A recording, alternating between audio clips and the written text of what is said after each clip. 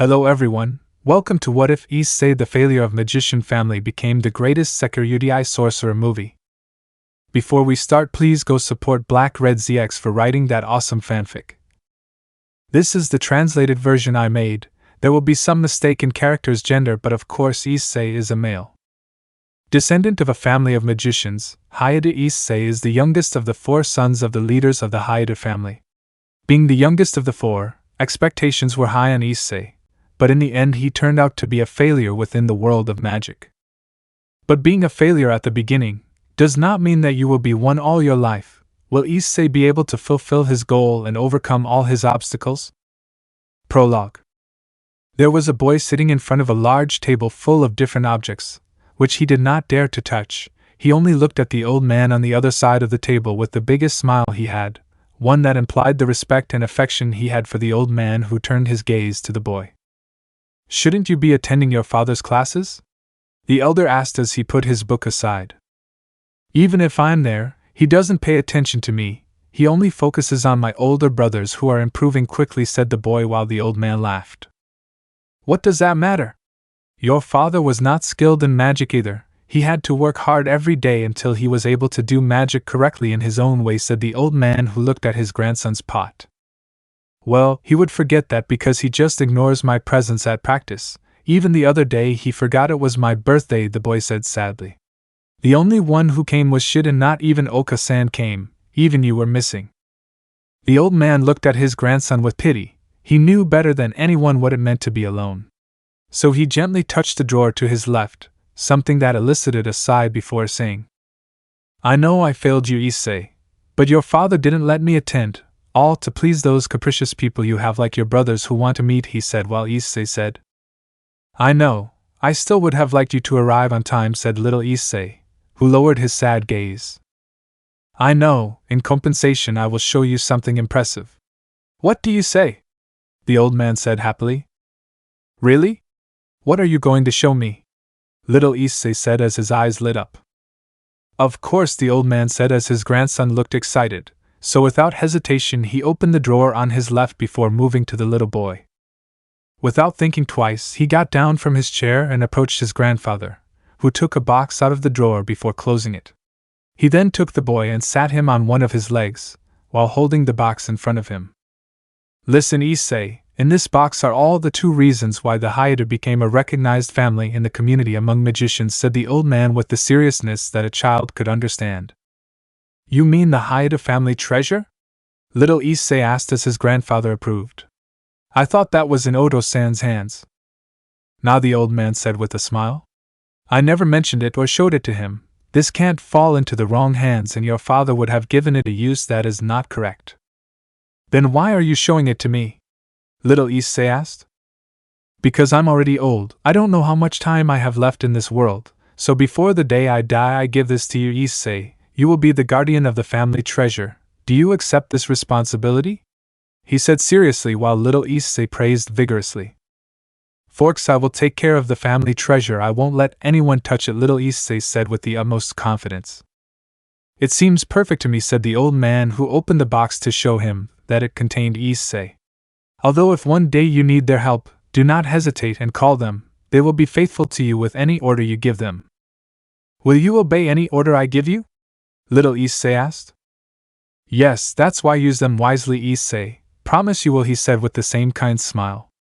"If you prove yourself worthy, they will guide you to that true treasure, one that I couldn't obtain, but if it's you, you'll probably be able to awaken both." A smile that slowly began to blur, before disappearing along with the entire room, leaving a single dark space in front of Issei, who, feeling the darkness, closed his eyes before opening them. As he did so, he was able to see the ceiling of his bed, something that unnerved him before the reminder of where he was now, a feeling that made him already know before blinking a few times to get used to the darkness inside his room. "True, yesterday was that idiot Melissa's birthday," Issei said in a whisper as he saw the clock on the table next to the bed that read 1:46 a.m. "Damn." So he sat down on his bed tiredly before stretching and looking around, noticing the almost empty room. Something he didn't mind, so he crawled to the edge before walking towards the door, clearly noticing the cold of the night. One that made him sigh as he walked out of his room, finding a large hallway, one he knew quite well, so he walked slowly down it while scratching his head. Next time I'll find some excuse not to come again, Issei thought as he looked at the first door in the hallway, which led to the former birthday girl's room. Something that he would simply ignore if it weren't for the fact that he barely passed in front of the door and stopped, having heard his third sister, and sighed. Was that really it? Issei thought as he took a step closer to the door, where he still couldn't quite make out what he had heard, so as he took another step to get closer he stopped abruptly upon identifying the sound he heard coming from inside. Yes, like that harder do stop Tomoya, a female voice moaned from inside. One that Issei knew well was his sister Melissa Hyoudou, and that boy she named was her fiancé, Tomoya Jansai, a talented young man who came from a magician family that was in the service of the Hyoudou family. Issei had known him for 3 years, and even after all that time he still wasn't nice to him. This was because Tomoya had an unpleasant attitude when he talked to him on occasions. Issei, even if he was a Hyoudou, his magic power was not as exceptional as that of his 3 brothers, but on the contrary, he was the worst of the 3. His magical reserves were mediocre to the point that anyone in the academy could defeat him. It was for that reason that the organizations or academies of high status did not recognize him as a member of the Hyoudou family. They only recognized his 3 older brothers, who they were known for their great talents. Talents that Issei did not have. That was why even his parents did not pay much attention to him, especially his father Goro, who on more than one occasion ignored his existence. Only his grandmother as well as his mother Miki came to take his existence into account. For that reason he did not live in the Hyoudou mansion, but outside of it in a place where his last name was not important.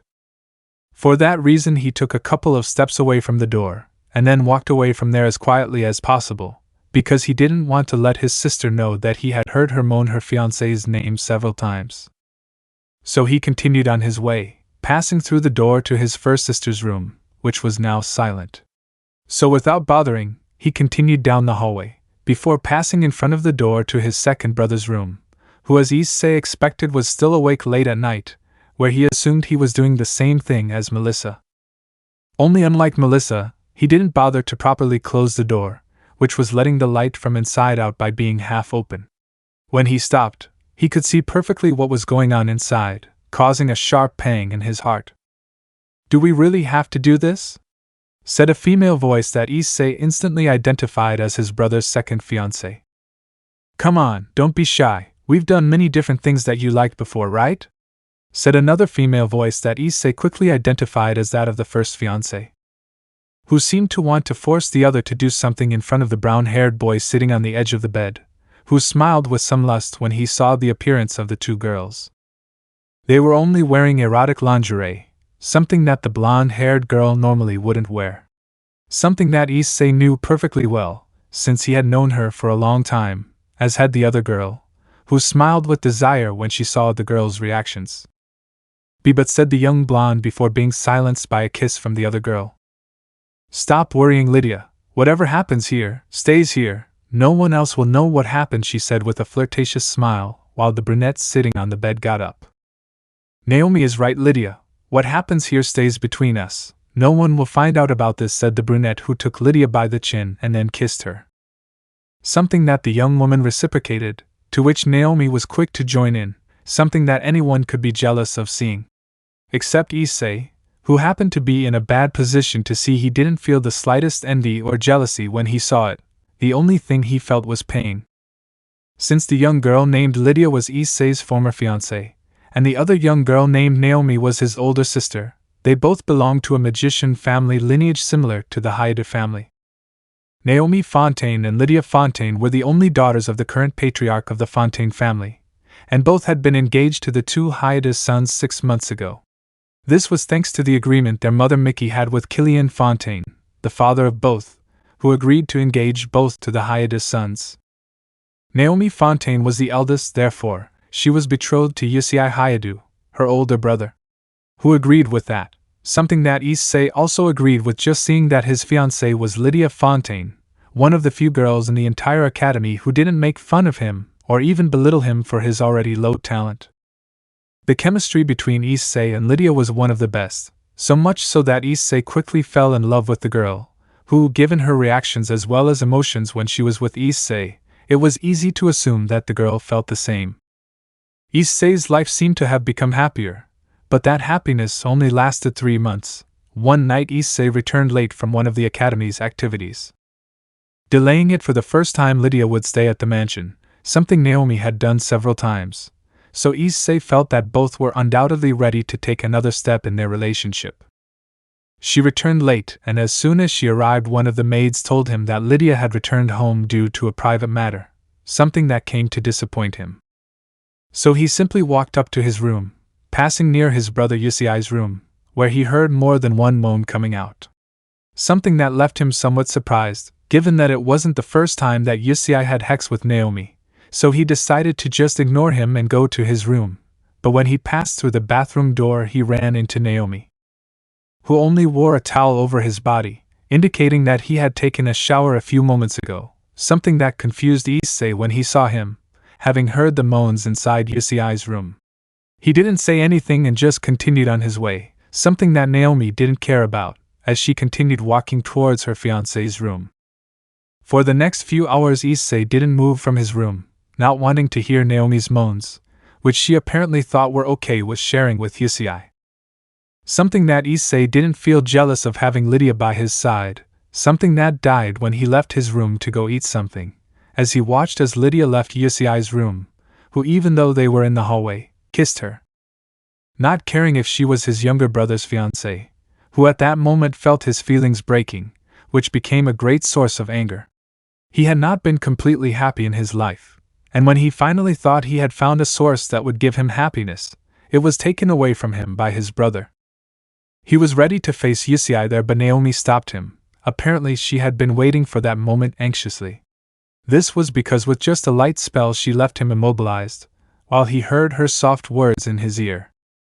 "If you think you can beat Issei, attack him with everything you have. I want to see the face you'll make when you see that Lydia is going to defend him from you." Hearing that eliminated all hope that the brunette had, Issei believed that Issei had undoubtedly threatened her. But seeing how she smiled when she felt Issei's hand touch her butt, how he went under her skirts still within that passionate kiss where a duel of tongues could be distinguished, made it clear to him that she did this of her own free will. The memory of that day was still in Issei's mind, so he continued on his way, ignoring what they were about to do at that time. He advanced until he finally reached the stairs, where he calmly went down, seeing the decoration and luxuries of the mansion he was in. The same ones that he observed a few moments before, continuing his way to the living room of that mansion, which was dark. Something that did not matter to him so much due to the moonlight that entered through the window illuminating the place, and using that he walked to where there was a bookshelf, where he observed and took a book that he pulled lightly.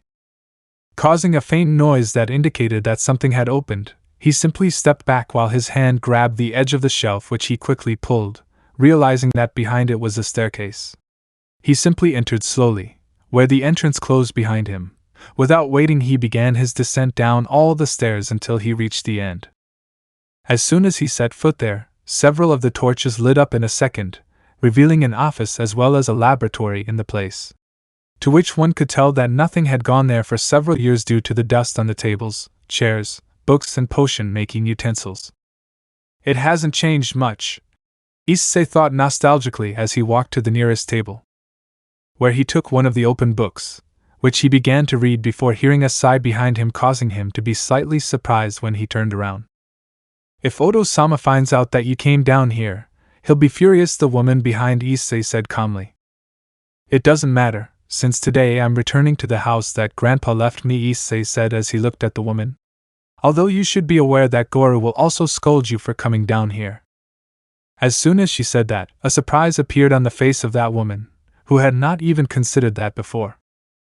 "Good point," said the woman, who scratched her head lightly. That was without considering that, something that caused Issei to sigh as he saw the careless side of his sister that she occasionally had. As the eldest sister among the four, she had to take into consideration the analysis of some or several points of what could happen when making a decision. "It seems like you'll never change that side of you, Isabelle," Issei said as he calmly closed the book. "Everything considering is not my style," Isabelle said while crossing her arms at seeing her younger brother's attitude. Anything that is not related to magic or alchemy loses my interest. I guess that was the reason why Gora didn't choose you as the successor of the Hyoudou family, Issei said, to which Isabelle let out a sigh. He didn't choose me because I told him to. Being the head of the family doesn't suit me in any way. Besides, Issei was interested in the position, so giving it to him was fine by me, Isabelle said, and put her hands on her hips when she noticed something. Also, since when do you call Odo-sama by his name? Since he started ignoring that I exist, Issei said, to which Isabelle sighed again. I'll stay here for a couple more minutes. You should go back to your room. No thanks, I don't want to hear Issei make his fiancé's moan for a few hours, Isabelle said before stopping, this because she noticed the change in Issei's eyes. Sorry, I forgot. It doesn't matter, Issei said as he looked towards one of the shelves. Behind the desk there's an armchair. Rest there for a few hours if you don't want to go to your room.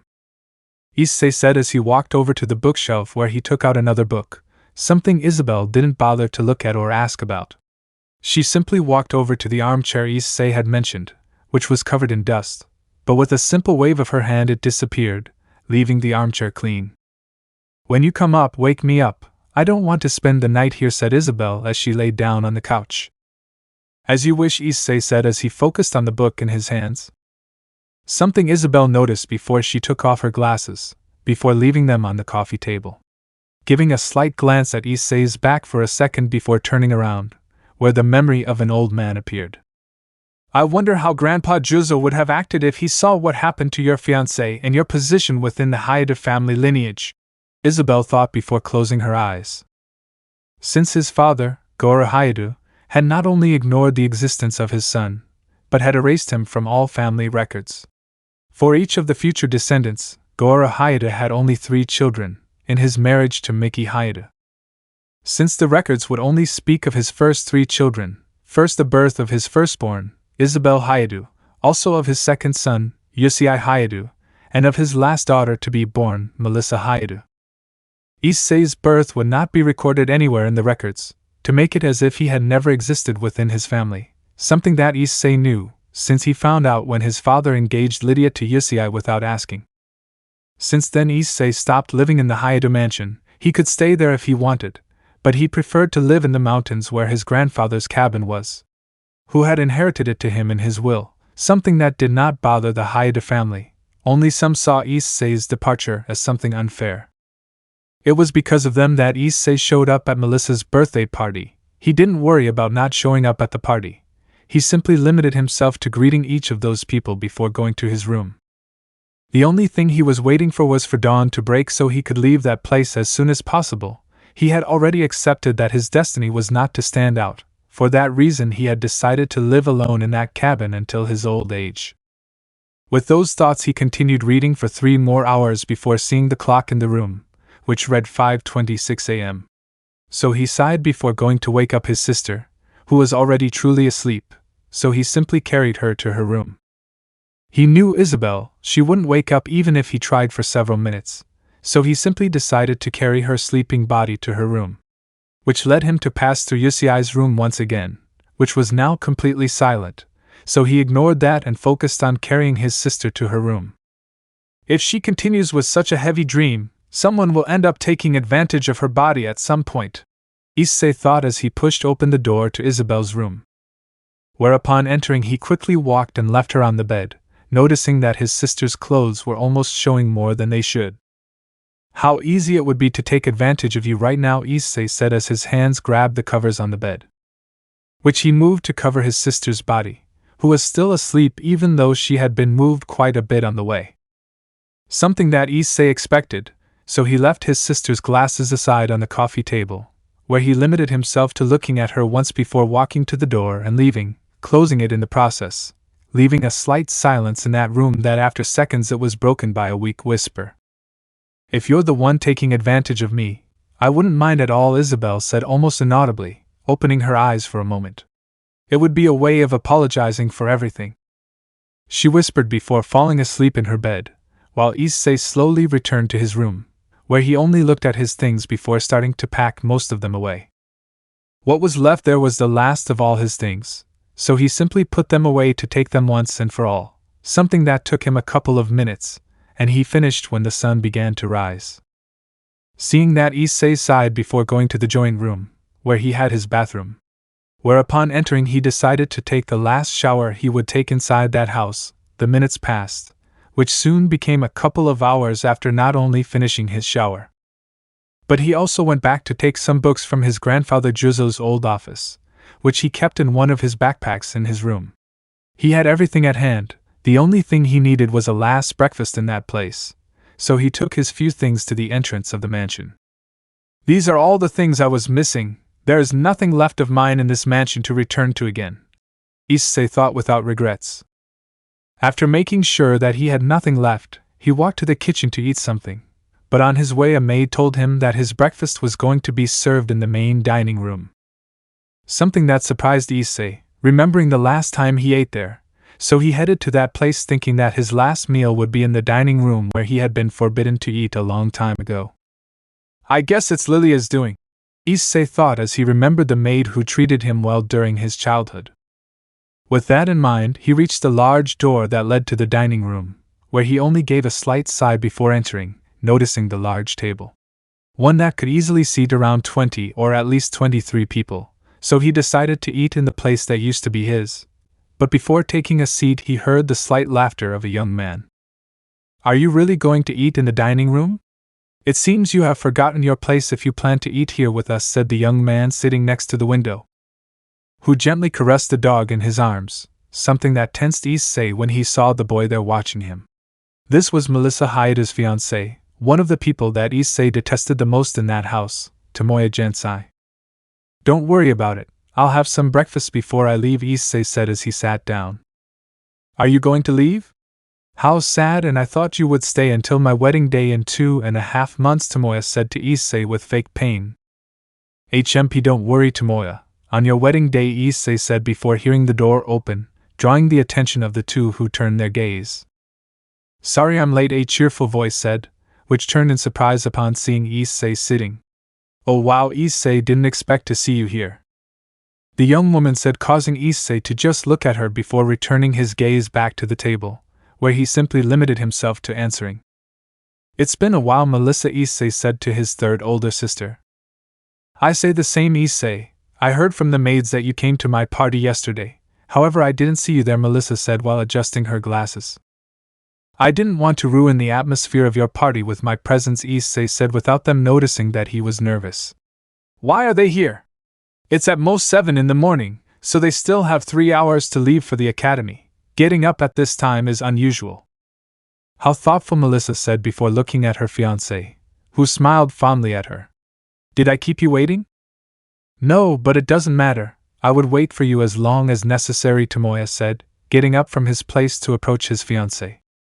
She smiled before feeling her lover grab her by the waist so he could kiss her, something Issei instantly ignored. Hearing the two of them kiss, as well as his sister sighing at Tomoya's very likely groping, made him really uncomfortable. If I knew they would be here, I would have headed to the kitchen to eat, Issei thought uncomfortably as he heard the duo behind him whispering to each other. Something that really bothered him at that moment, so not wanting the uncomfortable feeling he prepared to get up and leave there. But he was just about to stand up when the door opened again, where 3 types of voices entered, which left Issei motionless in his place. Getting up so early is really annoying, Naomi's voice said. Come on, don't say that, sister, we were told it was an important matter, Lydia's voice said. That's true, so the sooner we know what's going on, the sooner we'll go to the academy, Issei's voice said.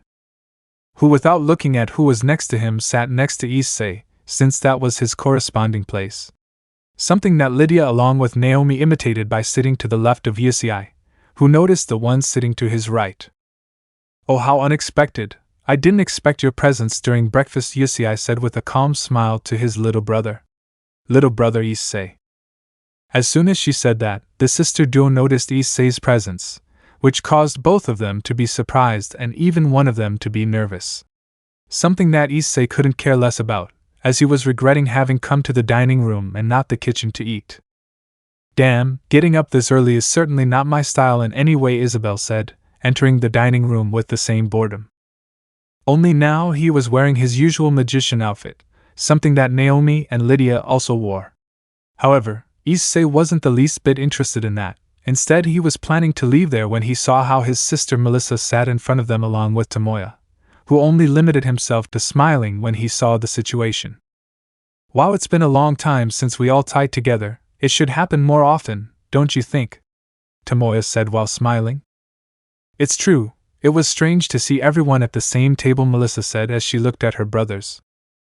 "Speak for yourself. I don't care if I eat alone or with you," Isabelle said with the same boredom as she went to sit next to Issei, who at this point decided not to say anything. He would simply stay there in silence until breakfast was about to end.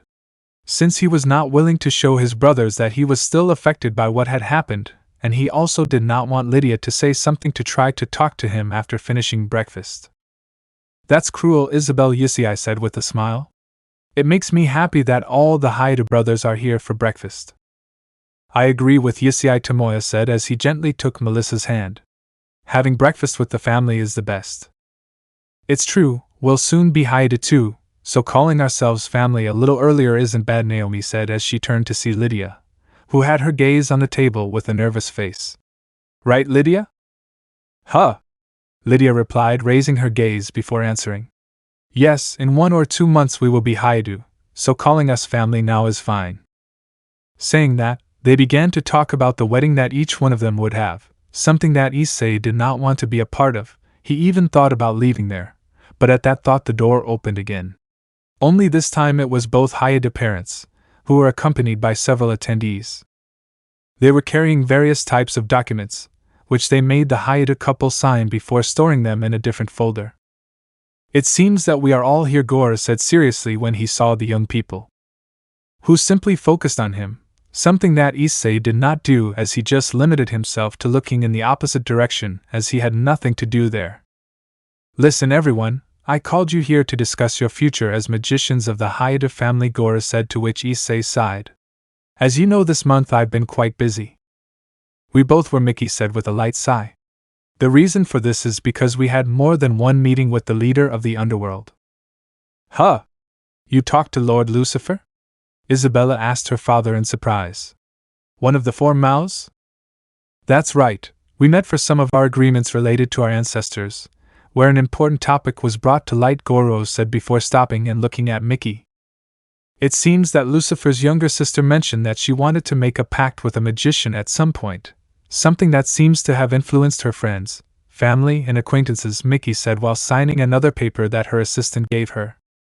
"And a few days ago she told us that being a high-level and high-status family, she would be grateful if any of you make a pact with her sister or with her acquaintances or friends. It seems that your great talents have reached the ears of the demons. Many young people who have not made a pact with a magician want to do so with at least one of you," Gora said to all the young people who smiled. "You 7 will have the opportunity to make a contract with one of," Mickey said before stopping. And the reason for that was because Issei had stood up without caring even when the Hyoudou matriarch spoke, something that caught the attention of everyone present. "Since it is something related to a magician's pact, my presence here and opportunity are not necessary," Issei said as he turned around to leave the dining room. "So I'm leaving. I wish you luck." "I don't think I gave you permission to get up and leave," Issei, Gora said seriously, surprising the brown-haired boy. "Permission? Do I even need it? Today is my last day in this house, so even if I don't have your permission," Issei replied before feeling his father's magic power appear in the room. "I told you that I hadn't given you," Gora said while Issei felt his body heavy. "And I tell you that I don't," Issei answered without fear. "That's enough," Mickey shouted, causing complete silence in the room. Everyone had different reactions. Isabelle's was one of concern. Issei simply smiled at Issei's attitude. Something similar happened to Naomi, who laughed lightly. Tomoya only showed a smile of contempt while Melissa only sighed in disappointment. As for Lydia, she fearfully observed Issei's actions. "Goro, don't forget what Serzek said before," Mickey said, causing Goro to sigh. "He wants the 7 of you to be the pact candidates." 7? Issei said, surprised to see that there were 6 sitting at the table. "That means that I..." "That's right, you are a pact candidate with the young demons of the underworld, so don't waste this," Mickey said while Issei was left with a surprised face. "Issei." A surprise that everyone imitated upon hearing that. the weakest and most useless Hyoudou was going to be a candidate for a pact with the demons within a couple of days. Something that made it clear that the future was uncertain for people, an uncertainty where apparently everything was possible. Chapter 1: Temporary Freedom. Issei looked at his mother in surprise, something that Miki understood, so she just pointed to her place with her gaze. Something that Issei understood, and even if he wanted to leave, he undoubtedly knew that he could no longer do so at that moment, so he sighed before returning to his place in the dining room. Listen, Issei, normally you wouldn't be considered for this because of your few talents, Miki said while keeping her gaze on Issei. But SirZX, he said he wanted to meet the 4 Hyoudou children, not 3, 2 or 1, but all 4. Naturally we wanted to leave you out of this, Gora said seriously. However, SirZX insisted on this. He said that even if you didn't have talent now, it was very likely that you would have it in the future. And for demons who possess a fairly high longevity, this turns out to be something quite trivial. They can invest now and reap later, and based on that he asked you to be a candidate for a pact, Miki said, to which Issei simply did I don't know what to say. So go prepare something, everyone must do it. If you manage to get one of those demons to make a pact with you, you will obtain benefits that many do not get. That's why you have a month. It's enough time to prepare something you can call innovative or something surprising and even research that can be useful, Gora said, to which everyone except Issei agreed at the same time. Do what is necessary, and impress those young ones, everyone. Saying that, Gora walked to the door with his assistants, leaving the dining room, where Miki only stayed a second longer with the young people present. Keep in mind that this will affect the relationship we have with the Mao and the underworld, Miki said as he headed for the door with his assistants. So don't do anything reckless. With those words he left the dining room, where everyone remained silent, and the reason for that was obvious. No one expected to have this kind of opportunity now. They all saw it happening in the future, a rather distant one, not exactly in a month. That was why everyone undoubtedly stood up. With this news it is clear that we will not be going to the academy for the whole month. Even so, time is, Melissa said as she adjusted her glasses. Too little, Isabelle said, her face serious. There is too much that will have to be considered. What is useful and what is not, Naomi said with the same seriousness. What can be innovated or improved, Lydia said while thinking about what she should focus on. Whatever it is, we should start as soon as possible, Tomoya said, looking at Issei. Although, you don't need to prepare that much, Issei. Saying that, everyone remembered that Issei, Melissa, and Isabelle had something within their grasp, something that no one else had inside or outside the academy. And that was special magic or a special skill, which gave them a great advantage with different types of subjects. Certainly, I'll still be ready, Tomoya, Issei said as he looked at the boy calmly. Even if I have those eyes, I won't be overconfident. That's true, even if we have some kind of advantage we won't let anything go, Melissa said as she turned to look at the boy. Even if I have the special magic Armageddon, I can't be too confident. I agree, I may have the Titanomachy magic with me, but even with that I don't have confirmed victory in this, Isabelle said as she looked at Issei, who was still sitting in silence, without any concern. And what will you do, Issei? His question reminded everyone that Junior Hyoudou was still present, but unlike them he was calm.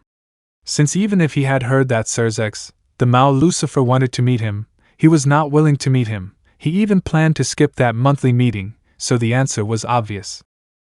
Nothing, Issei said as he stood up and walked towards the door.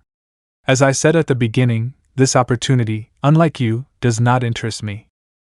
Saying that, he walked out the door, where everyone was surprised to see this kind of behavior. HMP, at least I acknowledge that he doesn't belong here, Tomoya said with an indifferent tone. It's the only thing I can do, Melissa said a second later. He knows better than anyone that he's a nuisance. Something mature of you, Naomi said with slight respect and boredom. It's still a little sad to see him like this, Lydia said with a weak sigh. It must be cruel to be born as a great failure, Issei said without the slightest empathy for Issei. Whatever Issei Hyoudou does, he will still be the biggest failure of the entire Hyoudou family. They each said without caring in the slightest how Issei felt, something that elicited a sigh from Isabelle, who unlike them limited herself to walking towards the door of the dining hall before saying seriously. Issei may not have a powerful magic or any impressive ability, Isabelle said, to which everyone looked at her slightly strangely. But even with that, he is the only one of the 6 who possesses a scred gear, one that Grandpa said had a high probability of being a Longuinus. If he awakens it, he would leave the title of useless, by far, so underestimating him might not be the best idea. In the end, he may be the strongest of us. Saying that, Isabelle left the dining room, where everyone had a serious face at her words. Meanwhile, Issei was at the entrance of the mansion, which made it clear that he did not intend to stay in that place, so he took his suitcase and adjusted his backpack. A chance to excel, what a silly thing to do, Issei thought at his parents' opportunity. This whole being a magician thing stopped interesting me since Grandpa died? Isabelle asked without a doubt, standing behind him. Yes, Issei answered as he grabbed the front door knob to finally leave. And what would Grandpa say seeing you run away from things like that? Isabelle asked, which stopped Issei's movements. What would he say to you right now? Only cowards run away from a problem. A true magician searches and finds a solution. It doesn't matter if they fail at first. In the end, the result is what matters, Issei said regretfully before continuing. Trial and error is the path of a magician. And what are you doing now, Issei? Isabelle asked the boy who only answered her. Nothing, Issei replied before walking out the door, leaving Isabelle alone. Which she sighed before walking towards her laboratory in the mansion, something that everyone had. Each one had their own private laboratory. Even Issei, who unlike his brothers did not have his laboratory in the mansion, but was outside of it right in the corner of the front yard. A rather neglected place, as Issei's laboratory was inside a rather worn-out shed. Even the materials he had access to were in themselves limited. Garu did not allow him the use of research materials, and even access to the library was out of his reach. I'll just take Grandpa's books and leave at once, Issei thought as he took the padlock on the door, where he placed his thumb, causing the lock to glow slightly, where a second later it opened, allowing Issei to enter his laboratory, a place that was slightly deteriorated. However, the place was almost clean. Something that surprised Issei, who walked towards a shelf, where he looked at some, or rather the only 7 books he had, which he quickly took. However, while he was putting them in his backpack, he heard the door open. Something that surprised him slightly, since usually no one came to that place, not since Lydia had changed it, so hearing someone enter left him somewhat surprised. It seems that something bad happened if you are in a hurry to leave, young Issei said, the kind voice of a woman. Lilia, Issei said as he turned to see the woman standing behind him calmly. The same one that walked towards him while extending a square object, one that Issei took with his hands after putting away the last book.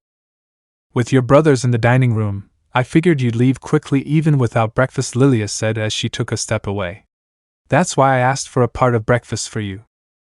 Thank you, Issei said as he felt the warmth of the bento on his hands. You don't have to. It's my job to be at your service, Lilia said while looking at Issei's luggage. Although it seems that this will be the last time I will serve you. That's right. Today I leave the Hyoudou family and start a normal life, Issei said while Lilia smiled upon hearing that. In that case, it was a real pleasure to have served you, young Issei, Lilia said while bowing. The pleasure was mine. I thank you for the time you spent taking care of me and helping me understand magic, even if it was only the basics, Issei said, to which Lilia laughed. Something that Issei imitated when he remembered all those days, something that Lilia seemed to remember in the same way. So like Issei, she smiled with nostalgia, which disappeared when the door opened again. Issei? Are you? Lydia asked as she entered. Oh, I hope I'm not. If you interrupt us, Issei said with a dry tone. So please leave us. Please, I just want to talk to you, Issei, Lydia said as she took a few steps towards Issei. I'm begging you. Talk? What do we have to talk about, Lydia? Issei asked, not caring if he was curt. The last time we both talked, it was clear which relationship suited us best, so if you don't mind, I want to talk to Lilia alone. Hearing that, Lydia lowered her head before looking at Lilia, who could only bow to her. Okay, I'll leave you two alone, Lydia said as she turned around to leave that place. But I want you to know that if you need help with the presentation in a month, you can count on. No thanks, I'll be fine on my own, Issei replied, making clear his lack of interest in working with her. I understand, Lydia replied before leaving the laboratory. Leaving Issei alone with Lilia, who saw how the boy sat in one of the chairs while resting his two arms on the table. It still hurts, right? Lilia asked. Quite a bit, Issei said as he looked out the window, where he saw Lydia walking away and returning to the mansion. She was my first love, so it will still hurt me if I hate her now. Loving and hating will always be painful, young Issei, Lilia said, placing her hands on Issei's shoulders with the softness of a woman. Still, that doesn't mean that loving has lost all meaning. One day he will love again, the bad memories will be replaced, and the only memories he will have will be happy ones, more than he has now. Saying that, she hugged Issei, who only felt Lilia's arms pass gently over his chest. Just as he felt Lilia's face next to his face, allowing the woman's scent to reach his nose as she told him in a calm voice. I know that the pain you carry is heavy, and you will most likely carry it for all the years to come, Lilia said as she watched Issei's hands take hers. But even if you carry all that pain, I know you won't give up. And why wouldn't I? Issei asked almost in a whisper, still without stopping to look at the Hyoudou mansion. Because he is the kindest person in this family, and the strongest too, Lilia said as she walked away and made Issei's chair turn towards her. Being kind in this world is of no use, Issei said while Lilia laughed. It may be true, but being kind will allow you to meet the people who deserve to be by your side, Lilia said as she hugged her young master's head. And those people will leave such a deep mark that each and every bad memory will surely disappear. Issei simply remained silent at Lilia's words, saying something was not necessary, so he simply limited himself to reciprocating the hug. Even though Lilia's sweet scent entered his nose, a warm scent that undoubtedly gave him some peace. Thank you, Issei said as Lilia moved away from him slightly. I'm really going to miss you. I will too, young Issei, Lilia said as she walked away, and Issei finally stood up again. Since here among us, you will always be my favorite. Issei just smiled upon hearing this, something Lilia just imitated before looking towards the door, something that meant it was time to leave. I'll be sending you letters, so I hope you answer me, Issei said as he headed to the door. Rest assured I will, Lilia said as she followed Issei out of that old shed, where Issei simply placed that lock that had been invented and manufactured by him, so without saying anything he took Lilia by the hand. And without explaining to her he placed his finger on the lock, causing a slight orange glow in it. I just saved your fingerprint inside the lock, from now on it will be yours, Issei said, causing Lilia to be surprised upon hearing him. It may not be much, but I'm sure you'll put this place to good use. Young Issei, I appreciate that you trust me, but I can't accept it. This place is yours, Lilia said while the brown-haired boy interrupted her. Then take care of this place for me. If one day I come back for truly necessary reasons, I will come here first, Issei said while the maids smiled upon hearing that. In that case I will take care of you until the day when it is necessary for you to return, Lilia said while Issei smiled. And without saying anything else, Issei picked up the suitcase on the ground and began walking towards the entrance of the Hyoudou territory. Where Lilia did not accompany her, she simply watched Issei's back move away every moment until he disappeared from her sight. I hope you find happiness wherever you go, Lilia said as she went back to the Hyoudou mansion, where someone had been seriously watching them. Meanwhile, Issei had finally walked out of the front door, moving further and further away from the Hyoudou territory, something he had longed for a long time. So when he was a couple of meters away, he sighed lightly as he looked at the blue sky. For the first time he felt free from his parents and family. Even if they had told him to be a pact candidate, Issei wasn't and would never be interested in that. So now he simply inhaled the oxygen with a bit of force, as if he felt cleaner than he was in the Hyoudou mansion. I'm finally free, Issei said as he exhaled the oxygen in his lungs. I'm a free man now. Issei said with a smile as he walked back, but he didn't take 2 steps when he heard a light sigh, someone from his right. Something that caught Issei's attention, who turned his gaze to the origin of the sigh, seeing someone leaning against a tree. You took your time, the boy said calmly as he looked at Issei and walked towards him. Something that brought a smile to Issei's face, who extended his fist towards that young man, who imitated his action, thus clashing their fists before separating them. This young man was Vincent Olsen, the 3rd son of the Olsen family, a magician family that had a high status and power, almost of the same caliber as the Hyoudou. Really? It's barely 8 in the morning, Issei said while Vincent sighed.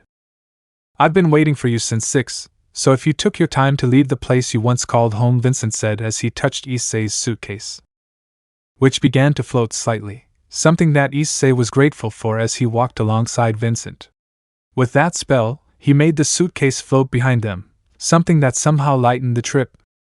Sorry about that, my parents didn't let me go out until after their announcement was made, Issei said with some annoyance. Did I announce it? Vincent asked with a little doubt. Did your idiot brother die? It's okay to dream, Issei said while laughing at Vincent's comment. Certainly, then what?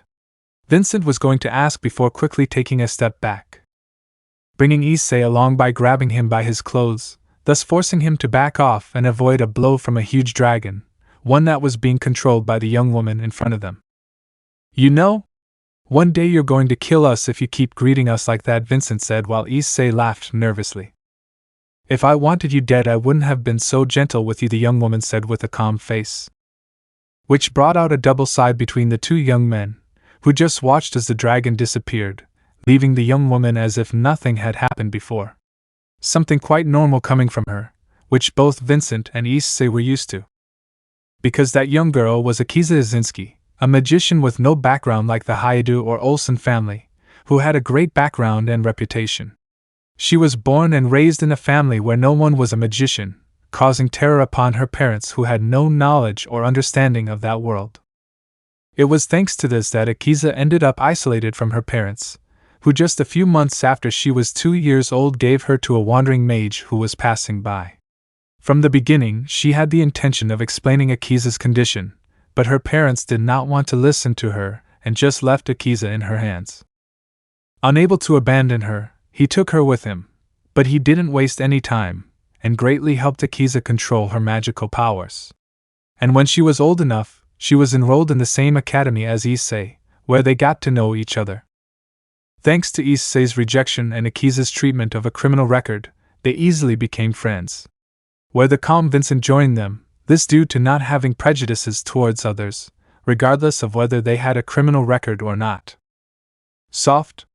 You almost killed us, Akiza, Vincent said as he released Issei. Next time, a hello will suffice. That's boring, Akiza said with a slight pout. It may be boring, but we're not in danger of dying with that, Issei said with a smile. Anyway, it helps them to be more alert to any danger, Akiza said simply. Just wait, I'll get my revenge for that, Vincent said, causing Akiza to laugh upon hearing it. Oh, Akiza said as she smiled defiantly at Vincent. I want to see you try, Dark Knight. At the last thing, Vincent growled, this because he hated being called that, something that Akiza was not afraid to say or use to provoke him. Wow, so that's where we have Gelato Rose, Vincent said before smiling, causing Akiza to tense up upon hearing the way Vincent called her, something to which Issei couldn't help but laugh upon hearing it, causing a vein of anger to appear on Akiza's forehead as she said with a very smirk. It's Black Rose, Akiza said as the rose dragon manifested behind her once again. Maybe I should write it on your forehead so you don't forget. Try it, I'll make sure to write my name in your eyes so you don't forget it, Vincent said, while something behind him began to manifest. A being of darkness that had the form of a knight in medieval armor with his sword and shield in his hands, to which Issei simply sighed. If they fight like this now, I can't even imagine what it will be like when they are both married, Issei said in a not-so-whisper. Since his words stopped both young men, who looked at Issei for a second before looking at each other again, which caused the simultaneous disappearance of their summons, this due to the weak blush of both of them who turned towards Issei. Are you crazy? I will never marry someone like him, they both said at the same time, causing Issei to laugh when he saw it. From hate to love there is only one step, Issei said, causing the duo to blush. Go to hell, I'd rather die than marry an idiot like him, Vincent and Akiza shouted at the same time, causing Issei to laugh again. Damn it, stop copying me, you idiot! They both shouted as their hands came together to try and push the other to the ground, something Issei watched with a slight smile as he walked away. After all, their behavior made it clear that they liked each other, and because they were too shy they couldn't tell each other what they felt towards each other. Unleashing situations like the current one, where they fought, even though they made disasters in doing so, Issei could say as well as assure that both of them could enjoy it as it was a truly unique moment for the two of them. Are they fighting again? A voice asked behind Issei. That's right, Issei said without turning to look at the young woman who sighed as she stood next to him. Will you intervene? If I don't do it, they will start a fight, and I don't think they should fight within the boundaries of this territory, said the young woman calmly as she began to approach the duo with some stealth. They simply ignored her being there, this as they were really focused on themselves. And as she had said, the young duo activated and tried to use summon theirs to hit the other once more. That's enough, the young woman said without raising her voice, causing the duo to tense up just by hearing her there. If you have that much desire to fight, I will gladly be your opponent. As soon as she said that, she created a bird of fire, which raised the temperature of the place just by showing itself, causing the duo to turn towards the young woman, where as soon as they saw her, they hugged each other. We were just joking, Akiza said, instantly smiling. That's right, see? We get along well, Vincent said with an equal smile. Something that Issei saw as normal, even he did not dare to go against Sasaka Himejima, who could be terrifying if you greatly tested her patience. I'm glad you two get along so well, Sasaka said as he turned to Issei, who watched as the duo looked at each other angrily as they abruptly separated at their proximity. Something that brought out a weak smile in Issei, who looked at Sasaka who stood in front of him. Is this all you needed to bring? Sasaka asked when he saw Issei's only 2 suitcases. Yes, this is all I needed, Issei replied as he watched the duo arrive with them. That's good, it means you won't have to go back to that mansion, Akiza said, to which Vincent agreed. Leaving now is the best, now you are free, Vincent said as he followed Issei like the others. I wouldn't be so sure about that, Issei said with some regret. Did something happen? Akiza asked doubtfully. True, earlier you mentioned something to me about an announcement your parents made, Vincent said while Issei nodded. And what was it? We still have a long way to go, so you can tell us what happened, Sasaka said as he followed the path like the others. Since at that moment everyone was accompanying Issei to his grandfather's cabin, which was kilometers away from the Hyoudou territory, at a distance that none of them would walk if it weren't for the fact that there was a means of transportation to get there, the same transportation in which they would leave at that moment. And that was an old railway carriage, a rather old one, which was used out of concern for the comfort of some visitors. But up until that moment, the only ones who had used it were the quartet Issei, Akiza, Sasaka and Vincent, who walked to the railway carriage in the middle of the forest, which despite looking old, was still capable of moving forward. Even the interior was more acceptable to the eye than the exterior of the wagon. Pact candidate? Akiza shouted in surprise. That's right, Issei said as he climbed onto the wagon with some difficulty. They want me to present to the devils what I'm capable of at the end of the month. And how many young devils are going to this presentation? Sasaka asked while Issei took her by the hand and helped her up. I have no idea, Issei said, doing the same action again, only now it was Akiza he helped. I guess they will reveal it until the day of the presentation, said Vincent, who got on the railway after Akiza.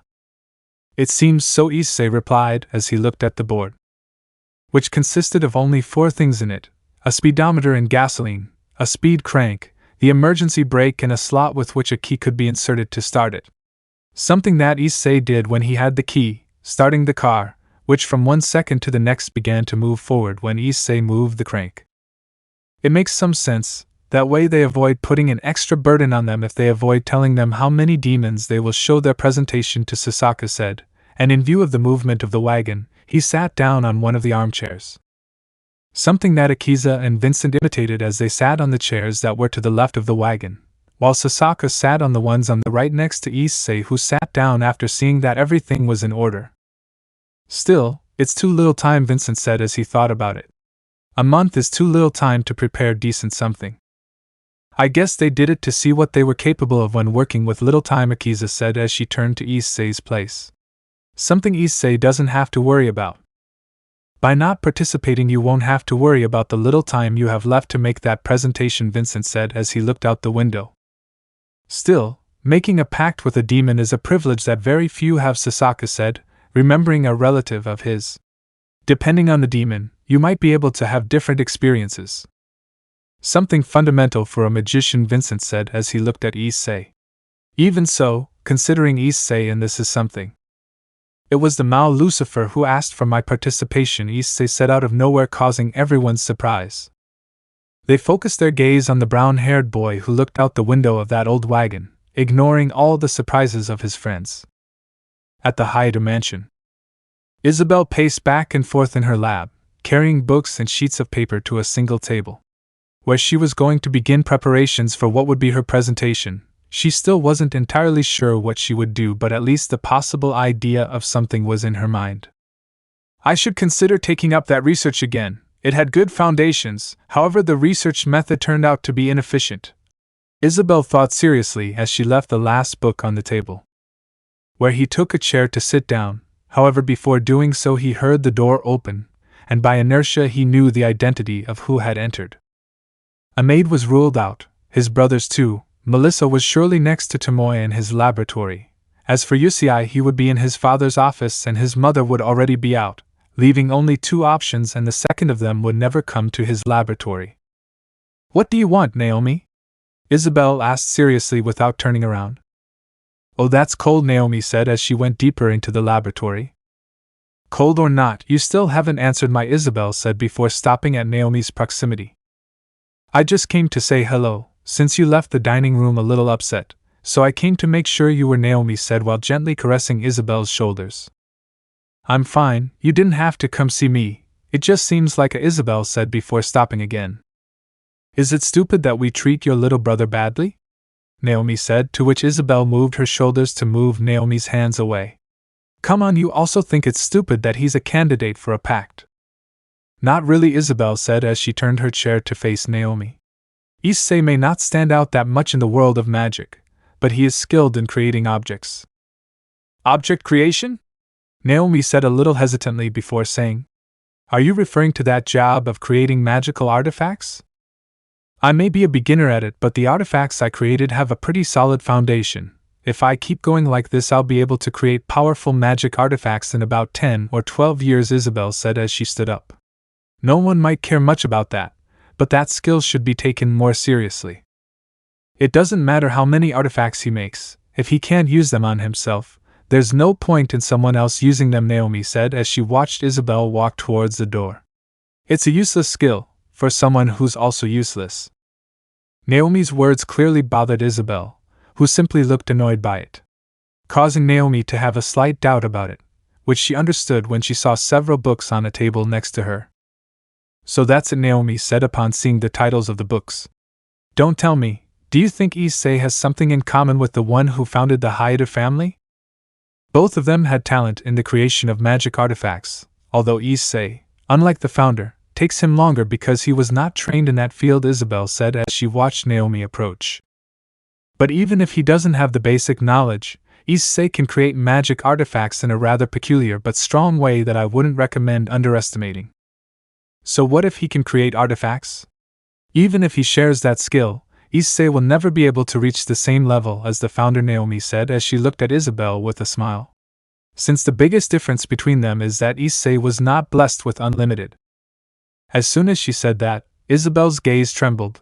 The name Unlimited was not unfamiliar to her. No one within the Hyoudou family was unfamiliar with it, and even outside of it, every family had undoubtedly heard of Founder Hyoudu's special magic. One that no current man had seen appear again since Founder Hyoudou died, this due to there not being a worthy successor among all his descendants. History within and without the Hyoudou family said that you had to be born with unlimited, something that no Hyoudou had been born with in all these years. Besides the founder, no one else had obtained his special magic, the same magic that left a mark on magical history. Everyone who had heard of unlimited, without a doubt wished they had been born and obtained that special magic, one that, despite having existed, had begun to become a legend in some way. Since this had not appeared again throughout history, even the Hyoudou family was beginning to believe it. That unlimited special grade magic did not really exist, and that was something Isabelle knew. Still, you shouldn't underestimate him too much, Isabelle said, turning to her brother's fiancé. And why is that? Is the screed gear you mentioned something we should all fear? Naomi asked, to which Isabelle simply smiled. Maybe, Even so, Issei will always have a title that we won't have, Isabelle said as she grabbed the doorknob. And what is that title? Naomi asked doubtfully. A guardian, Isabelle said as she opened the door. And seeing that this is not leading anywhere, I ask you to get out of my laboratory and let me work. Naomi just smiled at those words, so she slowly walked out of the laboratory, leaving Isabelle alone, who simply closed the door. She should focus more on the presentation in a month than on my opinions and feelings, Isabelle thought before returning to her place to begin her investigation. Meanwhile, Naomi walked calmly through the halls to the garden, where Issei was standing silently, watching the fountain. Did you get the answer you wanted? Naomi asked her fiancé. Yes, and it seems that it is as I thought before, Issei said as he looked at Naomi calmly. The Hyoudou family treasure is with that idiot, he said as he began to walk to the mansion in the company of Naomi, who simply remained silent at those words. Forest on the outskirts of Hyoudou territory. The car moved forward for several minutes in which no one said a word. Everyone thought to themselves about what had happened to Issei. No one expected that the Mao Surzek's Lucifer would want to see him on the day they would meet to be a pact candidate. I just can't find or see a logical reason to meet him, Issei said, to which the others agreed. Moreover, why does it have to be you of all people? Akiza asked seriously. If I knew I would tell you, Issei said regretfully. I find it quite suspicious that it is you specifically that he wants to see at the presentation, Sasaka said to Issei, who agreed. Although if Surzek is asking for this, it means that one of the young devils is Rias Gremry. Sasaka thought before noticing Issei getting up from his spot and walking to the board, where he began to slowly down. Regardless of the reason, it is a Mao we are talking about. Offending someone of that caliber might not be a good idea, Vincent said while looking at Issei's back. From what you said, you do not plan on participating. Even so, do you at least think that offending Mao is a good thing for someone like you? That's something I've been thinking about, and to be honest, I don't care. I don't have the magic talent of my brothers, Issei said as he stopped the train. So I don't know what he expects from me. Do you think it's your creation talent? Akiza asked. I see it likely. Issei's talent is good in the creation of magic artifacts, Vincent said as he took the necklace that was around his neck. He created this for me. The materials I gave him to make it could at most be used for something for a low-grade artifact. However, he gave me a high-grade artifact. Such a talent is not common at all. But even if it is that, how does the Mao Lucifer know about this? Not to mention that currently all magic artifacts in the era are on the verge of being forgotten, Sasaka said as everyone saw his point. Even with a talent like that, artifacts are seen as a joke now. And it is cowardly to use them, Akiza said, causing everyone to remember that day, in which a professor humiliated Issei, saying that magic artifacts and such were things that only cowards would use in a magic duel. Magic has certainly changed over time, Vincent said, standing up like the others when he saw the brown-haired boy get off the train. Magic is still the same as always. The only thing that changed were the magicians, Issei said as he helped Sasako and Akiza get down. How could I not? Since Screed Gear's potential was seen, everything was greatly affected. Now everyone loves it, Akiza said regretfully. And even if you are a user, they end up seeing you just like a monster, said Issei, who took his backpack and began to walk in the middle of the path, where everyone quickly followed him while continuing to discuss what Issei should do in that kind of situation. It doesn't matter what kind of power you have, if you don't have fame or something to back you up, no one will bother to know who you are, Sasaka said, walking next to Issei. I agree. Normally I would tell you to send everything to hell, but if the Mao Lucifer is involved in this, I think it would be best for you to go participate, Vincent said as he focused on climbing the stairs like the others. Even if it is the Mao Lucifer, I don't owe him anything for being there, Issei said as he climbed the stairs. Issei, this is one of the 4 Mao we talked about, Akiza said worriedly. We have no idea how he will react when you don't show up. I don't like it, but I agree with that, Issei. Demons act according to their wishes. If they want something, they take it regardless of the opinion of others. But the one we're talking about isn't just any demon, he's a Mao, Vincent said, causing Issei to turn towards them when they reached the top of all the stairs, which showed a beautiful as well as spacious meadow, which had in the middle a huge cabin, which currently belonged to Issei, who now looked at the trio behind him with some seriousness. Are you serious? Issei asked the duo who agreed. Sasaka? Issei asked the girl beside him, who until that moment remained within her own thoughts. I'll be honest with you, Issei, not even the Himejima dared to face a Mao head-on, much less those in the positions of Lucifer and Beelzebub, Sasaka said upon hearing a sigh from Issei. Even if you hate the idea, you should go in a month to present yourself. I wish I didn't have to do it, Issei said while Sasaka just took him by the hands. I know that going back to that place really scares you, but if you miss the presentation and that offends the Mao Lucifer, you would have to deal with the consequences that, to tell the truth, it is better not to deal with, Sasaka, he said while seeing the boy's face full of regret.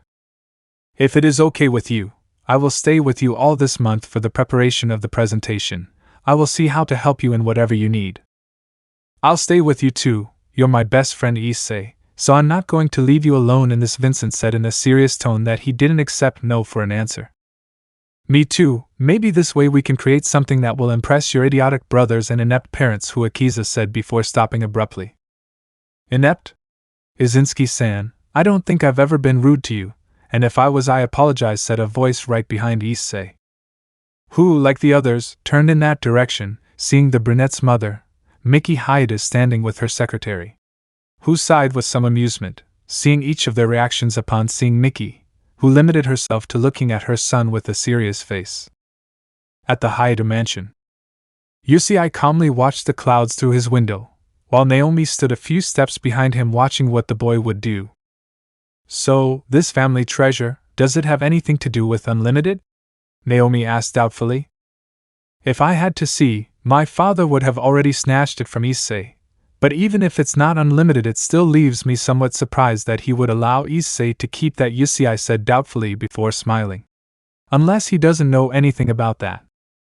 If that's so, he'll be furious, but what is that treasure? Naomi asked while Issei looked out the window. Something he stopped doing to look at Naomi, who was still waiting for the answer. So Issei walked to the sofa in his room where he sat down, indicating for Naomi to come closer, something she quickly did by sitting on his legs.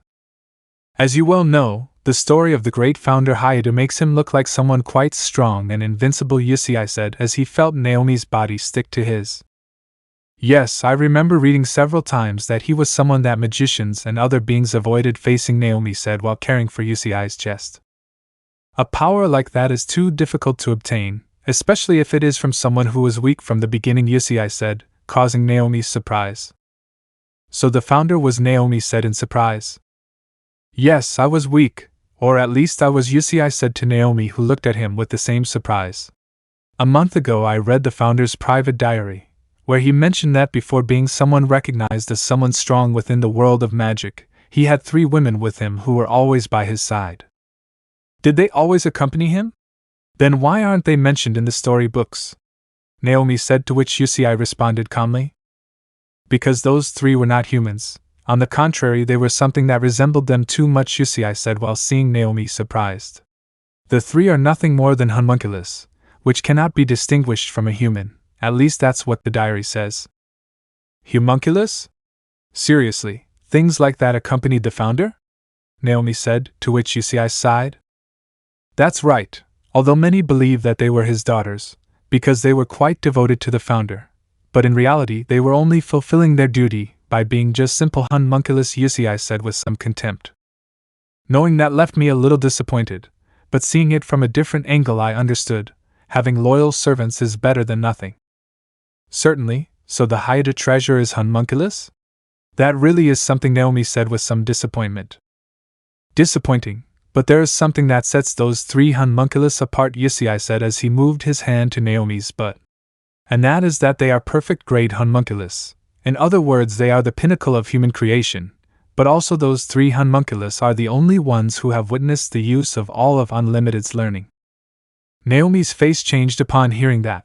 Certainly if the 3 homunculus were always with the founder, it was certain that they had witnessed Unlimited in its full splendor, and with that how to obtain it.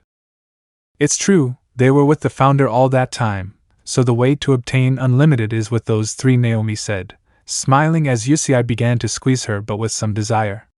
And with Issei as their guardian, obtaining those homunculus will be easy. She said as she began to kiss her fiancé's neck with desire, who grew at that sensation. While her free hand squeezed one of her breasts, and at the same time she put her hand inside her magician's suit. Don't get too worked up, getting the homunculus is the ultimate goal, but first we'll have to make some preparations, Issei said, taking Naomi by the chin. And when everything is ready, we'll take it all. Sounds fine to me, as long as you get everything we want, it doesn't matter the method, Naomi said as she began to kiss Issei.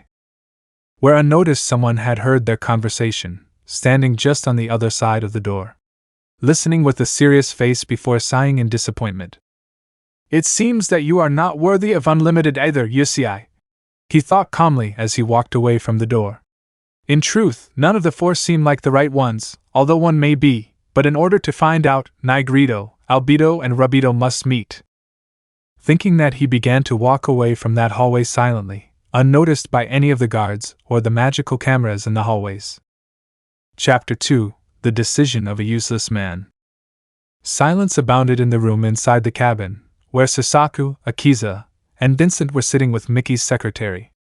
She was standing by a door, making sure none of the three of them came close to overhearing the conversation going on in the room behind her. Same room where Mickey saw her son, who only looked at her seriously and with some doubt about why she was there waiting for them. Issei knew that his mother's schedule was quite busy, so her presence there said that she cared more about this than her matters to attend to. Why are you here? Issei asked, causing Mickey to sigh. This is one of the few times we've talked alone. I thought that unlike your brothers, Mickey said before stopping. I'm not like my brothers, that's something you know well, Issei said to Mickey, who smiled.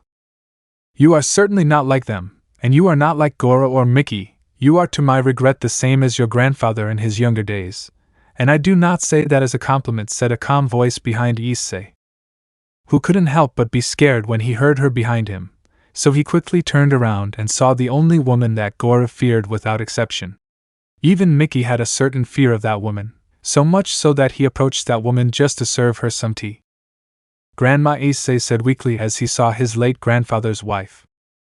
She had turned to see Mickey, who was serving her tea, but as soon as she heard Issei, who was still surprised, she turned to where she was when she heard him call her. Grandma, your ass, he said with a movement of his hand. One of the books on the shelf shot towards Issei, who could barely move to avoid it. Meanwhile, she took one of the apples on the plate next to her as well as the tea that Mickey had served her. Sorry, Issei said, remembering his grandmother's attitude. Lady Elena? She hated being called that, as it was a reminder that she was undoubtedly an old woman. But unlike her grandfather, who had no problem with being old in age as an appearance, her grandmother did have that problem. So much so that she herself had developed a magic that delayed aging for some time, making women and men who used it long-lived by giving them 50 or 70 more years of youth, thus explaining why she had her current appearance. Which she began to dress in a way that was somewhat inappropriate for her age. The truth was, she was not the only woman who used that magic. Several of those who knew her grandmother had used that magic, thus giving them the appearance they had in their youth for more years. And it happened that many men knew that it did not seem to be an impediment to trying to court her. Whether they were adults, young people, and even some old people approached her just to try to have something at least for one night. But to her bad luck, Elena Hyoudou was no longer interested in having another romance with someone else, this because she remembered and loved Juzo Hyoudou. The only man who could handle her was the only one who managed to understand her, as well as he had been the only one to face the greatest court of mages as well as the different supernatural beings that approached her, to the point that Juzo was the only Hyoudou who faced one of the four mouths and survived to tell the tale. Forgetting someone who had sacrificed a lot to be with her was something she had no intention of doing at all. That was taking into account that, throughout her youth, she had rejected everyone who had declared their love for her, and there were even at least a few who had been hit by her magic. And it was only Juzo Hyoudou who managed to make her fall in love with him, to the point that she was the first to declare her love in a ceremony, causing a great stir among all those who had tried to make her fall in love with him. More so in Juzo Hyoudou, who upon hearing it alone threw himself out the window, believing that he had fallen asleep. And the result was some fractures in his body, which in the end were attended by Elena, who at that point was already acting as his wife, and that could not be discussed since Elena forced Juzo to take responsibility for her by having fallen in love with her, causing the engagement between them where Juzo always boasted of being the happiest and luckiest man in the universe. "That's better," Elena said as she bit into the apple in her hand. "What are you doing here?" Issei asked with some fear. "I came here to hear what will happen in a month," Elena said, to which Mickey sighed. "Also, the necklace you made me needs updating." "Again?" Issei said in a weak sigh before taking the other into account. "Did you already hear about that?" "News travels fast, especially when it involves the Hyoudou," Elena said as she sipped her tea. "Most of the Magic Council is happy that Issei, Melissa and Isabelle are being given this kind of opportunity. But as always they are not with me, right?" Issei said, to which Elena agreed. "I was sent here to tell you not to even think about participating, that someone as untalented as you will only put all the wizards to shame," Elena said in a serious manner that elicited another sigh from the brown-haired boy. "Do you hate me that much?" "Well, anyway," Issei said, annoyed before noticing his grandmother handing him a letter, which he took with some hesitation. "And this is it?" Issei asked doubtfully. "These are the plans for the artifact that Juzo wanted to make in his youth but couldn't because he didn't have the talent," Elena said, which surprised Issei. "Even when I read that I didn't understand anything about what he wanted to do, but you being his grandson with a talent that he didn't have, it's more than certain that you will achieve it. That's why you'll also have this," Mickey said as she handed Issei a black card. "It's all the funds you'll have access to buy all the materials you need." "Huh?" Issei said, surprised. "I'm sure you'll prepare something amazing, so I hope to see it in a month," Mickey said as Elena stood up. "I say the same, since I will be there to talk to my idiot son whom I seriously consider unworthy of leading the Hyoudou family," Elena said as she walked to the door. "If you need more money you will have to go to my secretary, she will take care of the matter," Mickey said, following Elena. Leaving Issei alone, who continued with his gaze on both things in his hands, where he did not make another movement for several seconds before feeling a hand slowly move him. Forcing his mind to react, he noticed that the door to that office was open, and that Elena, his mother and secretary were not there.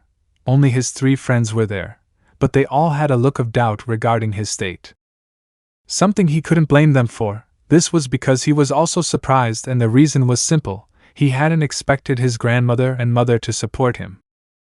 Not only with money, but also with something that could be a really powerful, or at least important artifact. If an object like that showed up within a month, it was likely that one of the demons would make a pact with him. "Are you going to tell us what happened, or are you going to continue staring blankly at Sasaku?" Vincent said doubtfully, causing Issei to finally notice where he was looking. "I'm sorry," Issei said, turning around, since previously it seemed like he was looking directly at Sasaku's breasts. "It doesn't matter, but tell us, what happened?" Sasaka said as his hand touched Issei's shoulder, who had placed a letter and card on the desk, looking at both seriously. Something that undoubtedly worried the trio behind him, waiting for Issei's response. "They are the plans for some artifact from my grandfather, as well as all the funds to obtain the materials," Issei said as he turned towards them. "Both my mother and my grandmother want the same thing. They want me to participate in the meeting within a month." His words left the entire office silent. Everyone understood why Issei had remained silent. Even they noticed it. Something important was going to happen in a month at that meeting, and Issei was the deciding factor for that. No one knew what would happen within that meeting. Surzek's wish for him to be present, the old plans of the deceased Juzo given by his wife and Issei's grandmother Elena, and the funds of his mother Mickey.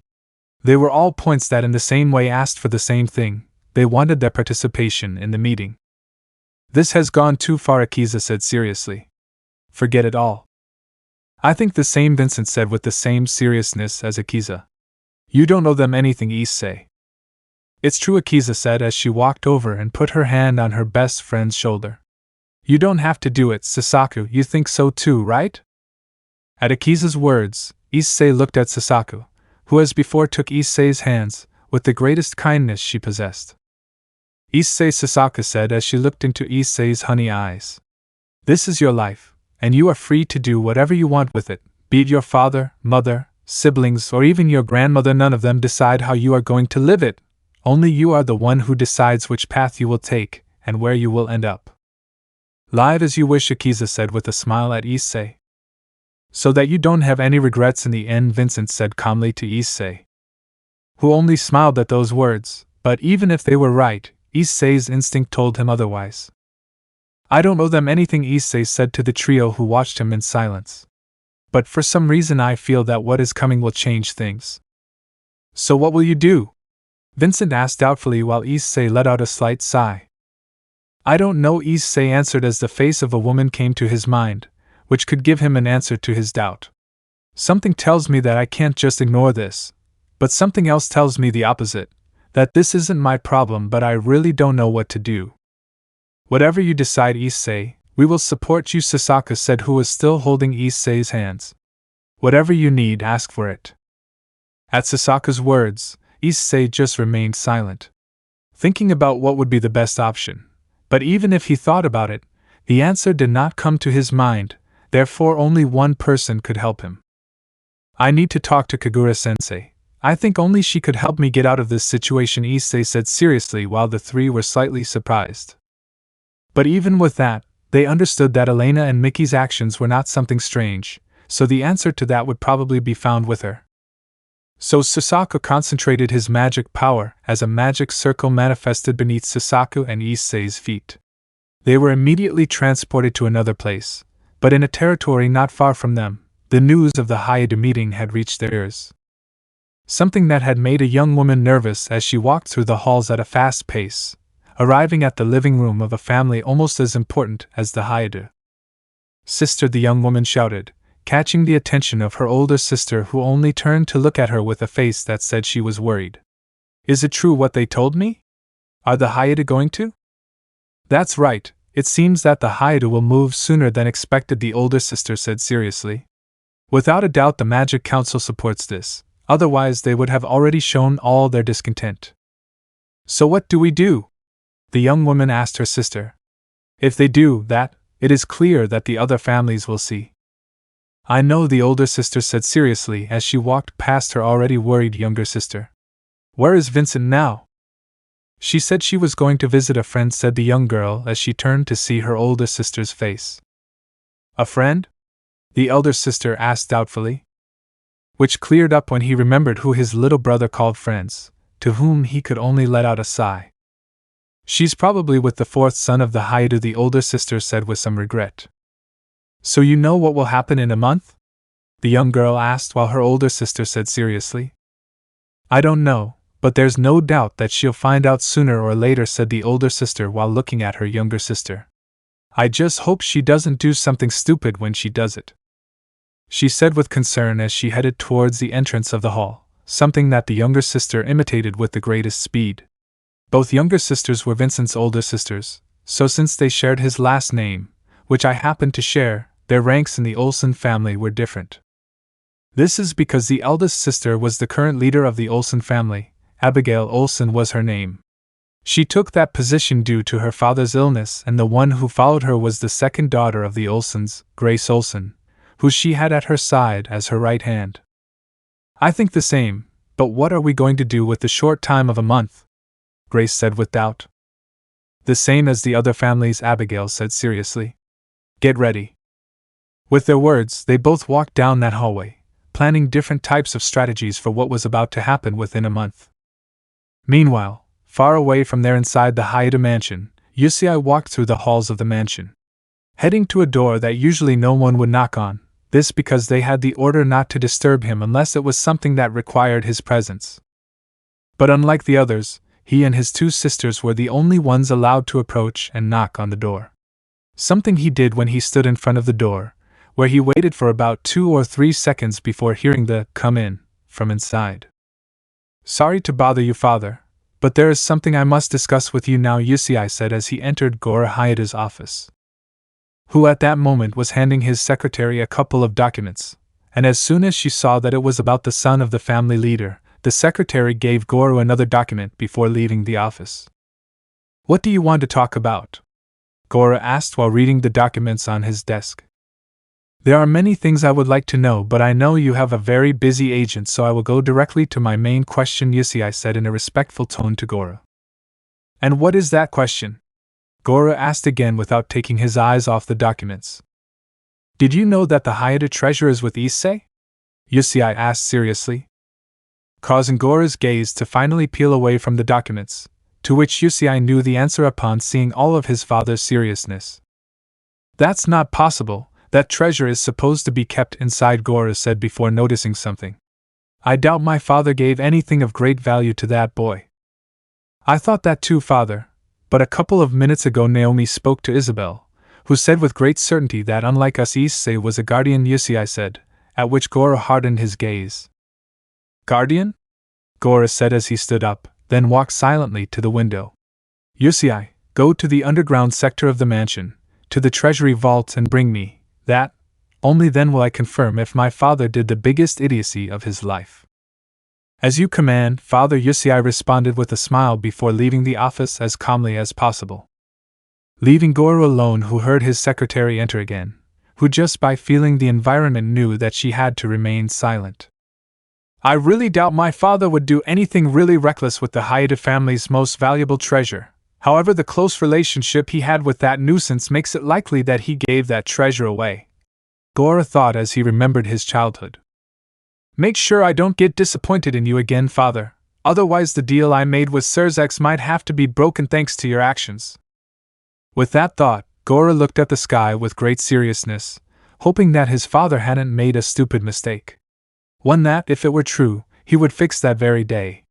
After all, something so valuable couldn't be in the hands of a useless, talented bastard like the one he had as his fourth son, who at that moment was standing in the center of a garden with a serious face, something that Tosaka silently observed a few meters away.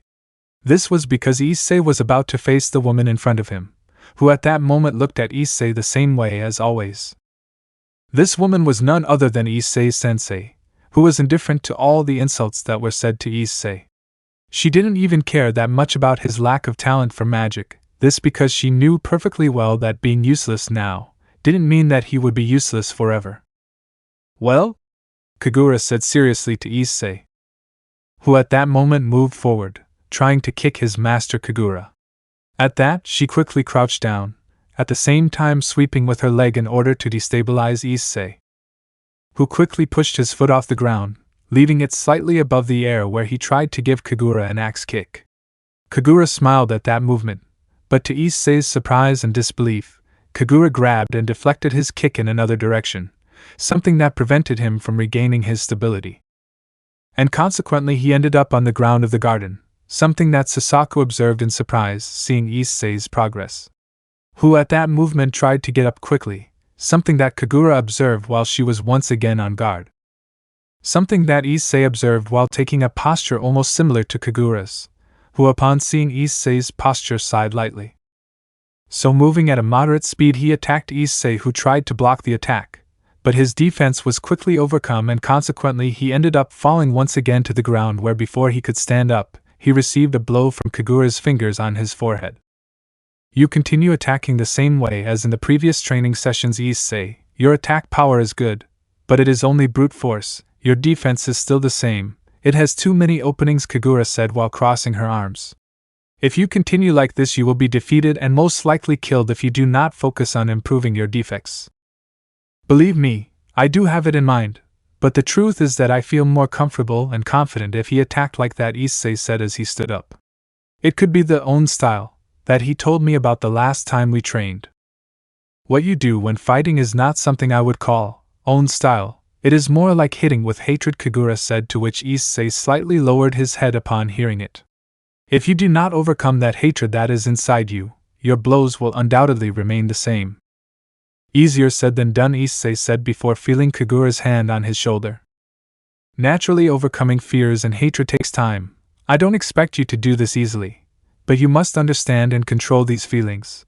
When you do, your blows will be powerful and your entire defense will be impenetrable, Kagura said with a kind smile as she walked away from Issei. As you said, saying it and doing it are two different things, but in the long run you will learn how to do it. Is that how you deflect my kick? Issei said as Kagura agreed. Your kick, despite having strength, was too predictable and easy to avoid, Kagura said while moving her hands somewhat softly. When you hit your opponent you must be aware of the skills he possesses. if direct hits do not work, you must resort to another strategy. Another strategy? Issei asked with doubt as he watched the movements and shapes of Kagura's hands, who was aware of that. Yes, something like this, Kagura said before disappearing. Something that surprised Issei, who before he could react noticed how everything around him was moving. As if everything was upside down, something that instantly confused Issei even more before he felt the ground on his back. Attack in a way that he isn't expecting, Kagura said, as she looked at Sasaka, who was right at the entrance of the garden. If you can predict what your opponent's next move is, it's obvious that he'll also be able to do the same with yours. You must be able to trick him, and even if he's stronger than you, you'll be able to stand up to him and hopefully defeat him. Kagura's words echoed in Issei's mind, who realized that all of Kagura's hand movements were a distraction. Being focused on them, he didn't notice anything else. He didn't predict her attack until the moment it happened. No, he didn't even see it coming. Attacking unexpectedly, it was clear that doing so was quite complicated to do. However, it was not impossible to do. His kick was predictable for that same reason. Even without the sweep, his movement would be easily avoided and deflected, something that Kagura knew with a single glance, and by doing the sweep at that moment she knew how he would respond and thus was able to avoid his kick with great ease, and at the same time left a great opening to attack him. I guess I'm still too far from defeating her, Issei thought regretfully as he stood up. Well? Kagura asked behind Issei. Will you tell me why you came to my house today? In short, I need one of your tips, Issei said as he shook his clothes. One of my tips? Aren't the ones I've already given you enough? Kagura said with a bit of amusement. Yes, but the advice I seek is not related to my combat style. On the contrary, it is related to something that, to tell the truth, I do not know how to handle correctly, Issei said as he stood in front of Kagura. I imagine it must be related to your family if you have that expression on your face, Kagura said while Issei began to laugh lightly. Hiding my displeasure is not easy, but something has happened or will happen that involves me in such a way that my presence will be more than necessary as I see it, Issei said with some fear of what could happen. And that's it? Kagura asked with some seriousness. In a month, the Hyoudou family will organize a meeting where several, or rather all of my brothers, will be candidates for a pact, including me, Issei said, causing Kagura's surprise upon hearing him. Where their fiancés will have at the same time the opportunity to make a pact with the young devils of the underworld, something that I would normally ignore, but both my grandmother and my mother want me to participate.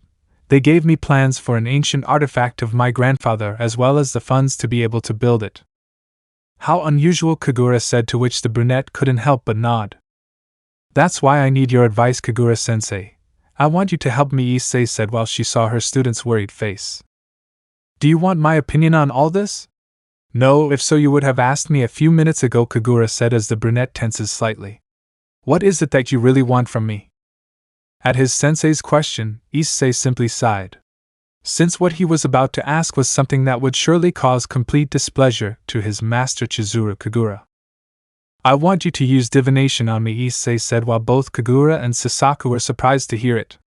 As a priestess, you can predict some future events, such as you can learn the history of a person through that power. That is why I ask you to use it on me, so I know what awaits me at that meeting in A. No, Kagura replied without letting Issei finish speaking. If you only came for that reason, I will ask you to leave until our next class. Saying that, Kagura walked past her student, who just lowered his head, something that, far from bothering him, understood as Sasaka did. He didn't say anything as Kagura walked past him to leave the garden, leaving them alone. If I had known that you would ask him that, I wouldn't have brought you, Issei, Sasaka said as he approached the brunette. I had to try, Issei replied as he looked at Sasaka, who sighed. Still, you should have thought twice or 4 times before asking, Sasaka said before looking at the entrance of the garden. You'll have to bring her a nice gift, that way she'll know you're sorry. I guess so, although this leaves me in the same place, Issei said as Sasaka created another magic circle, which transported them back to the cabin. After all, they knew that at this moment Chizuru Kagura would not tell them anything, so staying there made no sense. Meanwhile, in Gora's office, the atmosphere had become heavy in more ways than one. Something that would cause problems for Issei, who sat on one of the cabin's sofas, where he only placed some ice on one of his shoulders. Besides the beating you got, did talking to your teacher help you? Akiza asked, to which Issei just sighed. You could say yes and no, Issei said as he looked at the blueprints on the coffee table. Did you find out what kind of artifact can be made with the blueprints? I tried, but just seeing the handwriting was enough to give me a headache, so I quit, Akiza said as she just shrugged her shoulders. The plans are too complex. Even an artifact master would be unable to understand it, Vincent said to Issei as he looked at the 7 sheets. To be honest, I doubt this is anything important. Some words are half-written and other symbols are incomplete, and even the design of the mechanisms are messed up. This is basically a poorly made puzzle. If that was the case, then why did Elena-sama personally come to give those plans to Issei? Sasaka said, simply leaving several cups of tea on the coffee table. That's the million-dollar question, Akiza said instantly as she took a cup. Otherwise, the grandmother's objective would be none other than to distract Issei. And the funds are just a cover? Issei said while sighing. I think I got ahead of myself. So what are you going to do?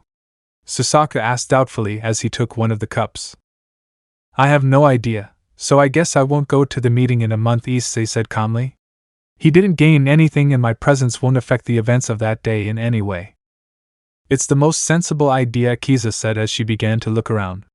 Which brings me to the next topic. Where will be the room where we will sleep? What are you guys? Issei asked, a bit confused, while Sasaka calmly drank his tea before saying. Don't you remember? You told the 3 of us that when you finally moved, we were going to have a small party here to celebrate, Sasaka said as Issei remembered her words. It's something you promised the 3 of us, remember?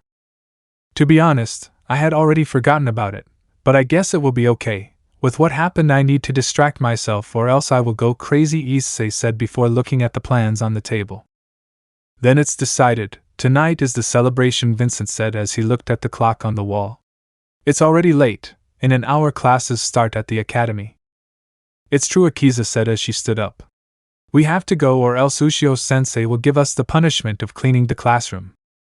Something Vincent nodded at, so like Akiza he stood up. But as soon as they took a step they noticed that the brunette was still sitting without showing a single sign of standing up, which was quickly answered by him. I don't plan on setting foot in the academy again, Issei said calmly as he put the ice bag back on his shoulder. I was only going there to please my grandfather, but at this point it's no longer necessary. Are you serious? Vincent asked the brunette who had no intention of standing up. Hearing Issei's words, Vincent and Akiza looked at Sasaka, who only gave them a look of resignation. Something they understood, so they did not try to convince him to do otherwise. If that's what you want, fine, Vincent said calmly. We'll be back at 7. So have everything ready, Akiza said as she left with Vincent. Leaving Issei alone with Sasaka, who looked at the plans on the table before sighing. Noticing that Issei was looking slightly drowsily at the ceiling. Are you tired? Sasaka asked a second after arranging the 7 sheets. I didn't manage to sleep at all, so I plan to rest for a couple of hours, Issei replied calmly. Are you going back to your clan? I have to do it. I still have some duties to attend to if I want to return for the party, Sasaka said as he simply put the plans away in a folder. What are you going to do with this? I have no idea. I'd probably just left it in a corner to collect dust, Issei said as he closed his eyes. If you want, you can take it. Are you sure? Sasaka asked, looking at the folder with the plans. Yes, Issei said as he began to fall asleep. Very well, I'll keep them until you feel ready, Sasaka said upon noticing Issei's slight breathing, instantly saying that he was asleep, so he slowly approached the brunette. I'm going to keep it in the same way as that object you gave me 3 years ago. Whispering the last thing, Sasaka placed a soft kiss on Issei's forehead, who was simply asleep. To which Sasaka couldn't help but laugh, seeing again the vulnerability to which Issei was exposed when sleeping. So without making a single noise he silently left the room, leaving Issei alone at last inside what would be his new home for the next few years, not knowing that that was about to change. At the academy. As Vincent had said, classes were about to start, so more than one student was arriving. Something similar with Vincent and Akiza, who were now wearing the academy uniform, which varied depending on the grade or style you wanted. Hey, is it really a good idea for Issei to leave the academy? Akiza asked doubtfully. It's your decision, although if I'm honest with myself, I would like Issei to keep coming to the academy, Vincent said as he crossed the huge gate with Akiza. That's how the three of us would always be. It's true, Akiza said while she just looked at Vincent in such a way that he wouldn't notice it. Even though it will feel weird, it's not bad to be alone together either.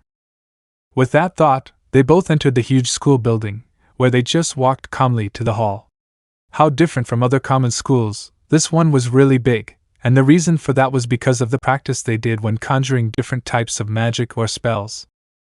So calmly they both entered the classroom, where they walked calmly to their desks that were usually shared between 3 students. But from that moment on it would only be between the 2 of them, since Issei would not return to the academy again. It must feel strange if Issei isn't in the middle, Akiza said before sitting in the chair on the right. Maybe, although we will have more space, Vincent said while calmly looking at the table. Something that seemed to catch the attention of the boy who was sitting at a desk a little far from theirs. When he saw the duo, he smiled as he approached, until he reached where the duo of boys were. Wow, it's weird to see the 2 of you alone in class. Shouldn't the Hyoudou family's hindrance be with you? The young man behind Vincent said with a slight smile. Who at the boy's words turned towards him, as did Akiza, who put on a somewhat annoyed face when she saw who had approached them. Something that Vincent had the same when he saw him, but unlike Akiza, who showed it openly, Vincent just limited himself to looking at him calmly, something that the young man couldn't help but laugh at. Oh, come on, don't look at me like that, Olsen. You'll make me cry, said the young man before Vincent's serious look. You too, Azinski-san, you should take off that annoying face or else it will hide your beauty, and you could even get some wrinkles. How considerate, Akiza replied in the same annoyed tone. But seeing you like this is the best I can do. You're so cruel, Azinski-san, and I was hoping that one day you would confess to me and say that you loved me madly, the young man said with feigned pain, something that bothered Vincent. I'm sorry to tell you, but I don't even see you as a man, Evan Graves, Akiza said while the young man named Evan smiled upon hearing this. Oh, that can be easily fixed. If you come to my house tonight I can show you how much of a man I am, Evan said as he approached Akiza and took her by the chin, forcing her to look him straight in the eyes, something Akiza did without fear. She certainly wouldn't show herself vulnerable against someone like Evan, who only smiled at seeing Akiza's willingness to directly oppose him without any fear, a gesture Evan loved to see in the girls he could break. What an interesting proposal, Akiza said calmly without looking away from Evan's eyes. But I'm going to reject your kind invitation. I already have plans for tonight. It doesn't have to be tonight. It can be the next one or whenever you want. I'll always be available to make it clear how much of a man I am, Evan said as he felt someone grab him by the sweater to pull him away from Akiza. That's enough, Evan, the young woman said seriously as she let go of Evan, who turned to look at her, causing the boy to simply shrug his shoulders as he took a few steps back, greatly downplaying what he was doing. I was just playing, Evan said calmly.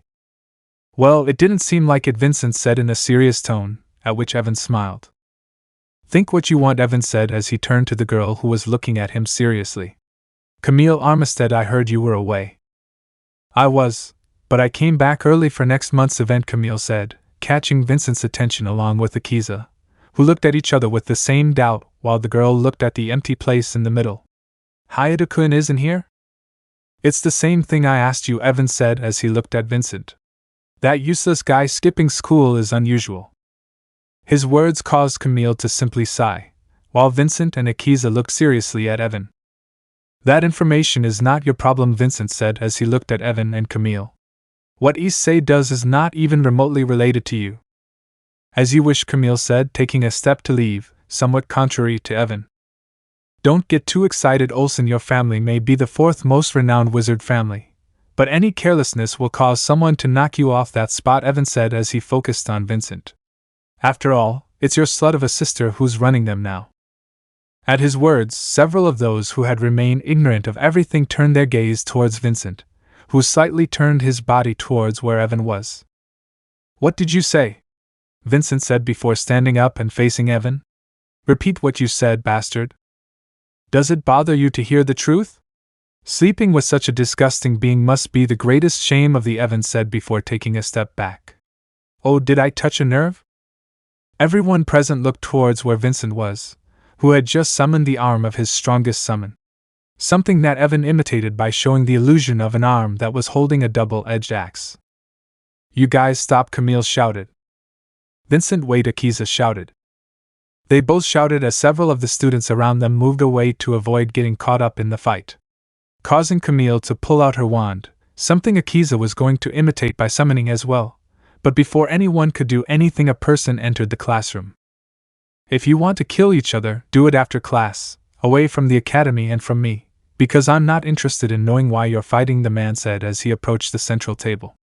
"So if you don't deactivate your summons, I'll have to do it for you." At her calm words, Vincent and Evan sighed as they cancelled their summons, leaving several of the students unsatisfied at the cancellation of the fight, while Akiza sighed in relief as Camilla returned to her seat. "This doesn't end here, Olsen. You will pay for the humiliation my brother received from your hitch sister," Evan whispered before going to his seat. Something that Vincent imitated by sitting in his place, where the professor only limited himself to watching and sighing. "Well, now that you are calm, or as much as possible, we are going to talk about something that you have surely already heard," said the professor while several of the students began to whisper. Ushio-sensei said to a female student who instantly raised her hand in excitement. "So that rumor is true? The higher-ups will be holding a magic tournament next month?"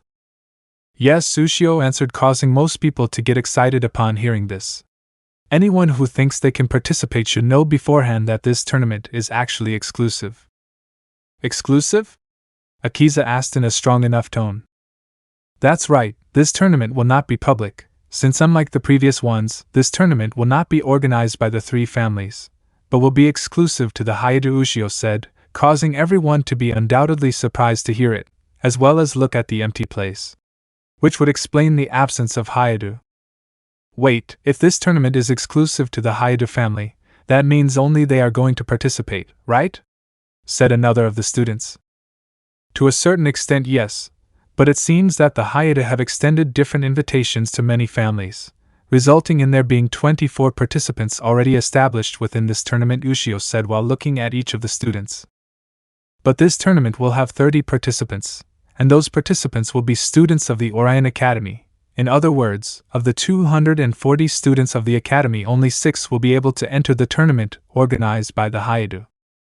Everyone was surprised to hear that. It was quite clear that out of the 24 established participants, they were like them, students. So entering the tournament put them on a level close to the most talented in the Academy, something that everyone wanted except for 2 of those present who looked at each other. "So the magic tournament is in a month," Vincent thought as he looked at Akiza. "It's the pact meeting that Issei must go to present himself to." Akiza thought at the same time that they noticed that Issei was going to be missing. Something that only told them how dangerous the situation was, one that seemed to be about to give things a big change. A change that no one was fully prepared for, even Issei had no idea what awaited him. In the cabin, the hours passed slowly, something Issei didn't notice but was indirectly grateful for being able to sleep more. But the light of dusk gradually forced him to open his eyes. And as he did so, he watched the orange rays pass through his window, giving the whole place a peaceful look. "I sure did sleep for a long time," Issei said in a whisper before looking towards the bookcase where there was a clock. 5:47 p.m. Issei said as he stood up from the couch so he could stretch, noticing that he was alone. Something he was at most used to. So he headed to the kitchen to eat something, but as soon as he crossed the living room he stopped when he saw that the clocks weren't moving at all, and he even noticed the office door half open. Causing Issei to tense up at the sight, he knew that no one besides him would be there, and none of his friends could be there for the simple fact that they had no need to go in there. So he slowly walked over, or that had been his intention if it weren't for the sound of the doorbell ringing, something that left Issei even more lost. He watched the office entrance for a second longer before heading towards the door of the cabin, where upon arriving he was unsure whether he should open the door. But upon hearing the bell once again he unlocked the door, something which disconcerted him when he noticed that the lock was not on, so he slowly opened the door observing who had been knocking. But as soon as he saw the girl he was a little surprised, this because she was one of his soon-to-be former classmates.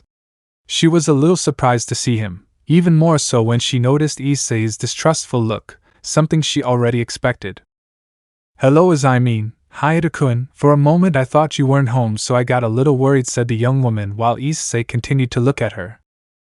Yes, I was asleep, so sorry about that, Issei answered with doubt upon seeing the young woman's presence.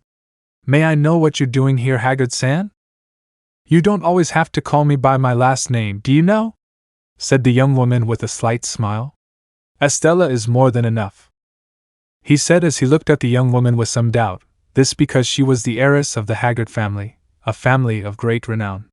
There were currently 3 great families, which headed the leadership in magic without counting organizations like other families of high renown. First were the Hyoudou, second were the Fontaines, and third was the Haggard family. That was the current magical family trinity, so seeing the heiress of the Haggard family baffled him greatly, which was made even more so by the fact that no one besides his friends and family knew about that specific place. I see, I still don't know what you're doing here, what's more, how was it? Issei said while Estella took out a letter from her backpack. Well, when classes ended, both Olsen-kun and Izinski-san were instantly summoned, Estella said to a surprised Issei. Olsen-kun was summoned by his sisters and Izinski-san by his master, so before leaving they asked me to give this to you, that's why I was able to find this place. Did they tell you how to get in? Issei said, surprised. Yes, they told me that I couldn't use the magic circle of transportation or I would end up in a different place, Estella said while showing a map of the surroundings. Izinski-san gave me the map to find the wagon. From there I had to follow the path to get there and be able to use the magic circle since the place is surrounded by a powerful magic barrier. Hearing that, Issei couldn't help but notice that something wasn't right, this because of all the trouble of delivering a letter. One that had to be important if they had asked Estella Haggard herself to deliver the letter in person, who seemed confused by his reaction. Is everything okay? Estella asked, seeing Issei's expression. Yes, no problem, Issei said before seeing the letter in his hands. I see, even if Olsen-kun didn't tell me, I can tell that you're alone in this place, Estella said while looking at Issei with some embarrassment. If you want, I can keep you company for a few hours. Her words surprised Issei, who somehow noticed Estella's shyness, leaving him more confused and strange when he noticed it. Also, the wagon is almost out of fuel now, so I won't be able to go back that way for the moment, Estella said, causing Issei to tense up. Did you have no fuel? Issei asked seriously to Estella, who only looked slightly surprised at that. Yes, the meter is in the red zone, so it's easy to assume that it doesn't have. Are you okay? Estella asked the moment she noticed Issei looking inside her house. Yes, I'm just trying to remember where I put the fuel, Issei said as he returned his gaze. But it's not necessary. Once you come here it's no longer necessary to enter through there. That's why you can use the circle to leave. Oh, then there's no need for me to stay, but if you don't mind, Estella said as she lowered her gaze slightly. It's not necessary, I'll be fine, so I appreciate your offer, but for today, I can't accept it, Issei said in a serious manner, causing Estella's surprise, who lowered her head slightly. I understand, sorry for the inconvenience, Estella said with disappointment as she walked away. I'll see you at the academy, see you later, he said as a magic circle formed on his feet, noticing how the brunette smiled slightly at him. But upon seeing him better, he could notice that Issei had 3 fingers raised in a simulated manner that then changed to 2 and then to 5 quickly. Causing Estella's confusion, she left through the magic circle, so as soon as she left, Issei slowly closed the door. So if he knew what was about to happen, that was when he changed his calm expression to a totally serious one that said he was ready for the following events. So he walked towards the office, in which he could now notice that there was already light from inside.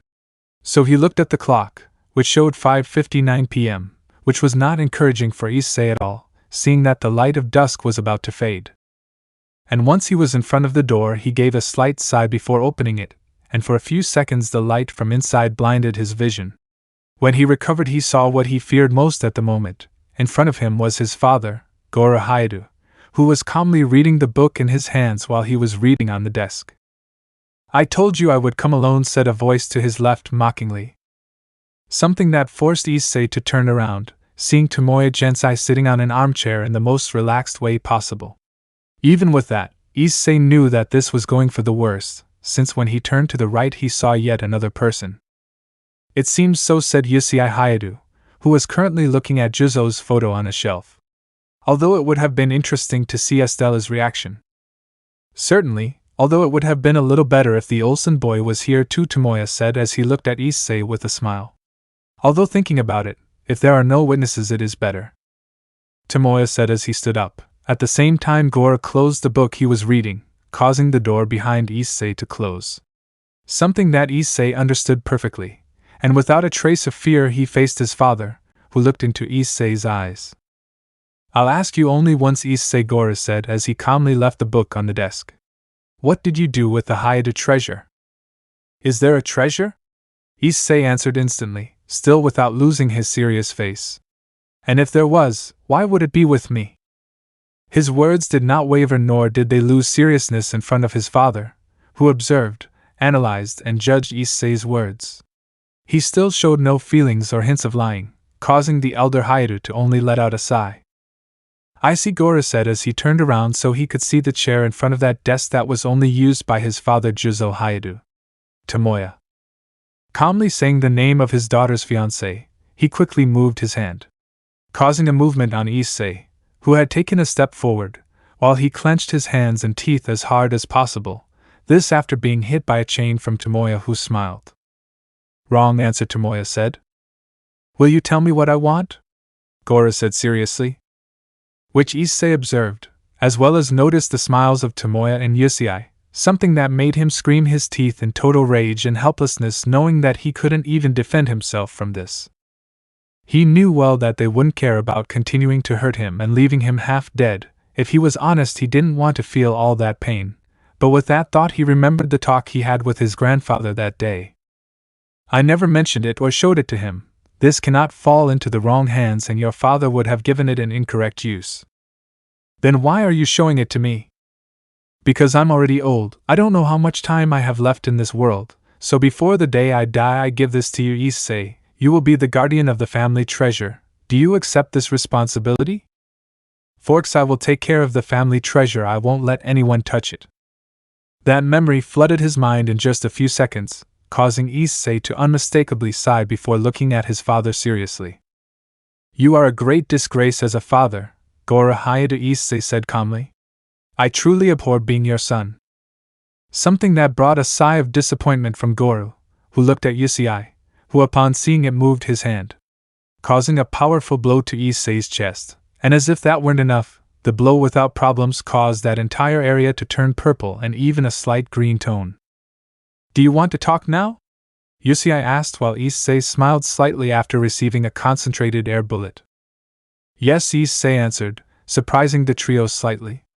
How does it feel to have two boars as your fiancés? Saying that, Issei's expression darkened without hesitation, so he moved his hand again, causing Issei's arm to break, quickly forcing Issei to hold him, still not letting out a cry of pain, this for the simple fact that he wasn't going to give them the satisfaction of hearing him scream. You really have some nerve, Tomoya said as he moved his hand, delivering the second blow with his chains on Issei's ribs.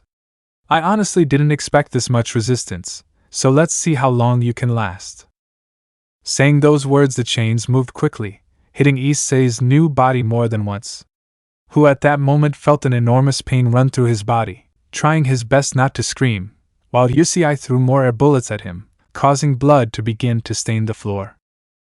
Place where Issei did not take long to fall a second after receiving a whip of chains on his back. Falling in his own blood, Issei cursed both Issei and Tomoya, who were going to attack again, but Gora's calm hand stopped them. Will you talk now? Gora asked Issei, who stood up slightly to see his father. Go away, bucket, Issei said while Gora's expression didn't change, but remained the same, even seeing what Issei's current face was. You know? This is the first time I've seen you cry in several years, Gora said calmly as he noticed his son's tears on the ground, which were not so much because of the pain, but because of the humiliation he felt before the trio. Being unable to defend himself left Issei helpless and angry at seeing how weak he was compared to them. I don't have your time, so I'm just going to ask, Gora said before he noticed Issei's angry gaze. He made it clear that he was not going to retract his words, so he simply sighed as he saw the stubbornness and determination of his useless son. I've been patient enough with you. If you're not going to talk, then you're useless, Gora said as an aura began to manifest around him. Something that made Issei and Tomoe just take a step back upon seeing him. Even Issei was surprised to see his father preparing to attack him, which he felt the moment something sharp pierced his left shoulder, causing a cry of pain to finally escape his lips. So you can scream in pain, Gora said, ignoring all his son's pain. At that moment, he slowly turned his gaze, observing a huge mantis of darkness, which was undoubtedly crossing his shoulder with one of his front legs, which had the shape of a scythe. The same one that had easily crossed him, even crossing his shoulder in such a way that the tip of the scythe had crossed the ground. You've made me waste a lot of my time, Issei, Gora said as he ordered the mantis to roughly lift Issei, leaving him kneeling in front of Gora, who observed how 7 centimeters of the scythe had pierced Issei's entire shoulder, who wished to be able to counterattack his father, who far from finishing pointed his hand at his son's head. If I destroy your soul, you will answer the questions I asked you, Gora said seriously as a magic circle appeared in front of his hand. SirZX will have to settle for the only 3 children I have. With his words, the magic circle began to light up, causing the young duo watching to just smile at this. Something that Issei simply cursed. He had a way to escape from this, and that was to hand over the Hyoudou treasure, which he didn't plan to do for anything. For that reason he closed his eyes, accepting the destiny he had. He had lost too much blood, and his body was losing more with each passing second. If he didn't stop the bleeding somehow, there was no doubt that he would end up dying. Something that didn't matter to him now. Soon he would be the closest thing to an empty vessel. His body would continue, but his soul would be forever destroyed. His father would do that without hesitation. For him it was simply getting rid of something that was really bothersome. He had lived a truly miserable life. No one would be able to bear what he went through. That was from his perspective, where it was clear that dying was a better way out of all his problems. If he died, he would have peace. But for some reason he didn't feel satisfied with that. Dying because of his own father was really disgusting. His brothers undoubtedly hated him as he did, and without a doubt only a few would have weight in his death. For the others he would only be a mediocre young man who came from a prestigious family. Without that he was nothing, so even if that was the end of him, no one was going to remember him in a sentimental way like his friends. Which really frustrated him. He wished he had at least done something important, or at least lived without any kind of regret, but now it was what he felt most in his heart. Regret, that was what weighed the most on his heart, one that would soon stop beating probably, or else it would simply serve as sustenance for an empty vessel. But that was when he noticed something. His body, even if it hurt like hell, he could feel how he was resting peacefully, something that he missed since he managed to feel something soft on his back. He could even feel something warming his body, and he could even feel that something cold had been placed on his forehead. A familiar feeling began to make himself present. And gradually he woke up, causing disorientation in the boy who observed his surroundings, noticing that he was in the cabin's room lying on his bed. Where?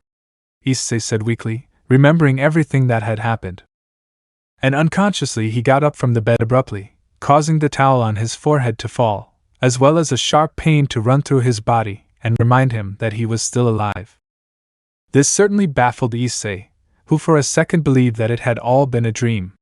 But the pain in his shoulder and the rest of his body said otherwise. Everything that happened was real without a doubt. Your injuries are quite serious, so you will have to rest in bed until you are better, a calm voice said next to his bed. So Issei turned his gaze in surprise to see the woman standing calmly next to him. Who are you? Issei asked. At which the woman smiled kindly while saying the same to the brown-haired boy. My name is Gabriel Lucifuge. I am a maid who directly serves the Mao Lucifer. It is a pleasure to finally meet you, Hyoudou Issei said the maid calmly, leaving the brown-haired man more lost than he was before. Chapter 3. A Reason to Participate. Issei's surprise was evident at the maid's introduction, who was only honest when asked his question, leaving Issei more confused than he was, why he didn't understand the reason why the maid in Lucifer's service would be by his side when he woke up. Don't take it the wrong way. But what is a maid doing in Lucifer's service here? Why am I even in bed? If I remember correctly, Gora Issei said to Gabriel, who remained silent when she saw that the brunette was trying to remember what happened. He left me seriously injured. His words had a certain weight, as if it were something he would have a hard time believing, this because he knew that Goro would not let him go like that without having obtained what he wanted, so he looked at the maid who responded in the same way. I intervened just at the moment you lost consciousness. That way I prevented you from dying, Grafius said while Issei was surprised. But why? Why intervenes in this? Did they always have me under surveillance, and when they saw that I was going to die they moved in such a way that I would be in debt? Or are you going to tell me that they came here by chance and found me about to die? If that's the case, Issei said, annoyed at Grafia's calm gaze as the door slowly opened. You're wrong, Issei. I was the one who called Grafia-sama to save you, Sasaka said calmly, as he slowly entered through the door. Did you call her? Issei asked, to which Sasaka nodded while showing the summoning paper. Vincent contacted me after Haggard-san asked him about a couple of numbers you made, which Vincent understood and contacted me to help you as soon as possible, Sasaka said as he approached Issei's bed, who listened attentively to his words. But unfortunately I did not have the right to intervene. It was a Hyoudou family matter and intervening could cause problems for the Himejima. That is why I contacted a familiar of mine in Ko and asked for help in contacting the Mao Lucifer. That's right, he wanted to see you at the pact meeting, so if he found out about this, he'll quickly intervene, Sasaka said as he looked at Grafia. Both of whom moved quickly to stop this problem. So the Mao is? Issei asked, believing that one of the Maos was in his house. No, Lucifer-sama is not here. He was not available when I found out, and until now he is unaware of this, Grafia answered while Issei only limited his attention to watching her. If he had found out, he would have come here really furious, and would have caused more than one problem instead of solving them. So he'll never know what happened here, right? Issei asked as he saw Grafia's calm gaze, who only nodded in response. To save you, I told Lord Hyoudou to leave you alone until the month passes and you stop being a pact candidate, or else I would have problems with Lucifer-sama, Grafia said while taking out a paper from her clothes. But if one day you need my help for a similar or worse situation, you can call on me. I will save you from any danger. Hearing that, Issei took the paper, at which Grafia proceeded to give a slight bow before taking a couple of steps back. I have to go or else this could be exposed. I hope to see your participation in the pact meeting in a month, Grafia said as a magic circle appeared on the ground. The two of you are waiting for it. Wait, Issei shouted, stopping the maid's movements for a few seconds. Why is the Mao Lucifer waiting for my participation? It's clear that I don't have the talent that my idiot brothers have. I'm not at liberty to tell you, Grafia said while Issei felt a slight helplessness. I can only say that Lucifer-sama is indebted to Juzo Hyoudou, and so am I. Saying those words, Grafia left through the magic circle, leaving Issei with some doubt who sighed at the maid's words. So in debt, Issei said with a serious tone, while looking at the paper in his hand. What the hell is going on? Saying that, he turned his gaze to Sasaka. But before he could react, he felt the girl's arms hug and hold his head against her breasts, causing Issei's surprise as a pain over his body. Sasaka? Issei asked as the girl's scent filled his nose. I was scared, Sasaka said, still without letting go of Issei's head. When I saw you and noticed the blood, fear flooded my whole heart. I thought you were going to die. I was close, Issei said as his hands wrapped around Sasaka's waist. 2 more seconds and he would have died right then and there, which would be a shame, since the treasure they seek and desire is not here. They would never suspect that he is in the Himejima clan, Sasaka said with some amusement. They would surely be furious to find out.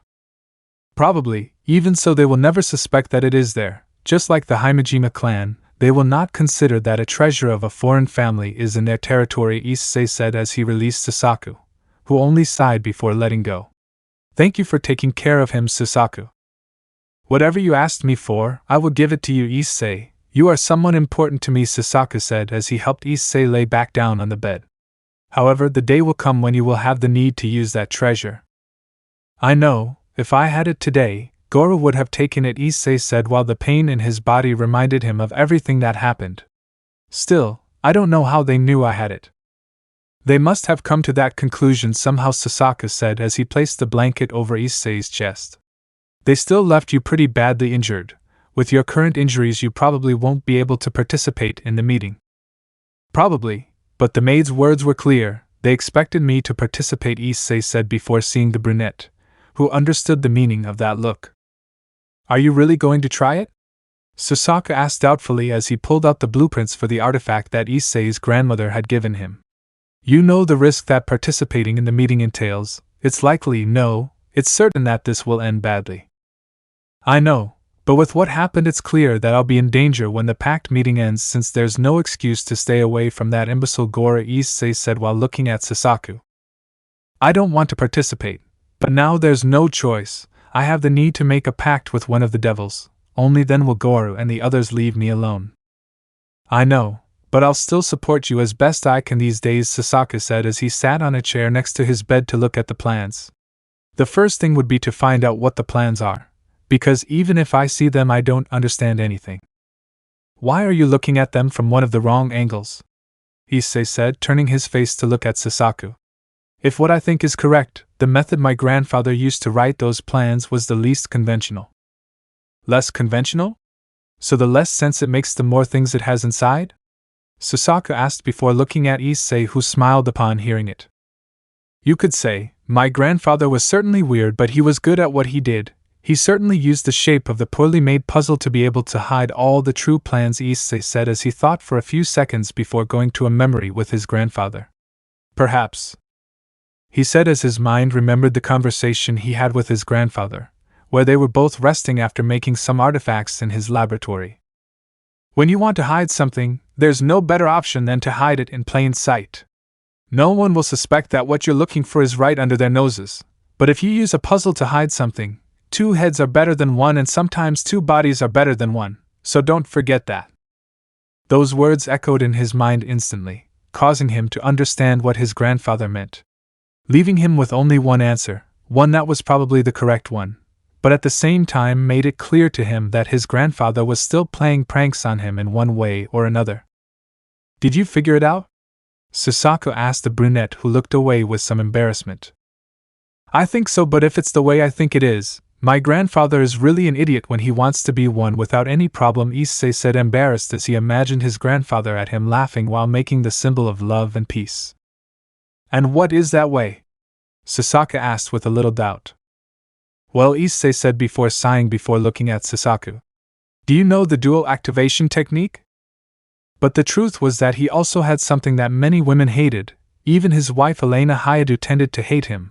However, as time passed she appreciated him, and that was how perverted that old man could be. He undoubtedly tended to be perverted to such a degree that no one would be surprised if there was some Hyoudou that no one knew of the same age as Gora or younger suddenly appeared somewhere. I'm really surprised that even if your grandfather is dead, he still finds a way to bother you with that, Tosaka said with some amusement. Don't remind me. Because of that, Issei said before stopping, catching Tosaka's attention, who laughed flirtatiously. What about you? Don't tell me, did you, like your grandfather, develop a certain weakness for breasts? Tosaka said while Issei turned his face to the opposite side where Tosaka was sitting, who laughed at seeing him. It's not my fault. I talk to myself about it so much that I just can't ignore it anymore even if I want to, Issei said as he looked to the other side, before feeling the hand of the female Himejima at his side on his chin, which made him turn towards her so he could see her, noticing her gaze, one that Issei simply felt that just refusing was impossible. You know that doesn't bother me, Tosaka said softly as he stood up. On the contrary, I'm glad to know that part of my body fascinates you even if you deny it. With those words she decided to tie her uniform, while removing the buttons of her jacket one by one, leaving the brunette surprised, who saw how Tosaka cared little if he was looking at her while also removing the buttons from his shirt. Tosaka, what are you? Issei asked while the aforementioned smiled. Isn't it obvious? Tosaka answered as she moved her hands to the side of her white skirt, where she calmly lowered the zipper. I'm preparing to try dual activation. Saying those words, her skirt fell to the ground, allowing the shirt to finally fall open and be left half open. Without a doubt, Tosaka Himejima was a very beautiful woman. Even with that shirt on, Issei could still make out her figure. There was almost nothing left to the imagination. The moonlight took care of showing her beautiful figure in a better way. Even though she was covered, there was something erotic about seeing her like that. He could clearly see the color of her underwear, a color that would surely become without a doubt one of his favorites. It's kind of embarrassing if you look at me like that, Issei Sasaka said, slightly embarrassed as she looked at the ground, thus managing to get Issei out of his trance. Sorry, that wasn't my intention, Issei said nervously as he turned his gaze. Okay, Sasaka said as he took a couple of steps to the bed, where he left the plans surrounding Issei's body. Who watched as Sasaka slowly climbed onto the bed, being careful not to damage the bedsheets, or cause him any kind of harm. And with his help, the brunette returned to sitting on the bed again, only now he had his legs crossed, so that Sasaka could sit on them, causing their bodies to constantly touch. This is kind of embarrassing, Issei said as he looked at Sasaka's face that was a step away from his. Certainly, you are the first one to see me like this, Issei Sasaka said as her legs wrapped around Issei's waist. It's like we're. I know, Issei said as he saw Sasaka's pink cheeks.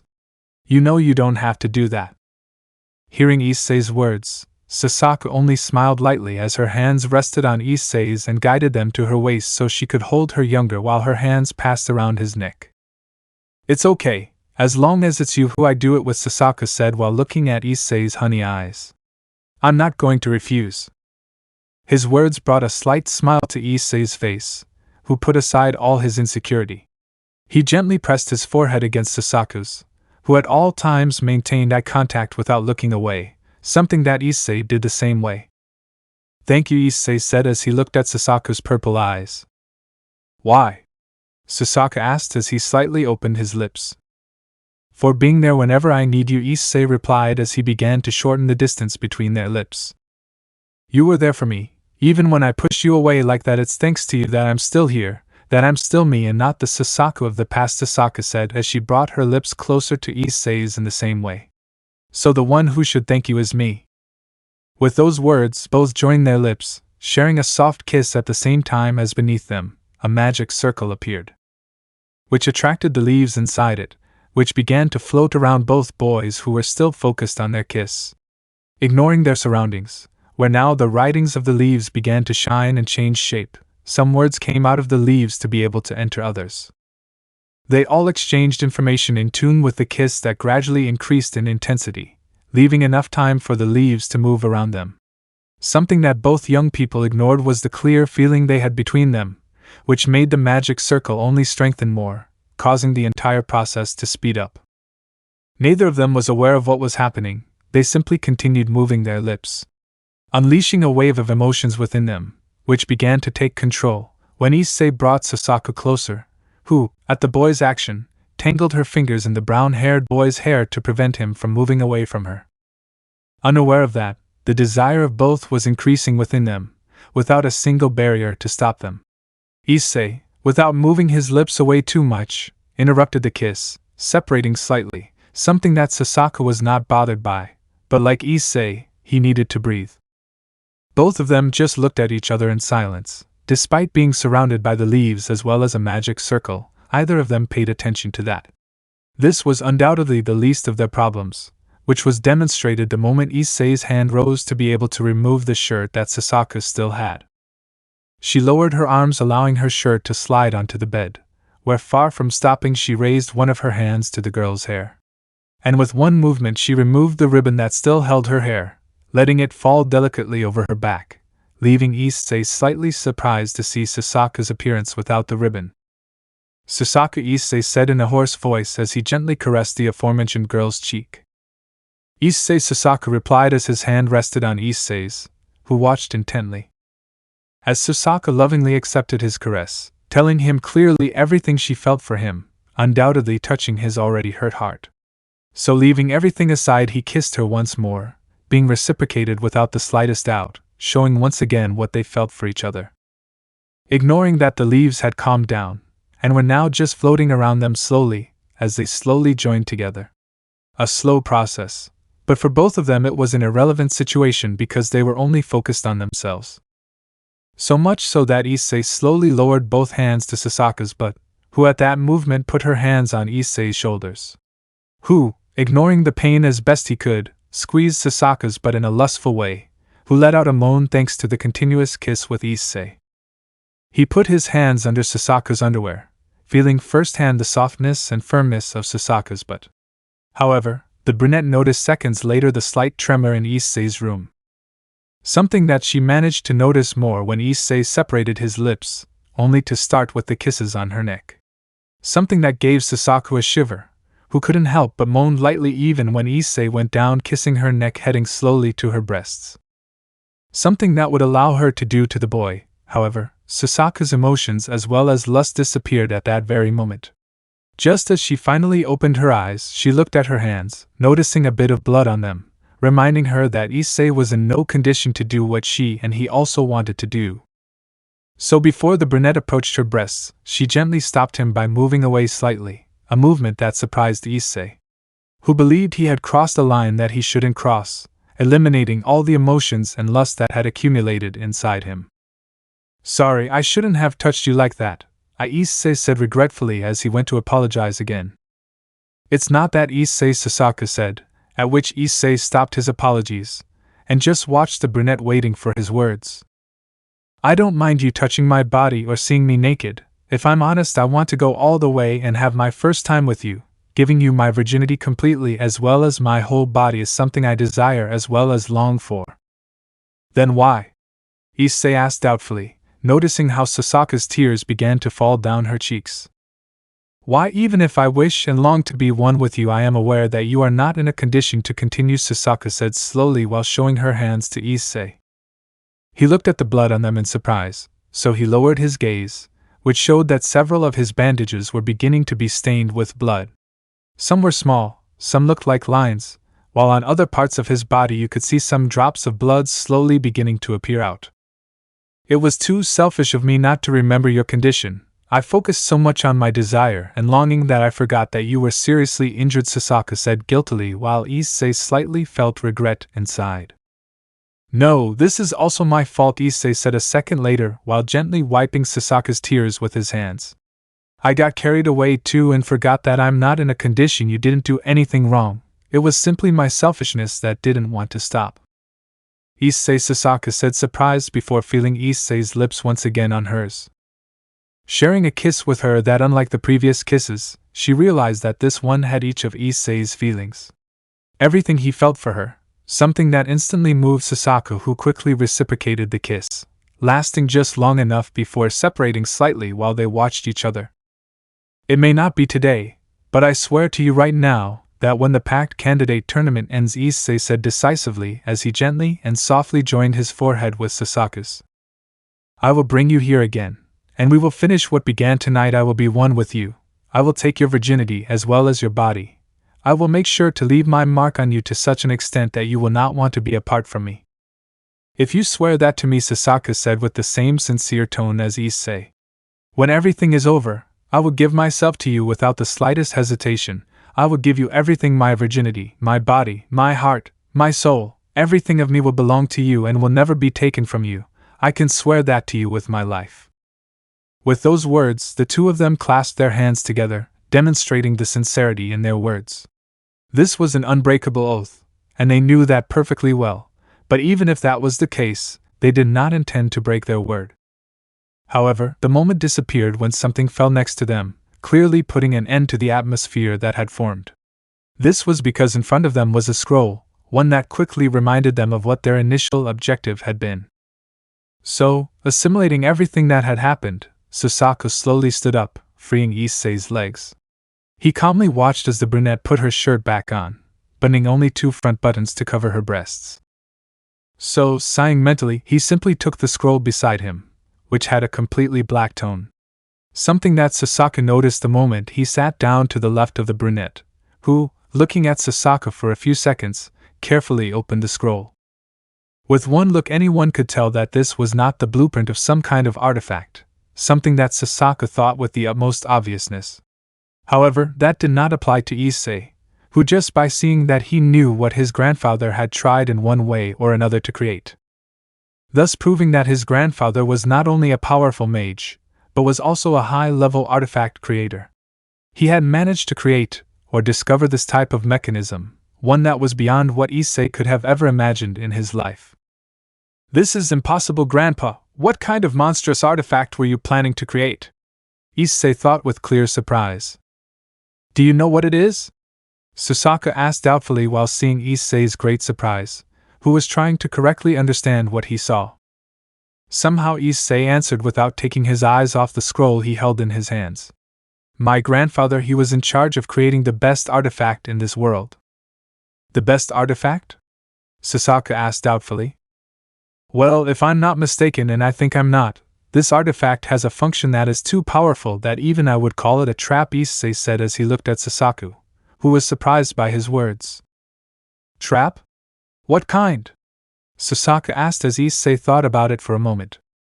Let's say that if someone with this kind of artifact fights against a magician, the magician will undoubtedly, Issei said upon seeing Tosaka, will lose. Who, with that statement, knew that Juzo had left him something with which he could defend himself, or it could be something more than what they believed. Location: Tokyo, one of the 7 residences of Elena Hyoudou. A huge 80-story building could be seen, which was mostly used by people without magic power. The building belonged entirely to Elena Hyoudou, who was currently looking out over the city from the balcony of the top floor, which was for her exclusive use, as were the last 10 floors where no one was allowed to enter unless she allowed it. Something that had happened very rarely. Observing the city in silence, Elena sighed as she felt a fluctuation of magic behind her, which, far from worrying her, surprised her. This was because she had recognized the magic of the other party, which until that day had only visited her 3 times. Which seemed quite strange to her, because she was accompanied, and feeling the presence of the trio she returned to the interior. I wasn't expecting your visit, Elena said as she entered the apartment again. Looking at her son Goro, who only looked at her seriously, while next to him came Issei and Tomoya. They only calmly observed the room, showing no intention of greeting her or respecting her. You should have waited for her, Goro said seriously. Should I? And why is that? Elena said calmly. Simply, Grandma, it was discovered, Tomoya said before stopping. This was because Goro's darkness was in front of him, blocking the sharp object that Elena threw at him. Who gave you the right to call me Grandma? Elena said seriously. Only my grandchildren have that right, and even if they do, they would never call me that. Don't forget that Tomoya is the future, Goro said as he dropped that sharp object to the ground. Just because he's Melissa's fiancé doesn't give him the right to call me that, Elena said seriously as she looked at the trio headed by Goro. And don't forget that I don't recognize this. For me, this boy is not worthy of marrying her.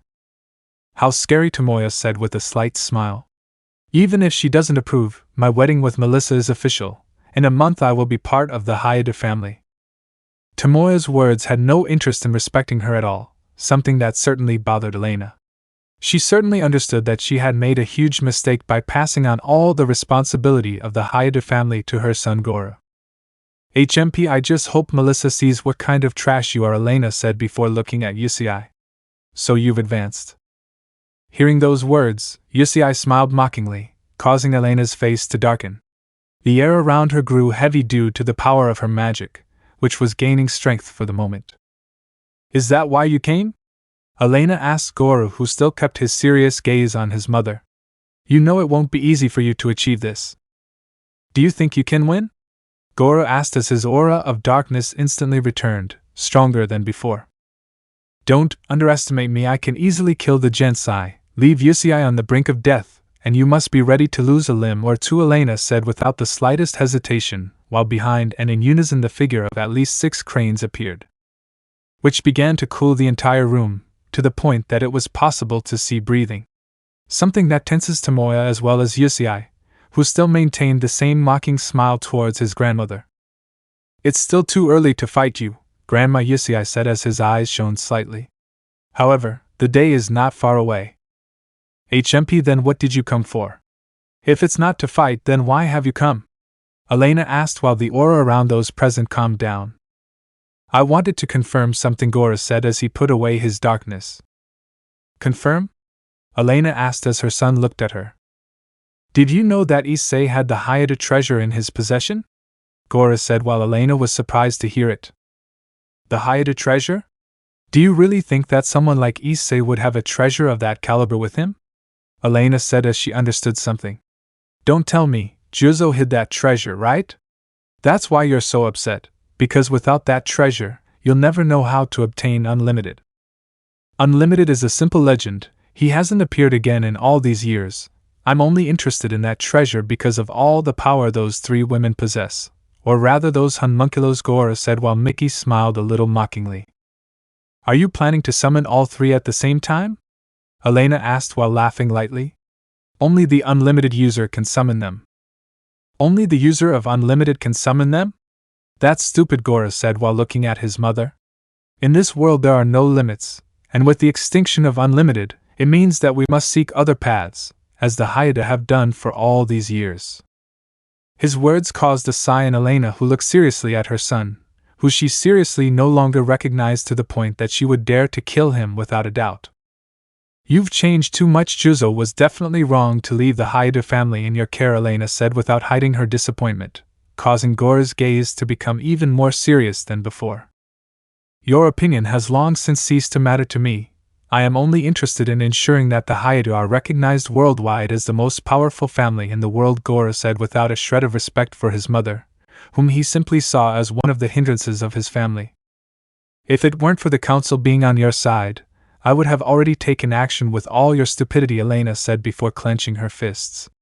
You waited for Juzo to die, because with the present, your plans would never come to fruition, and with his death you made sure to push me away as you began to start with your plans. You never saw my potential, and you just left me aside. That's why I've risen to where I am now. I don't care what I have to do, I will accomplish all my goals even if it means eliminating you, Gora said seriously while Elena sighed in annoyance upon hearing him. Did we never see it?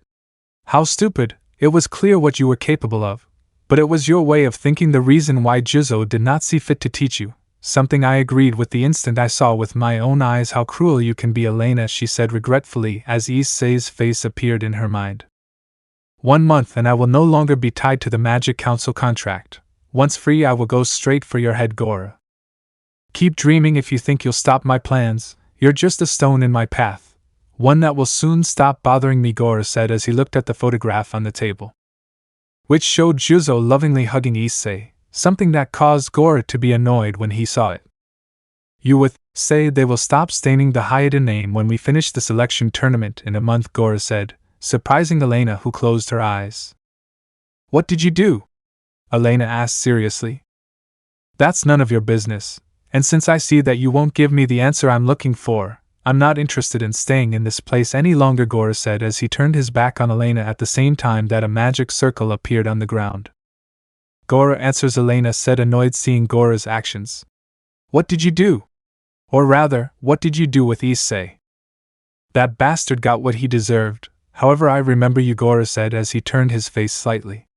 Stay away from my children and Issei, I don't need any of them to think like you. Damn, since when do you recognize Issei as your son? Elena asked, seeing how they were about to leave. I don't. Simply his ability can no longer be ignored now that I see the reason why Juzo gave that treasure to Issei, Gora said seriously before leaving with the two young men through the magic circle. They are all simply disappointing. These were Gora's last words before he left, leaving Elena alone, who sighed as she looked at the photo of the man she loved with her grandson. I'm sorry, Juzo, Elena said before sitting on the sofa with great regret for having failed in her promise. I couldn't protect Issei even when I promised. Her words simply failed to hide the great guilt she felt inside her heart. She had been cornered to such a point that she could not move without the approval of the Magic Council, who was waiting for any mistake she made. I took a big risk by going to see him today, however I trust that he will see the purpose of the artifact that Juzo created, Elena thought while sighing. If he manages to perfect it, Issei will be the one who revolutionizes the magical world with his skills and possibly be able to stop all the plans of that idiot who has a father. She thought as she looked at the table where the photograph was, the same one she took of them before being mercilessly removed from the Hyoudou family because of her own son Gora Hyoudou. Co-location, co-academy, occult club room. Inside the hall in the old academy building were several demons who would be the pact candidates with the young wizards. They had different expectations for what was about to happen, because they all found it interesting that every wizard who was going to be a pact candidate was considered one of the best in their generation of wizards. Wow, I didn't expect so many young magicians at this demonstration, said the student council president, as well as the heiress of the Citri clan, Sona Citri, who was looking at a sheet with the current data of some participants. There are only 24 confirmed young magicians. There are still 6 more to be confirmed during the month, and at least we can say that they are quite promising, said the heiress of the Agars clan, Sikvera Agars, in a calm tone. Not to mention that of the 30 candidates, only about 12 will be chosen, leaving 18 out, said calmly the heiress of the Gremry clan, Rias Gremry, who looked with interest at the information of one of the pact candidates. It will all depend on how many are chosen, although I am surprised that they would consider me for this. Given my background, I thought that only the heirs would be given this type of opportunity, said a member of the Astaroth clan, Lydia Astaroth. Thank Rias for that. She requested that you be taken into account thanks to the fact that the heir Astaroth refused to be one of the pact candidates with the young magician, Sona said while Rias smiled kindly at Lydia. I just thought it was better that you came instead of the heir of the Astaroth clan, Rias said as her gaze went to the one sitting next to Lydia. The same was with you. I was not surprised that the heir of the Glagia Lebelos clan refused to be a candidate.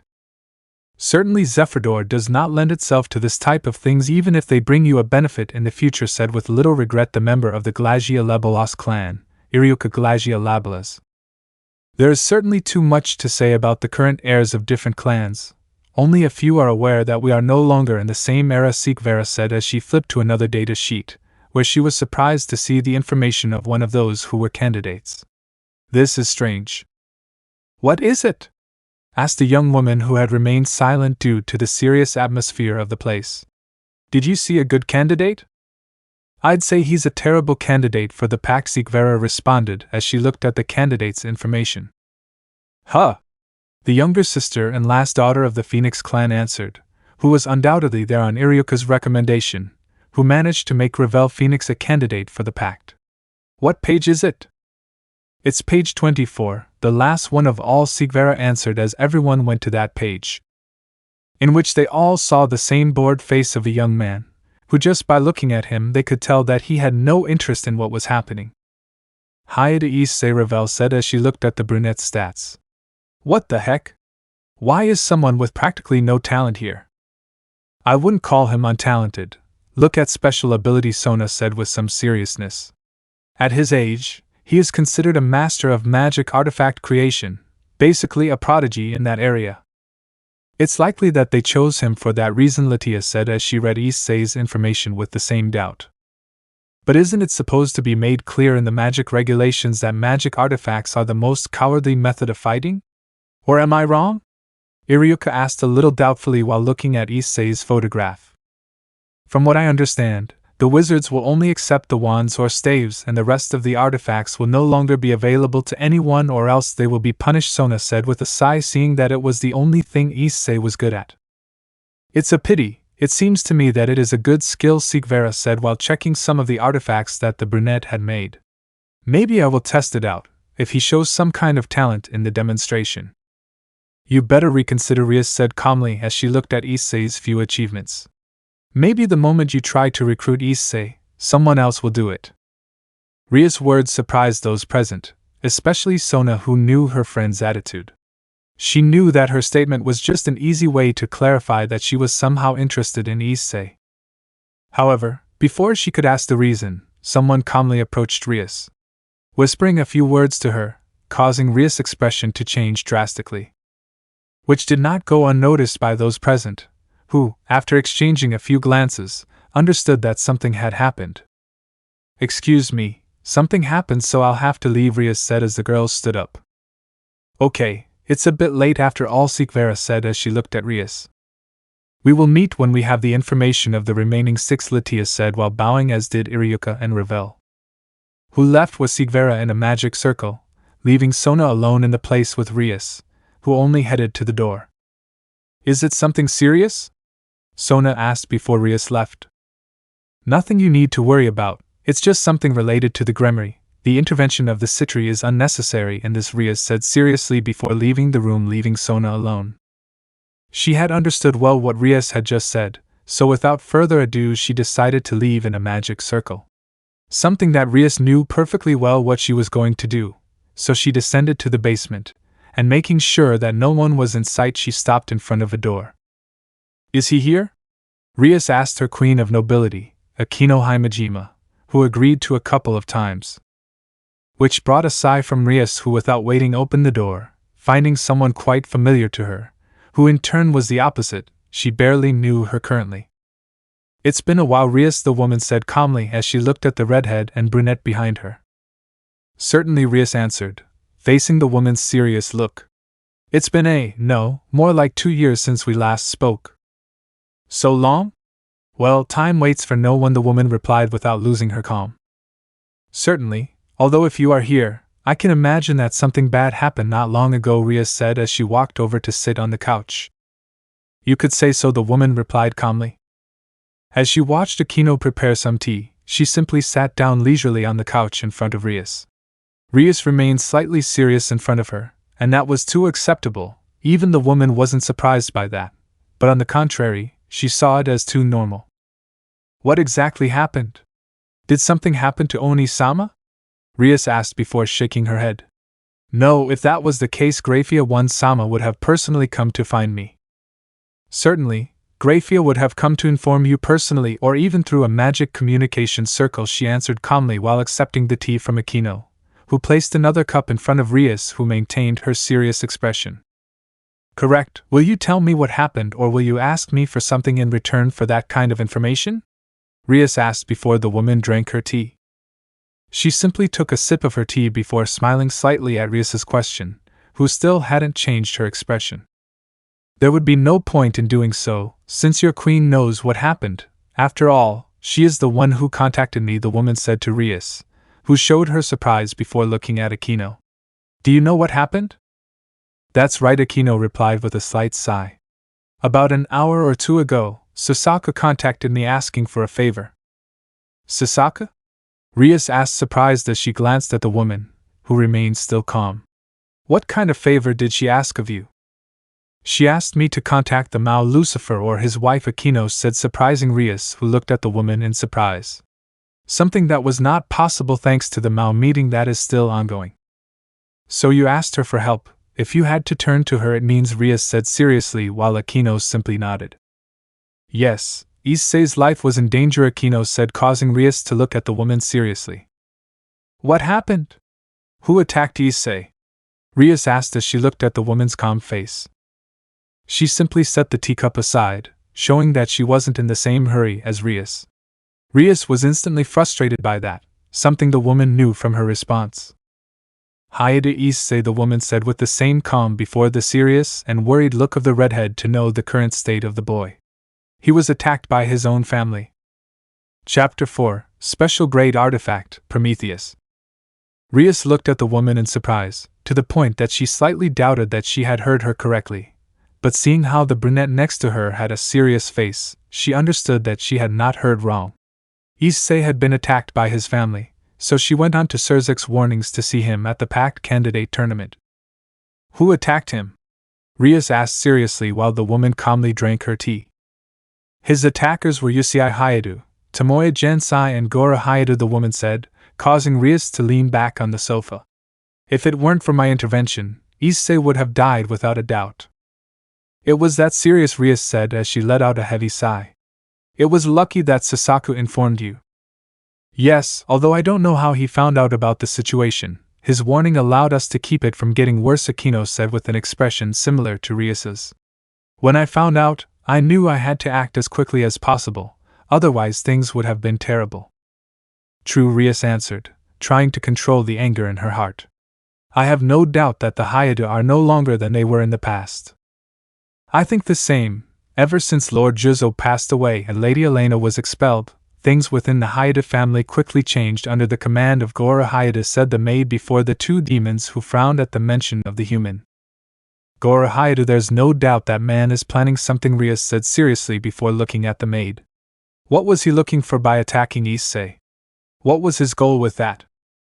"I'm sorry to tell you that I don't have the slightest idea of what he was looking for. Whatever it was valuable enough to leave the boy on the brink of death," the maid said as she stood up. "I warn you that without proper measures, Hyoudou Issei could die."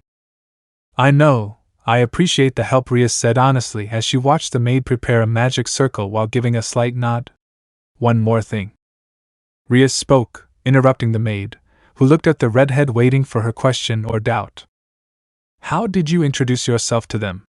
Was it with your real name, or the name of Grafia One-sama? Rias asked the maid who just watched her.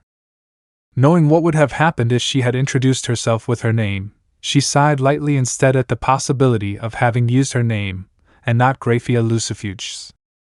You shouldn't worry about that, there was no need to introduce myself to them. As soon as I appeared before them they called me Grafia Lucifuge, said the maid with the same calm. My existence inside and outside the underworld remains a complete secret, of which you can be sure, Rias Gremory. Saying that, he disappeared through the magic circle, leaving Rias and Akeno in the room. After the maid's disappearance, she looked at her king, who had a serious face at those words even if they were good. Akeno, Rias said seriously, to which the aforementioned mentioned. Come on, the night is just beginning, so we will make a night visit. Night visit? Akeno asked the redhead, who stood up. Yes, Rias said as a small magic circle appeared in her ear. Who are we going to visit? Akeno asked doubtfully as she walked towards her king, standing beside him. We will visit the Hyoudou family, more specifically Miki Hyoudou, Rias said seriously as she looked at her queen, who was only surprised to hear that the two of them were going to see matriarch Hyoudou, who surely wouldn't like at least what happened to her son Hyoudou Issei. The next morning, the sun was slowly beginning to rise, gradually illuminating Issei's room. Feeling the sun lightly entering through his window, he slowly opened his eyes, looking at the ceiling of his room, before feeling the slight pain in his body. One that should undoubtedly be more intense, but the brunette sleeping next to him used part of her magic to heal his wounds, which helped him sleep more peacefully that night. It still hurts, Issei thought as he focused on his bandaged chest. After almost doing it with Tosaka as well as finding out what all the scrolls contained, Himejima changed her bandage for a cleaner one, even focusing slightly on healing parts of her wounds. Normally she could be healed with magic, but the one who attacked and injured her body had been her father, who specialized in using curse magic. Which variety depending on the intention he had, it was fortunate that his intention at that moment was to make him talk. If it had been another intention, he would have undoubtedly died the moment he received the dark attack, which would surely leave a scar on his body. The injuries on my body are serious. Normally I would need 3 or 6 months to fully recover, and unfortunately I don't have that time now, Issei thought as he calmly looked at the black hair above him. Specifically his chest, which rose and fell with his breathing, something that apparently calmed the brunette who was sleeping on top of him, even if he told her that he would be fine. Tosaka did not leave his side even after he partially healed his wounds, therefore she stayed with him in his room, keeping only a shirt on her as well as her panties. After almost doing so, she didn't bother to put her bra back on, claiming that she slept that way, which led to her not putting the row of buttons on her shirt back on either. Leaving it open at all times, even Issei at that moment could feel through his bandages the soft breasts of the brunette, who was still sleeping on top of him. If I wasn't so hurt, I would have felt great happiness and even lifted her shirt to see her breasts once again, Issei thought, calmly looking at Tosaka as if he were the sheet that covered them. It seems that the pain on my legs has decreased, now I can move them better than before. Trying not to wake Tosaka, the brunette moved slowly, getting out of the girl's grip who was still sleeping peacefully. Once he managed to get out of her grip, he sat on the edge of the bed while looking at the bandages that almost completely covered her body. There was no doubt that he could have died earlier. The helplessness of not being able to defend himself had not disappeared in Issei. He still felt the sensation of weakness, not only physically but mentally as well as morally. Without a doubt his father's attack had affected him greatly to the point that a truly sinister rage formed within his now weak heart. I only have a month to prepare. When the tournament ends I will be alone. No one will come to save me this time. For that reason I must be ready, Issei thought seriously as his gaze traveled to the wooden piece of furniture right next to his bed. Same as where the scroll was that had all the instructions to create Prometheus, the most powerful artifact he had ever seen in his life. He knew that his grandfather was called a genius, but seeing the plans the word genius fell short at all. So much so that he understood why he had left the plans hidden. If his brothers or his father himself discovered the plans, chaos would undoubtedly break out. His grandfather had undoubtedly made sure that no one but him would be revealed this. He was the only one he had given any clue as to how to obtain them, which only made one thing clear, and that was that his grandfather had anticipated that he would be in trouble in the future. Therefore I created an artifact that could help him. Even against his family, knowing all that, he reached out his hand to take the scroll again. He only opened it slowly after letting out a short sigh, one that prepared him with confidence in the face of what he saw on that scroll that had several figures that were constantly moving from place to place. No one besides Juzo Hyoudou or his grandson Hyoudou Issei could figure out what each of the symbols meant. Any other magician would certainly have to work hard to decode everything the blueprint said, which after a second or two stopped, revealing to Issei the engine of Prometheus. Even as it slowly rotated on the plane, there was no doubt that the engine itself was unique. He had never known or seen something so complex in his life to the point that he doubted he could create it. All of Prometheus' power depended on the magic formula that slowly stirred before Issei. Without that, it would not have the power or reach that was detailed there. This would undoubtedly be the greatest challenge of his life. No other challenge could match the creation of the Prometheus artifact. One that could grant him victory against any magician, or at least that was specified in all the plans in front of Issei, who closed the plans once again before leaving them on the same piece of furniture. There is no doubt that doing it will be the greatest challenge of my life, Issei thought as with some effort he bent down to pick up the pants lying on the floor, which he put on slowly so as not to wake up Susaku, who was sleeping next to Issei, who stood up with some difficulty before finally keeping his balance. Walking slowly, he headed to the door without the black-haired girl in bed waking up or noticing that he was no longer there next to her. Issei didn't want to wake her up because of the care Susaka had for almost the entire night, taking care that any of her wounds would open or that her fever would not return. He took care of it in such a way that letting her sleep was the least he could do. For that reason he opened the door as quietly as possible, and then went out and closed it in the same way. Once he walked down the hallway of the cabin towards the bathroom. Even though he had clean bandages on his wounds, the sweat on his body was still there. He didn't want to bother Susaka, so he wanted to try to do it alone, even though he knew it would be really difficult to do so with his current condition. He wanted to be slightly presentable and not worry his friends anymore, knowing that Vincent and Akiza would soon come to see him. They were their only friends, so concern for each other's well-being was natural for them. They took care of each other in such a way that without a doubt Issei saw them more like his family than his real family. Akiza will probably scream as soon as she sees me, so I'll have to look better. I don't want her to cry the moment she sees my current state, Issei thought as he reached the bathroom door. He had never remembered such a long walk to get to his bathroom, but in his current state it was quite normal. So, trying to continue, he hurriedly opened the door, feeling that his legs were losing their strength, so he needed to rest quickly or he would end up on the floor.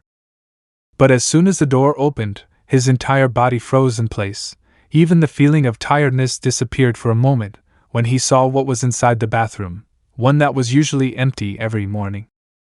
But unlike every other day, Lilia was inside half-dressed, something that she never even saw in her wildest thoughts or imaginations. Even seeing him standing there surprised the maid, who remained incredulous at seeing him there in front of her.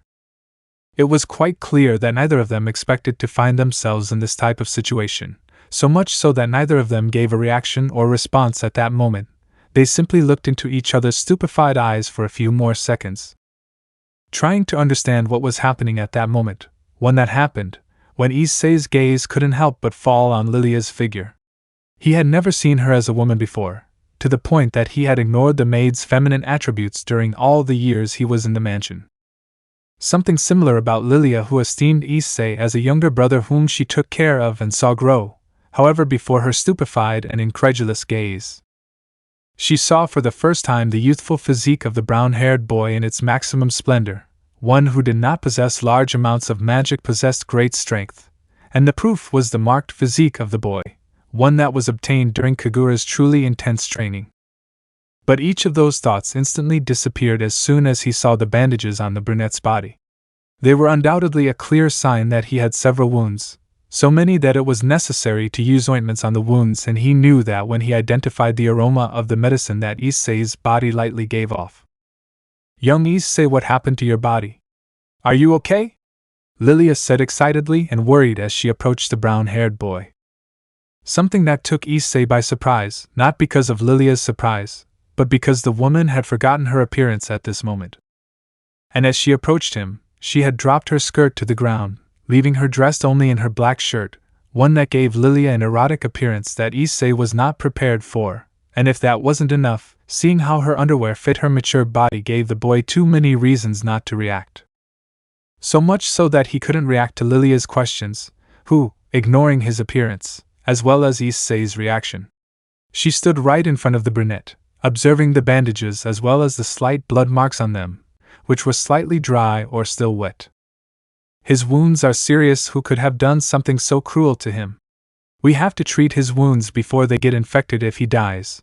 I will never forgive him, Lilia immediately shouted as she adjusted any bandages that were slightly loose.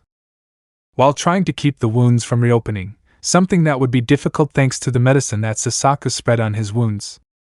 Which, before Lilia's screams, had gotten up from the bed and gone out into the hallway, finding Issei dumbfounded in front of a Lilia still semi-dressed like her, who was only wearing a shirt, which, unlike Lilia, had the buttons on.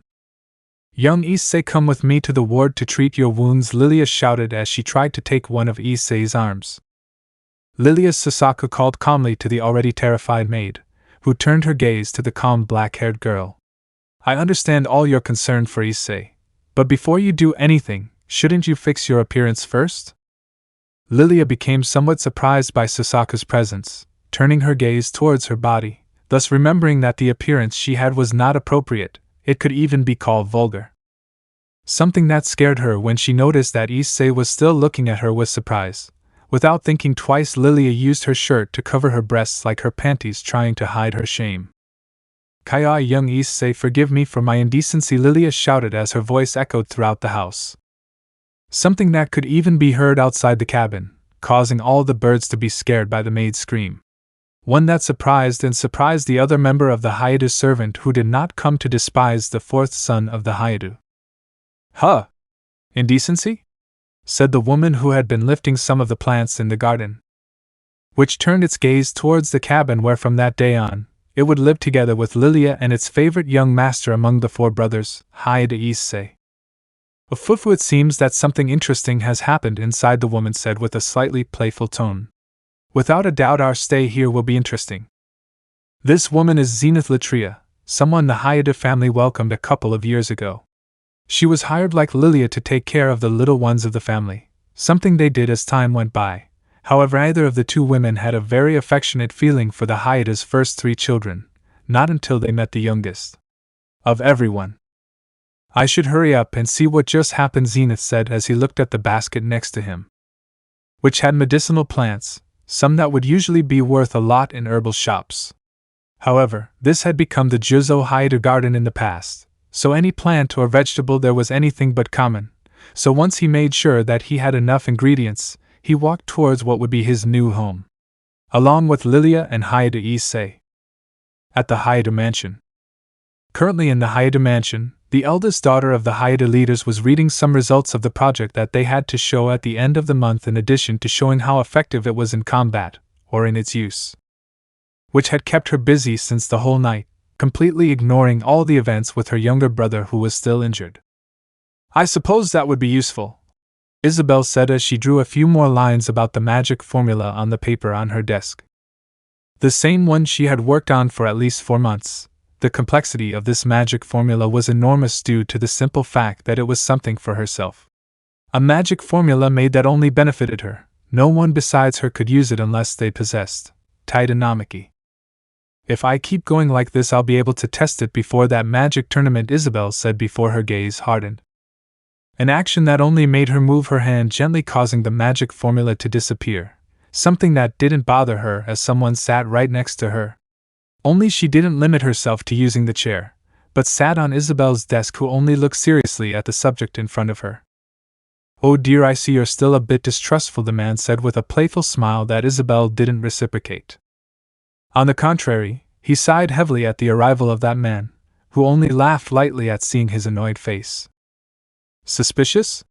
Anyone would be if you were the one by her side, Isabelle said venomously, causing the young man to smile. Come on, darling, you know you can trust me, the man said before Isabelle's serious look. After all, we are engaged. Hearing her engagement only made Isabelle's eyes roll in displeasure at that, something that only caused the man's smile to grow at the woman's displeasure.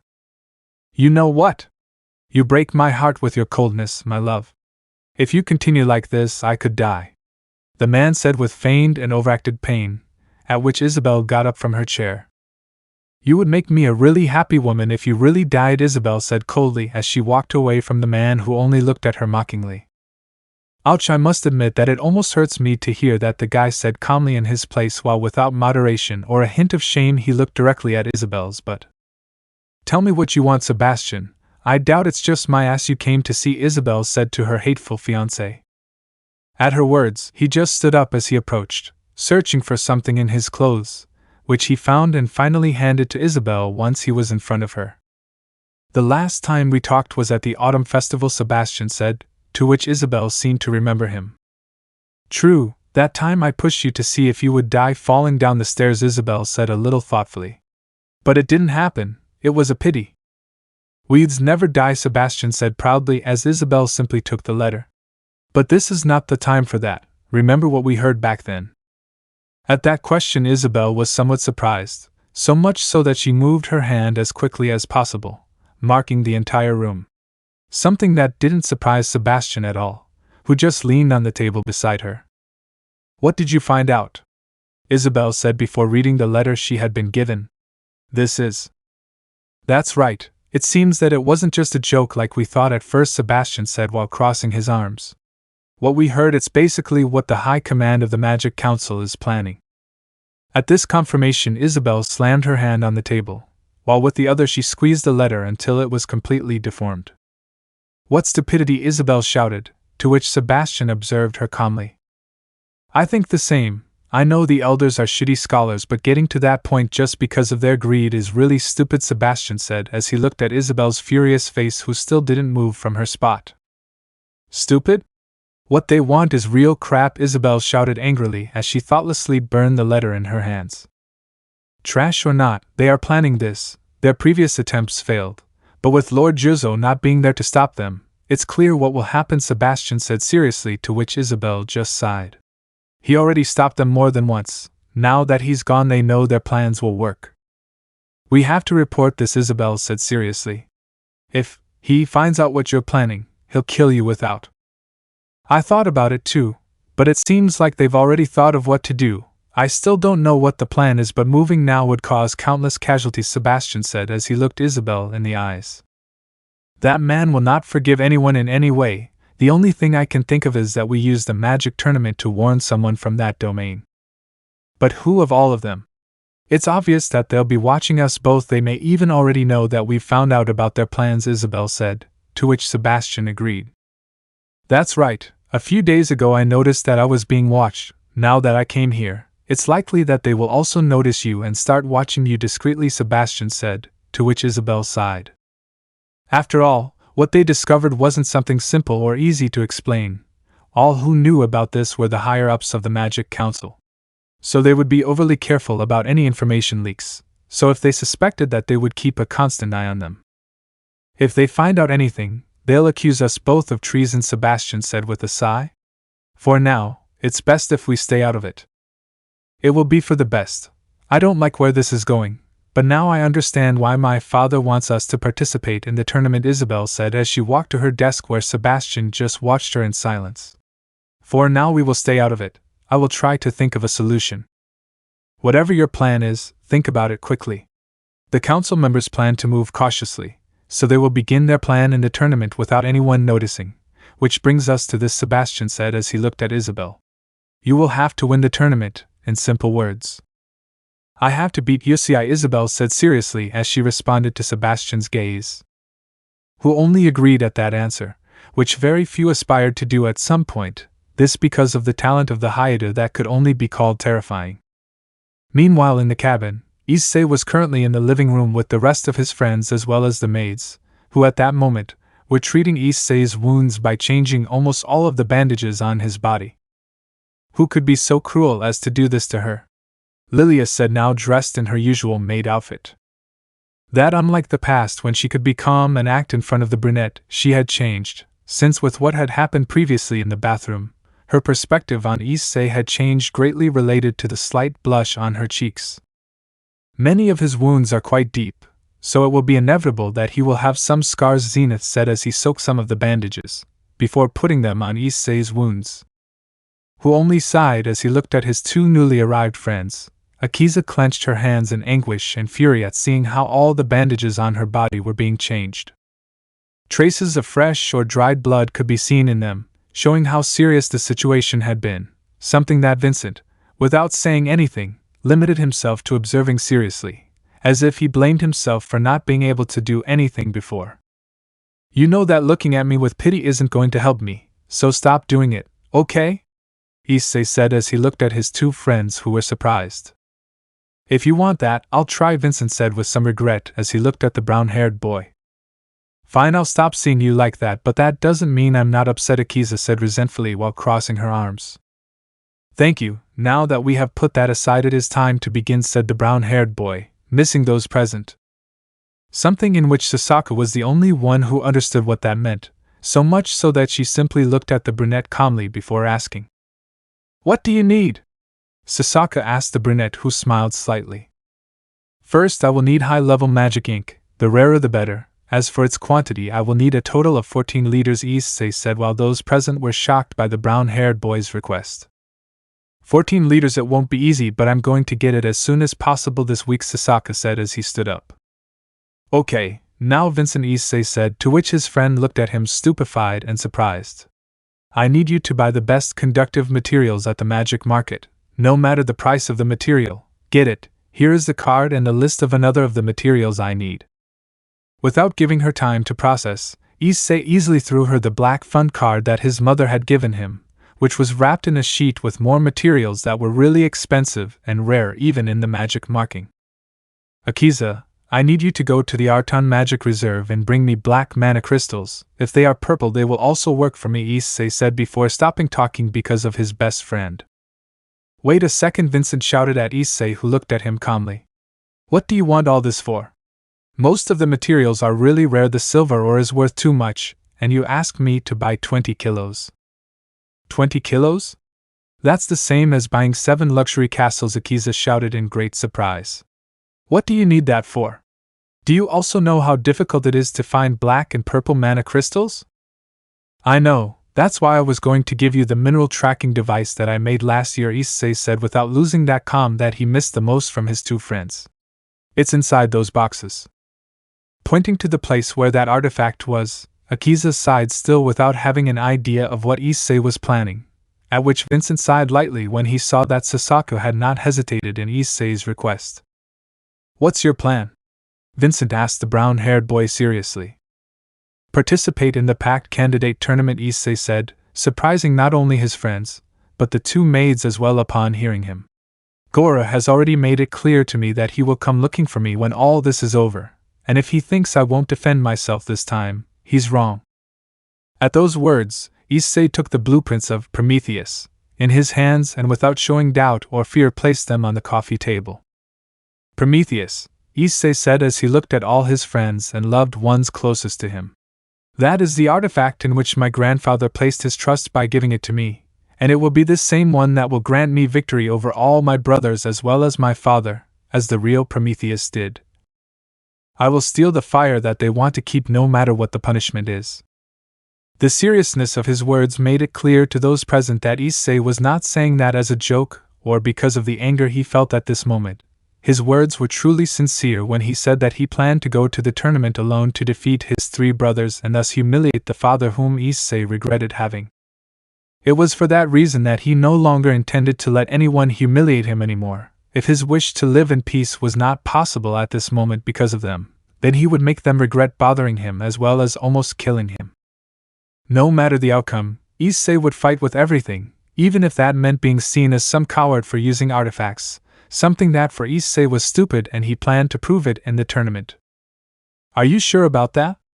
You know that once you showed up there was no going back, Vincent said before seeing the Prometheus engine just as Issei opened the blueprint a second time. Leaving not only Vincent but Akiza speechless, who had several doubts, which vanished with that.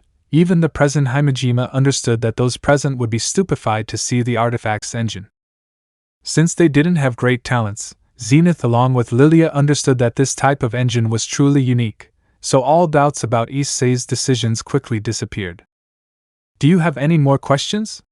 Issei asked with a slight smile to Vincent, who sighed as he answered. Besides this, what else do you need to make it? Vincent said, to which Issei smiled. Whatever you can get me, it will undoubtedly be the greatest work I will ever do and possibly nothing will surpass it. But there is no doubt that they do not expect this in any way, Issei said, to which Vincent smiled. Nobody expects this, Vincent said, at which Akiza sighed. There's no doubt that the Hyoudou are a pain in the ass, Akiza said, seeing Issei's smile, who just laughed at her words. How many crystals do you need for Prometheus? As many as you can get, Issei said as Akiza agreed before going to the box for the tracking artifact. Purchasing these materials will make it clear that you will be participating, so I will try my best to be discreet, Vincent said seriously as a magic circle appeared under his feet. I will bring them to you before the day is over. I say the same, said Akiza, who like Vincent had a magic circle on his feet. I will get the crystals if I can. The magic ink won't be easy, but it won't take long to get it, Sasaka said as a magic crinkle appeared under his feet.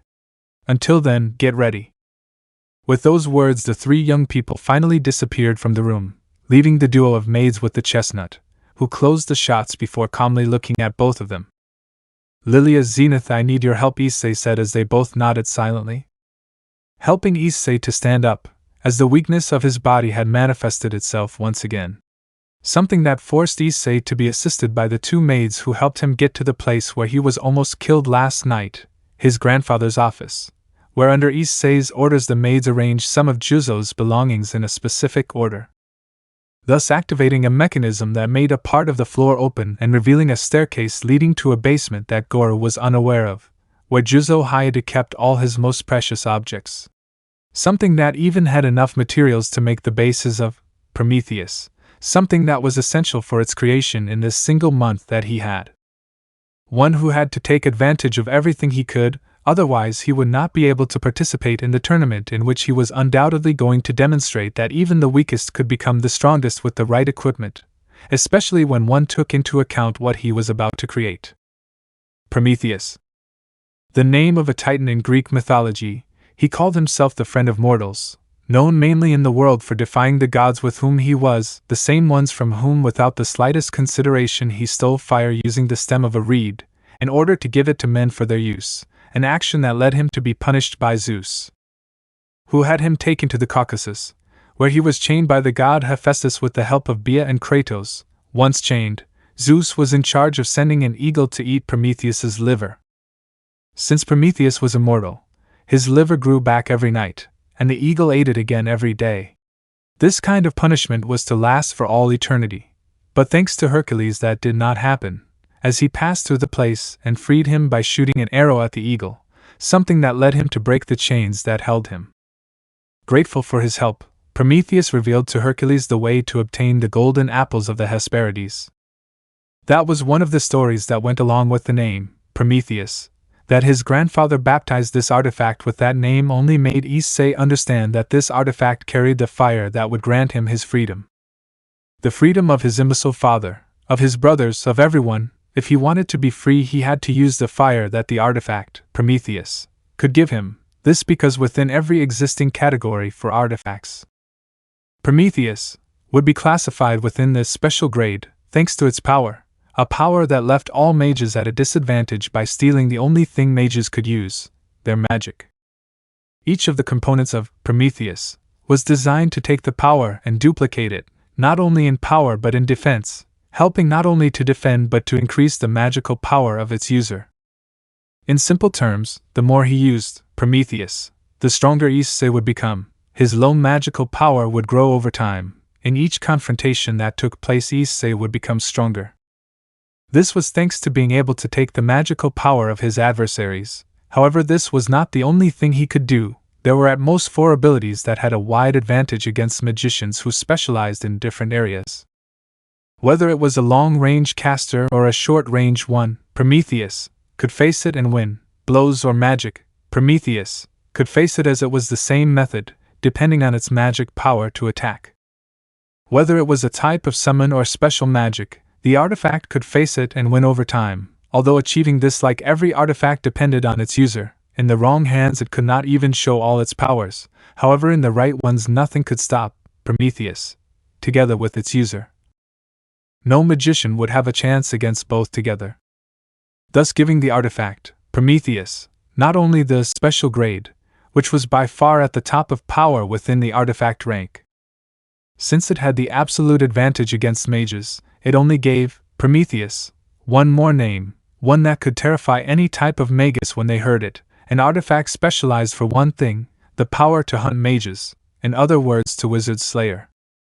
The reason why Juzo hid the plans was not just so that Issei would use it, but to hide the fact that he created something that should not have been created. An artifact capable of hunting mages, Prometheus, was a truly dangerous artifact. One that could crumble the current power of the magical world.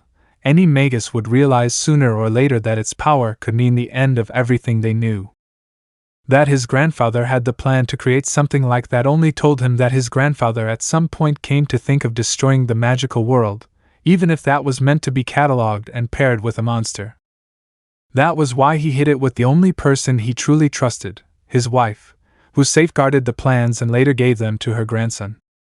Anyone else who had obtained the plans would have perfectly seen the potential of Prometheus. 1 alone was dangerous, 2 would be alarming, having an entire army with Prometheus would be terrifying. The scope of the artifact could not be measured even by Issei, who understood what would happen if these plans escaped from his hands. He showed the Prometheus engine to his friends before, but he did not show them everything that it really was. There were things that he had to keep secret, not because he distrusted all of them, but for his own safety. When he showed the power of Prometheus in the tournament, there would be no doubt that everyone would want to obtain its power. If they found out that there were plans that described in detail how it was built, a battle would undoubtedly break out for possession of them. An act that would make his friends a target for having been with him at that time, which was why he could not give anyone the details of Prometheus. Only he could know, no one but him should know. It was for that reason that she had gone under the cabin to her grandfather's workshop. She had a goal in that place, to memorize all the plans and then destroy them. No one was supposed to know. That was why she sent her group of friends to look for the objects, and both of them to prepare several things, resulting in him being alone there in that workshop observing the plans on the central table. Grandpa, I won't think about the reason why you had to create this, but I thank you for letting me use it for a while. Once I have what I want, I will destroy it the same way I will do with the plans. No one should obtain them, that is clear to me, Issei thought before the clock bell rang. The same bell that rang every hour, and so far it had rung 12 times, something that made it clear how long he had been there, also saying that his time was up. So he took a step back and looked at the magic forge beneath the hut, which had a fire lit inside, burning a calm golden color, one that quickly flared up when Issei without hesitation threw the blueprints of the special grade artifact, Prometheus, inside, where he calmly watched as the flames slowly consumed the Prometheus plans without leaving the slightest residue or ash of it, implying that they would never recover even if they tried. Which his friends understood when they went down, seeing how the flames completely consumed the Prometheus plans, thus understanding that now Issei was the only one who could create the artifact. There's no turning back, Issei said, at which point his 3 friends looked at him. Something that included the maids behind the trio who were silent, staring unblinkingly at Issei's bandaged back, who turned to look at them. I will participate in the tournament in a month, and I will show them that bothering me or threatening me will no longer be possible. And to achieve that I will need, Issei said before stopping. You can count on my help, Vincent said seriously. Like you, Issei, I am one of the pact candidates thanks to my sister, so you can be sure that I will be there to help you. Me too, I spoke to my master and she told me that I am a pact candidate. That is why I will be there supporting you in everything you need, Akiza said, to which Issei smiled. Being a member of one of the 4 families that protect Japan, I will not be able to participate. However, I will go to that tournament as a spectator, so I hope to see Hyoudou Issei's victory with my own eyes, Tosaka said while looking at her beloved brown-haired boy. I will do everything in my power to serve you, young Issei. Anything you need, just ask, Lilia said before bowing. I say the same, young Issei. You just have to ask and we will obey you without hesitation, Zenith said while also imitating Lilia's bow. Issei smiled as he turned towards the forge where Prometheus's blueprints had already been consumed, leaving him as the only one who knew of its making. I appreciate it. That's why the moment it's over, we'll come back here and destroy Prometheus, Issei said, causing a slight smile on his friends and surprise on the maids. They understood the affection and trust that Issei had for them, even if they had not told him why they were there taking care of him, showing them how much he valued them. So no matter if they lied to Miki Hyoudou, they were going to give everything of themselves to take care of Hyoudou Issei, who had never left them aside.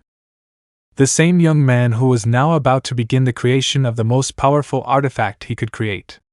Without knowing that this would change the course and control of his life, which would have a great impact on the tournament, where things would get out of control. Time remaining for the Pakato Candidate Tournament: 29 days.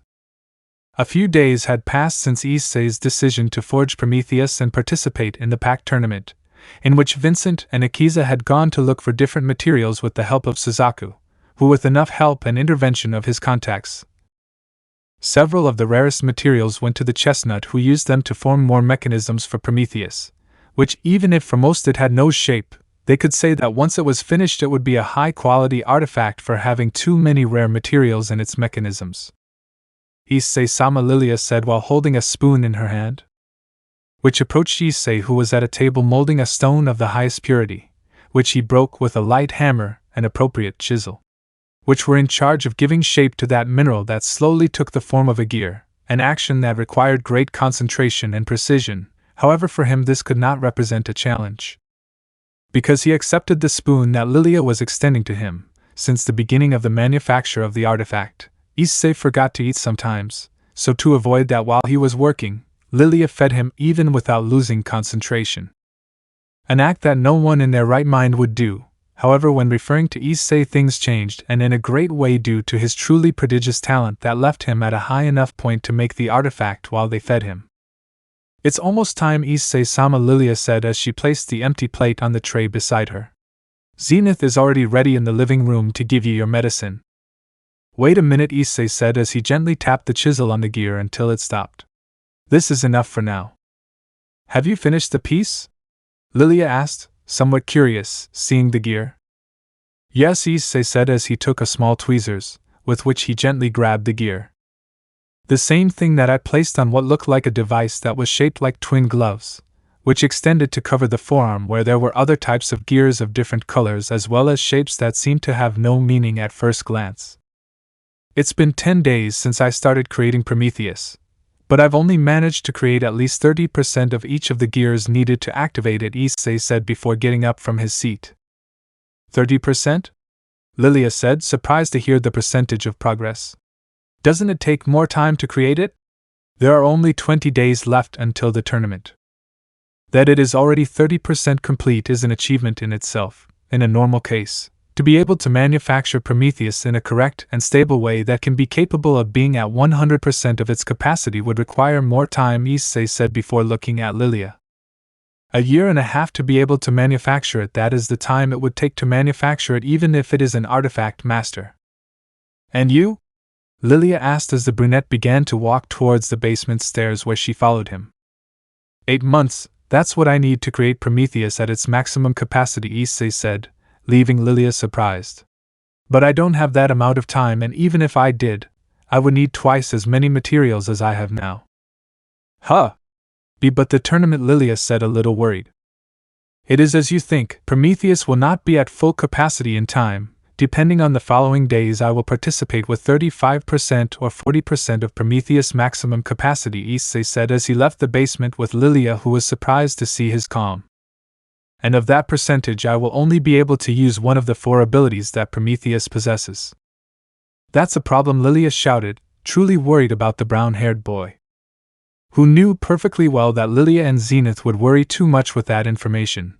Naturally, keeping it a secret would be the best, but due to what he felt for them and the time they had been with him, he made his wishes to keep it a secret not be maintained, at least until that day when he sent a letter to his mother confirming that he would prepare for his participation in the tournament in 20 days.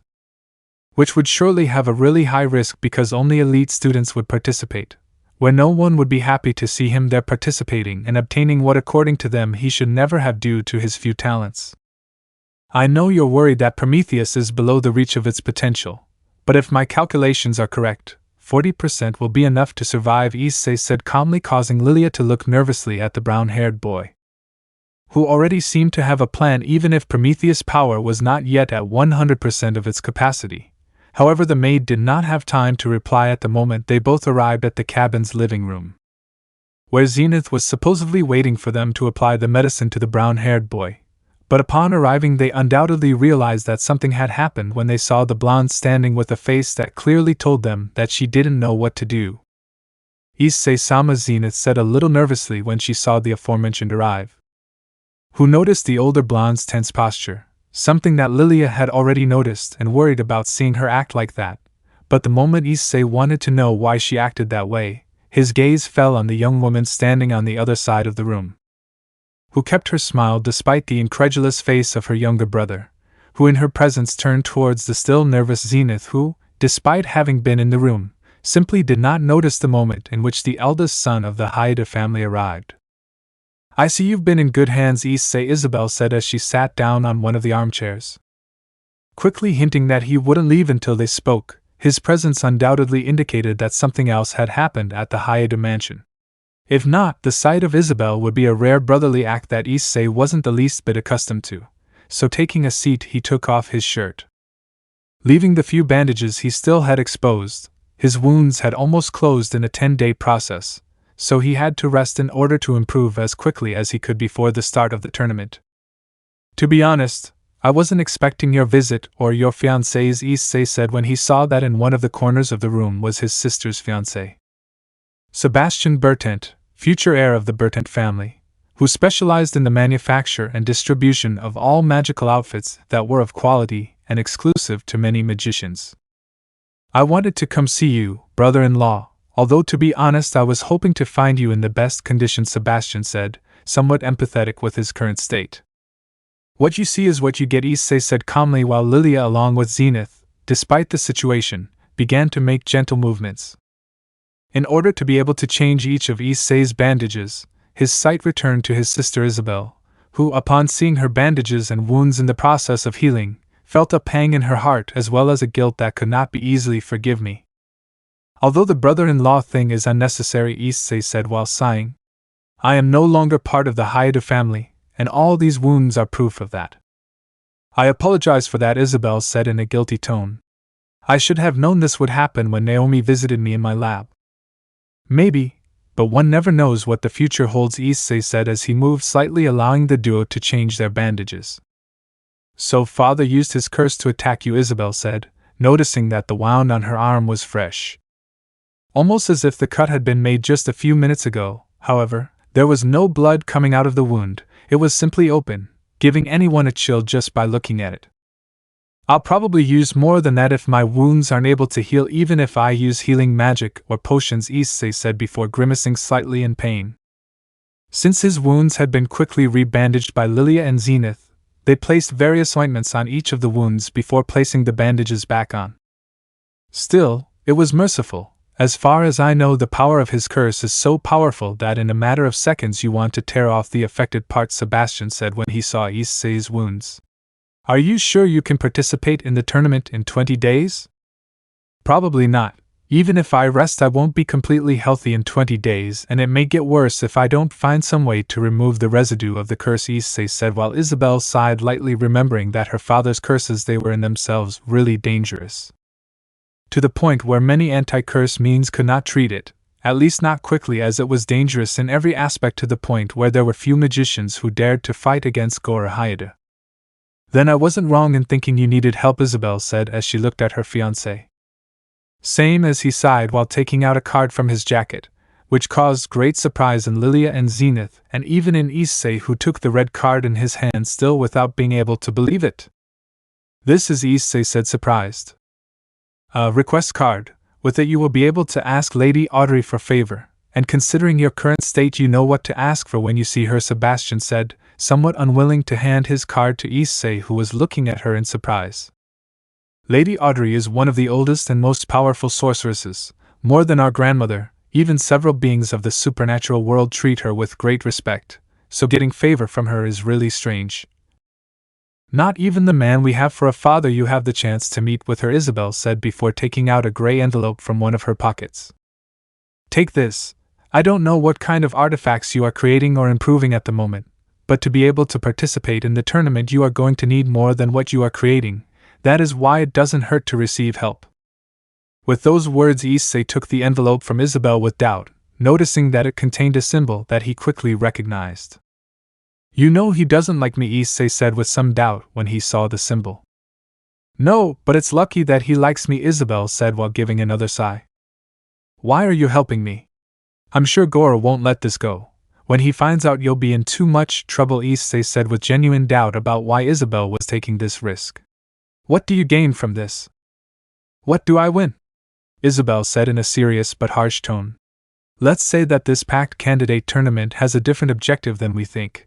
However, everything will be decided by the winner. That's why I ask for your help, or rather I need you." "Do you want us to team up in the tournament?" Issei asked before noticing Isabelle shaking her head. "No, I admit that at first I thought that we would form a team between you and me as Sebastian, but after thinking about it, it would be best if both you and I form our own teams in the tournament," Isabelle said seriously, reminding Issei that within the pact candidate tournament, there would be a system of teams made up of 3 members.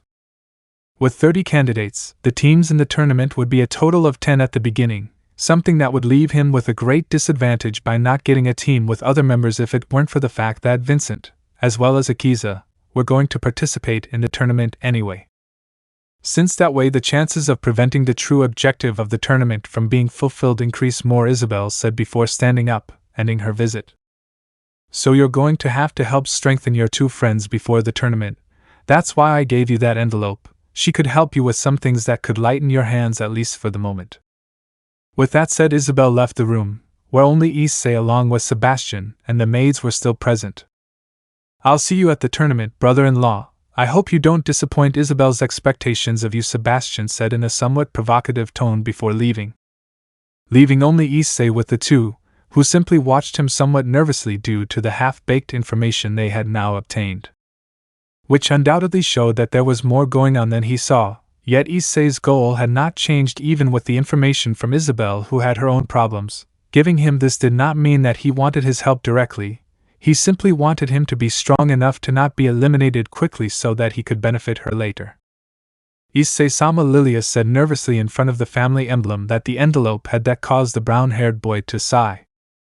"I know, the last thing I want is to ask for her help, but to be honest she is one of the best users of jewel sorcery. Therefore the contacts she has at her disposal to obtain the material are superior to mine," Issei responded with some resignation. "But the last time they saw each other, she hit him in the stomach with reinforcement magic. If it weren't for the fact that she had in her possession an artifact that cushioned the blow, you would have come out more hurt than you were," Zenith said, reminding Issei of the power of the blow. The same thing gave him a chill just remembering that incident, where he ended up on the floor vomiting his food.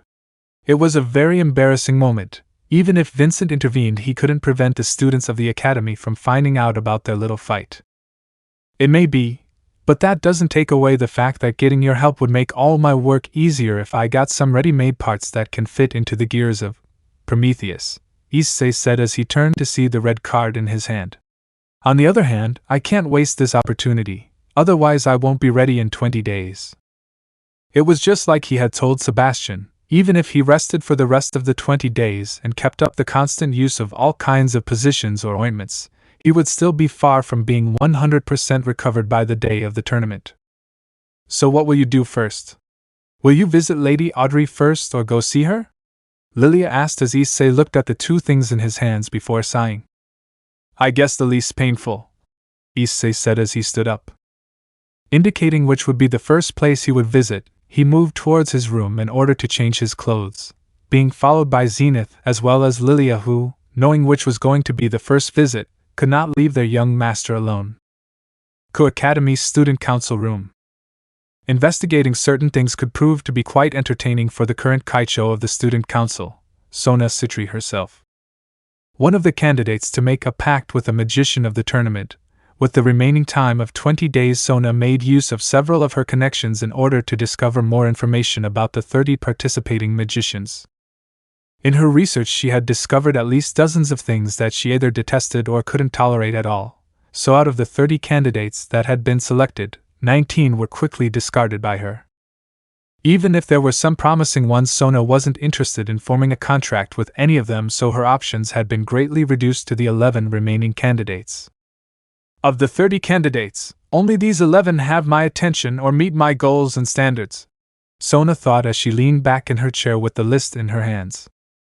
The same one that had a summary of the information of each of the magicians that she considered capable of a contract with her. Isabelle Hyoudou, Tomas Petricot, Vincent Olsen, Issei Hyoudou, Marcus Turner, Melissa Hyoudou, Camille Armistead, Rose Elide, Lydia Fontaine, Cynthia Sino, Issei Hyoudou. Among the 30 candidates, only they came close to what Sona was looking for, this because each one was a specialist or had research related to some of her interests. Therefore, whoever performed better in the tournament, even if Sona didn't win, would be selected to be the chosen magician to make a pact with her. However, there were some that Sona didn't like, but she was giving them a chance to see if they could somehow surprise her in the tournament. It seems that you already have all those who will be your Kaicho candidates, said one of the members of the student council. That's right, some of them are just out of simple interest and others because I'm truly interested in their research or one of their abilities, Sona responded calmly as she left the list on her desk. Where the current Fukakeichu of the student council approached curiously, noticing several names she knew due to her past interactions with her king. But most of her attention was towards that last name on her list, one that she due to certain circumstances knew. Why did you choose Hyoudou Issei?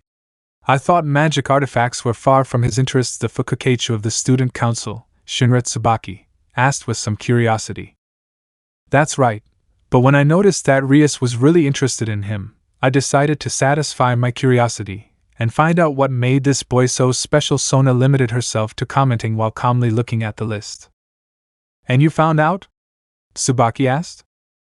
You could say, in addition to his master title and artifact creation, that boy also has another title, Sona said, truly interested. Another title? Tsubaki questioned. Yes, Sona confirmed while looking out the window. The last disciple of the Kagura clan. Tsubaki's face changed at that, and the name Chizuru Kagura came to her mind afterwards, making her remember that because of the existence of the supernatural. There were many clans or organizations that had been protecting Japan for several years. In addition to the already known 5 great clans, those of the Kagura clan were one of the few that could compare to the power, wealth, seniority, and power of the 5 great clans. However, due to certain factors, the Kagura clan lost most of its offspring and members due to a strange and rare disease that even with all their power, they could not overcome in time, leaving a great clan of high caliber ruined in a couple of years. However, even if they lost most of their members, the Kagura clan did not become extinct thanks to those who barely managed to survive. And of all these survivors, Chizuru Kagura was the last of them, who by a whim of fate was born in the worst possible way. She was born with a sterile body. In other words, the Kagura lineage was going to end with her death in a few years. For that reason she, not wanting the teachings of her clan to be lost, chose to take a disciple, and this turned out to be the 4th son, Hyoudou. I didn't believe that the rumors about Chizuru Kagura taking a disciple were real. Many said that it was impossible for that woman to be interested in having one, Tsubaki said while looking at Kaicho in her chair. I thought so too, but it seems that in these 8 months Hyoudou Issei has gone to the Kagura complex several times, and even on some occasions he came back injured in some parts, Sona explained while looking at the list. He doesn't have a great skill as a magician or sorcerer, but he makes up for it with many other things that sincerely make him look special. It's certainly unusual for someone like that to exist, Tsubaki supported as Sona stood up. Yes, it is quite unusual, Sona said with clear interest, while looking out the window. That would explain in part why Rias is interested and eager to make a contract with him. Will you compete with her for Hyoudou Issei, Kaicho? Tsubaki asked, curious about her king's slight smile. I don't know, I'm still undecided on which candidate to choose. The list only helps me narrow down my options, Sona explained while observing the students in the courtyard. Although the idea of competing with Rias for Hyoudou Issei will make this a little more interesting. It surely will be. After all, the rivalry they both share started at a very young age, Tsubaki commented upon noticing Sona's slight smile. Yes, our rivalry started at a very young age, Sona confirmed with a memory of her childhood with Rias. Although I'm curious about that, to be honest. Akeno-san told me that their rivalry started when one of them received a teddy bear, and the other didn't, Tsubaki commented while Sona let out a light laugh. One that surprised Tsubaki, since in all this time that she was with Sona she had never seen her laugh in such a special way, without knowing that a memory, despite being old, returned to Sona's mind and heart. One in which she truly felt jealous of her best friend Rias for the first time, to the point where she tried to take it away from the redhead. However, because her older sister Serafal was there, the conflict did not escalate, since at that moment everything pointed to a fight between both heiresses. Well, you're not entirely wrong, but the truth is that that's only part of the reasons why we started fighting, Sona said as she turned her gaze towards her queen. Just one part? Is there another reason for their rivalry? Tsubaki asked in surprise while Sona kept her soft smile. I can confirm that the bear was partly responsible. But the reason the rivalry started was because we both wanted one thing in those days, Sona explained without losing her soft smile. A boy's attention. A boy's attention? Tsubaki asked in surprise. Yes, back then we both had the same playmate who used to come visit us once or twice a week, and when we got together we did a lot of things during the day, to the point that we looked forward to those days, Sona said, still keeping her smile. The days he visited us we really didn't look anything like the heiresses of two high-class clans. On the contrary, we were just three children who only had fun playing anything, to the point that even with the scolding of my mother or Venelana-sama we laughed, knowing that in the end we would do it again. Sona's words seemed to be clearly filled with nostalgia that made anyone understand that she treasured the memories of those days, the same ones she seemed to want to return to. Sounds fun, Tsubaki mentioned, seeing her king's look. It was, Sona confirmed wistfully as she crossed her arms. It was the best part of the day, to the point that over time we both began to monopolize it. So that's how their rivalry began, for the attention of a boy, Tsubaki pointed out with surprise upon seeing that the rivalry between the Gremry and Citri heiresses was because of a boy. Right, when he paid attention to one of us, the other one would almost instantly try to get that attention too, Sona explained without losing her smile for a moment. Naturally, everything exploded when Rias received that teddy bear from him. I imagine you must have received another one from that boy, Tsubaki assumed if she took into account the personalities of the heiresses. No, because he hasn't come back to us for a month. For that reason it seemed quite unfair to me that Rias had one last gift from him in her room, Sona explained with some melancholy in her words. It was right at that moment that our rivalry became official, since I wanted that teddy bear that I competed with Rias in order to obtain it. And who won? Tsubaki asked, a little curious. Rias, Sona replied as she returned to her seat. I should have chosen a game where we had the same level of advantage, but let's just say that I wasn't smart enough. His first defeat, Tsubaki mentioned, almost surprised, while Sona, without caring much, shrugged her shoulders, downplaying that matter from the past. And in the end, what happened to that boy? Did he ever come back? No, we never saw him again in the following years. That's why Rias fondly cherished all the memories we spent together with the bear, Sona said as she put the list away in one of her desk drawers. That's why we tend to compete sometimes, to remember those moments. I see, so you're going to compete to have Issei on your side? Tsubaki asked. Do you want me to do it? Sona asked him without warning while taking one of the folders on her desk. It seems that you are more interested in Hyoudou Issei than me. At Sona's words a noticeable, and at the same time adorable blush appeared on Tsubaki's face, who embarrassedly turned away slightly. Why do you say that? I just thought you two would compete to remember those moments, Tsubaki justified while Sona gave a slight smile. Even if we usually compete, I'm not considering it this time. From what I saw, Rias is really interested in Hyoudou Issei, otherwise she wouldn't have said that when we met. It was a clear warning not to consider hiring Hyoudou Issei, Sona explained while reading the contents of the folder she took a moment ago. Not to mention that this is the first time you've asked me the same thing twice in less than a minute. Will you compete for Hyoudou Issei? It's like if you want me to choose him. Have you met him before? With that last question, Tsubaki's nervousness was more evident and innocent, like a normal teenager who had a hidden love that was discovered by the same boy she loved.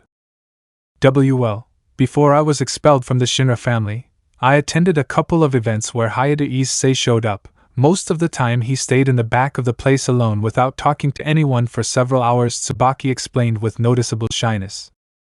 And being in the same situation, the two of us started talking at the events organized by the Shinra or the Hyoudou where they were asked to be present. So he's a childhood friend. I didn't expect that, Sona commented without taking her eyes off the documents. You could say, although after being expelled I lost contact with him all this time, which makes me think a little, Tsubaki commented while her gaze focused on Sona. About what? Sona asked without stopping reading the documents. Well, isn't Hyoudou Issei the boy you spent time with in your childhood? That would explain some things about the past that you didn't understand about him. It would also be an explanation of why Rias, Tsubaki said with some intrigue at this type of possibility. No, it's not Issei, Sona interrupted Tsubaki, surprising her. Although it may seem like the reason why Rias is interested in Hyoudou Issei, the truth is that Hyoudou is not the boy we spent a lot of time with in our childhood for a simple reason. Which one? Tsubaki asked.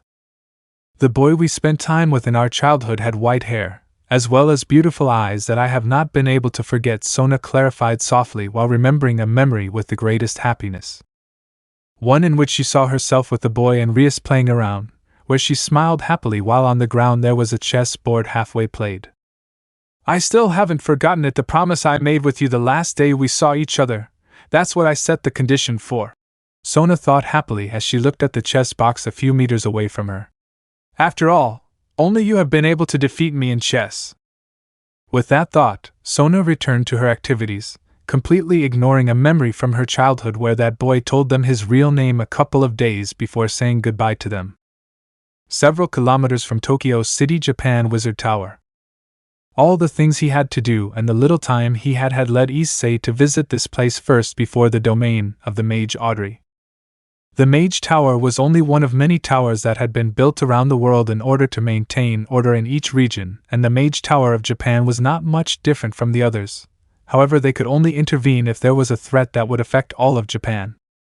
Although if they were honest, having the 5 great families present made the existence of this tower more for research than for protection, which most had adapted to for various reasons. Therefore, the entrance of the place was quite meticulous in several aspects due to the research of the tower that specialized in many unconventional things.